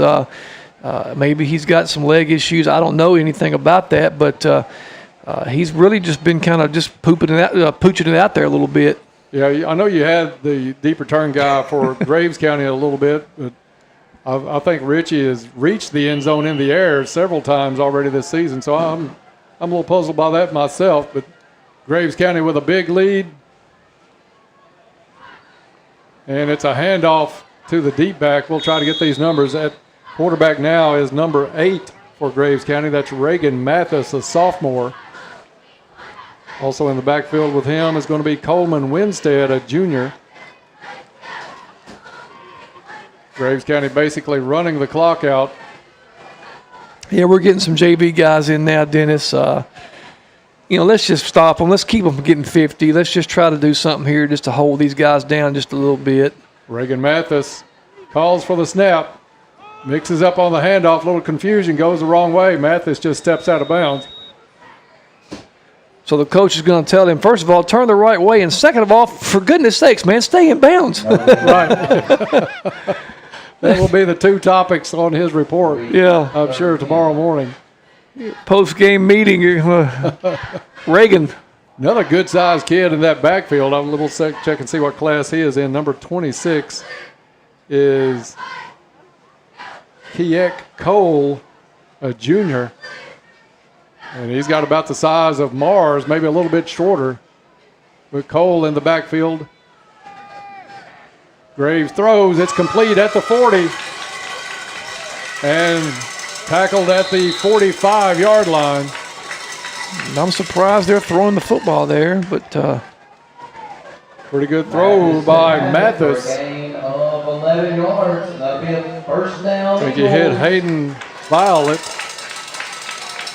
Violet will come out. He'll come out of the football game. Mathis gets the play in from the sideline. They move the chains after the first down, restart the clock. 2:52 left to play in this one. Two receivers each way for Mathis. Mathis with the handoff. And that is Cole with a big run. Got loose, still loose. Flags go down. Caldwell County finally corrals Cole at the 33-yard line. Flag down back at the 42-yard line on the far side of the field. In the area of holding, which is what it looks like it is. The kid looks pretty good, doesn't he? He does. He got pretty decent size as well. Some fresh jerseys for Caldwell County into the lineup as we wind this one down. They'll bring this one back on a hold against Graves County. While they mark this one off, let's go down for a Go Green field report. Yeah, next week, the Tigers, as you guys mentioned, a 6A school with McCracken County over. Then we've got 5A at Christian County, and then we finally get to some 2A schools, and wouldn't you know it, Mayfield is on the schedule. Yeah, that'll be a cakewalk, right, Todd? Yeah, so we finally get somebody kind of our size. Although I'd like to point out, Mayfield is a 2A school, but it's in a huge county here in Graves County. I mean, they've got a 5A school in the county with them, so it's not apples to apples when you compare Caldwell County and a Mayfield or a Murray even. Yeah, don't get me started on that, Todd. I'll be here all night talking about it. Snap is back. Mathis with the handoff. Cole again hits a couple of tacklers, pushes the pile, and is brought down at the 43-yard line. Todd, interesting fact, you might not know this, you probably do. The last single-A school that was the only school in the county to win a state championship was 1985 Crittenden County and Dennis Hodge in that group. Now, I'm not sure about the 2A. It may be Caldwell County in 98. I don't know. Oh, I'd have to go back and look. It just goes to show how much these big counties can have good teams from small schools. Fumble on the snap. Graves County ball loose on the ground. And we'll see if the Eagles were able to get back on it. Appears that they did. Todd, we'll let you in on a little conversation we had up here during halftime. Mayfield, a young team this year with a couple of losses already this season. Murray with a dominant performance tonight. Which one's the favorite in the district? Well, that's a tough call now. Going into the season, I thought it would be Mayfield for sure. Mayfield is still Mayfield when it's going to come down to the district games later on. But I saw Murray at a 7-on-7 earlier. They've got a couple of kids that are pretty good, but really good athletes. But it's tough to tell in 7-on-7 how good somebody's going to be. I think they handled Union County pretty good tonight, did they not? Yeah, they were up pretty big at halftime. Yeah, that's surprising. I mean, that's going to be, I would say Murray is probably the favorite in the district right now. So, and Mayfield is down a little bit this year. They're not the usual. They're going to get, every now and then you're going to see a Mayfield team that has a little bit of a talent loss, but again, they're still Mayfield. Tackle on the run by Graves County by Ethan Lane just into the ball game. Now we do get Murray and Crittenden County at our place, so if you can win those two games, you can get a home playoff game out of it probably. That'd be a big thing for us to get a home playoff game. Under a minute to play here. Graves County running this one out, leading 46-21. Cole takes the handoff again from the wrong side. This time he kind of waited on his new quarterback to see what he had to do. Runs it to the 35-yard line. And Graves will not have to run another play. The final here will be 46-21. Caldwell. That third quarter kills. 14-13 at one point in this one, but they see their record tonight drop again. One more to 1-3 on the season. 46-21 your final as Graves County finishes it off. Graves County just the bigger, stronger team in the end. And they were able to push this one out in that third quarter for a 46-21 win. Todd, you holler at us when you're ready for that joint barbecue post-game interview. I will try to get to the coach as quickly as I can. A bit of a funny moment down here on the sideline, though, as some of the Tigers started to walk across the field to shake hands. The clock was still ticking down, and a couple of their teammates said, "Get back, sideline warning." so at least they're still having some fun out here, you know, and got to keep a positive attitude. Tough game next week with McCracken County, but you got to go play who's on the schedule. Absolutely. Hands at midfield. We're going to have the post-game coaches interview brought to you by The Joint. Feel the heat of the game with Tiger Coaches, brought to you by The Joint Barbecue. Real talk, real time, real barbecue, smoky flavor, or smoky, tender, and full of flavor, just like the Tiger strategy on the field. Visit The Joint, bbqwky.com. Remember, life's sweeter when you're at The Joint. 46-21, your final here is Todd seeking out one of the Caldwell County coaches. I think he looks like he has one. I got head coach Aaron McClung down here. And, Coach, great first half for you guys tonight, but thought we might have worn down just a little bit there in the second half. We did. Maybe when it'll turn cold and we'll start playing better in the second half. So, I don't know. We got to play us a good second half, and I could tell at halftime I was a little concerned with how we were acting, but if we can play a whole half, we'll start winning. Yeah, so many good things, though, you can work on there in the first half that you can kind of build on toward that McCracken County game next week. Yeah, McCracken County will be a good team. They'll be like Graves, so 6A school, and we got to get ready to go try to find a game plan, put together a game plan that is good for 4 quarters. All right, Coach, we'll talk to you in the morning. Thanks, man. That's Tiger head coach Aaron McClung. And, guys, we've got Saturday morning quarterback at 9 o'clock in the morning, live from the Biscuit Barn and Ice Cream Eatery. We'll talk about this one. And, again, I think each week we see a few more positives. We just got to figure out a way to try to finish one of these. All right, Todd, thank you for that interview down there.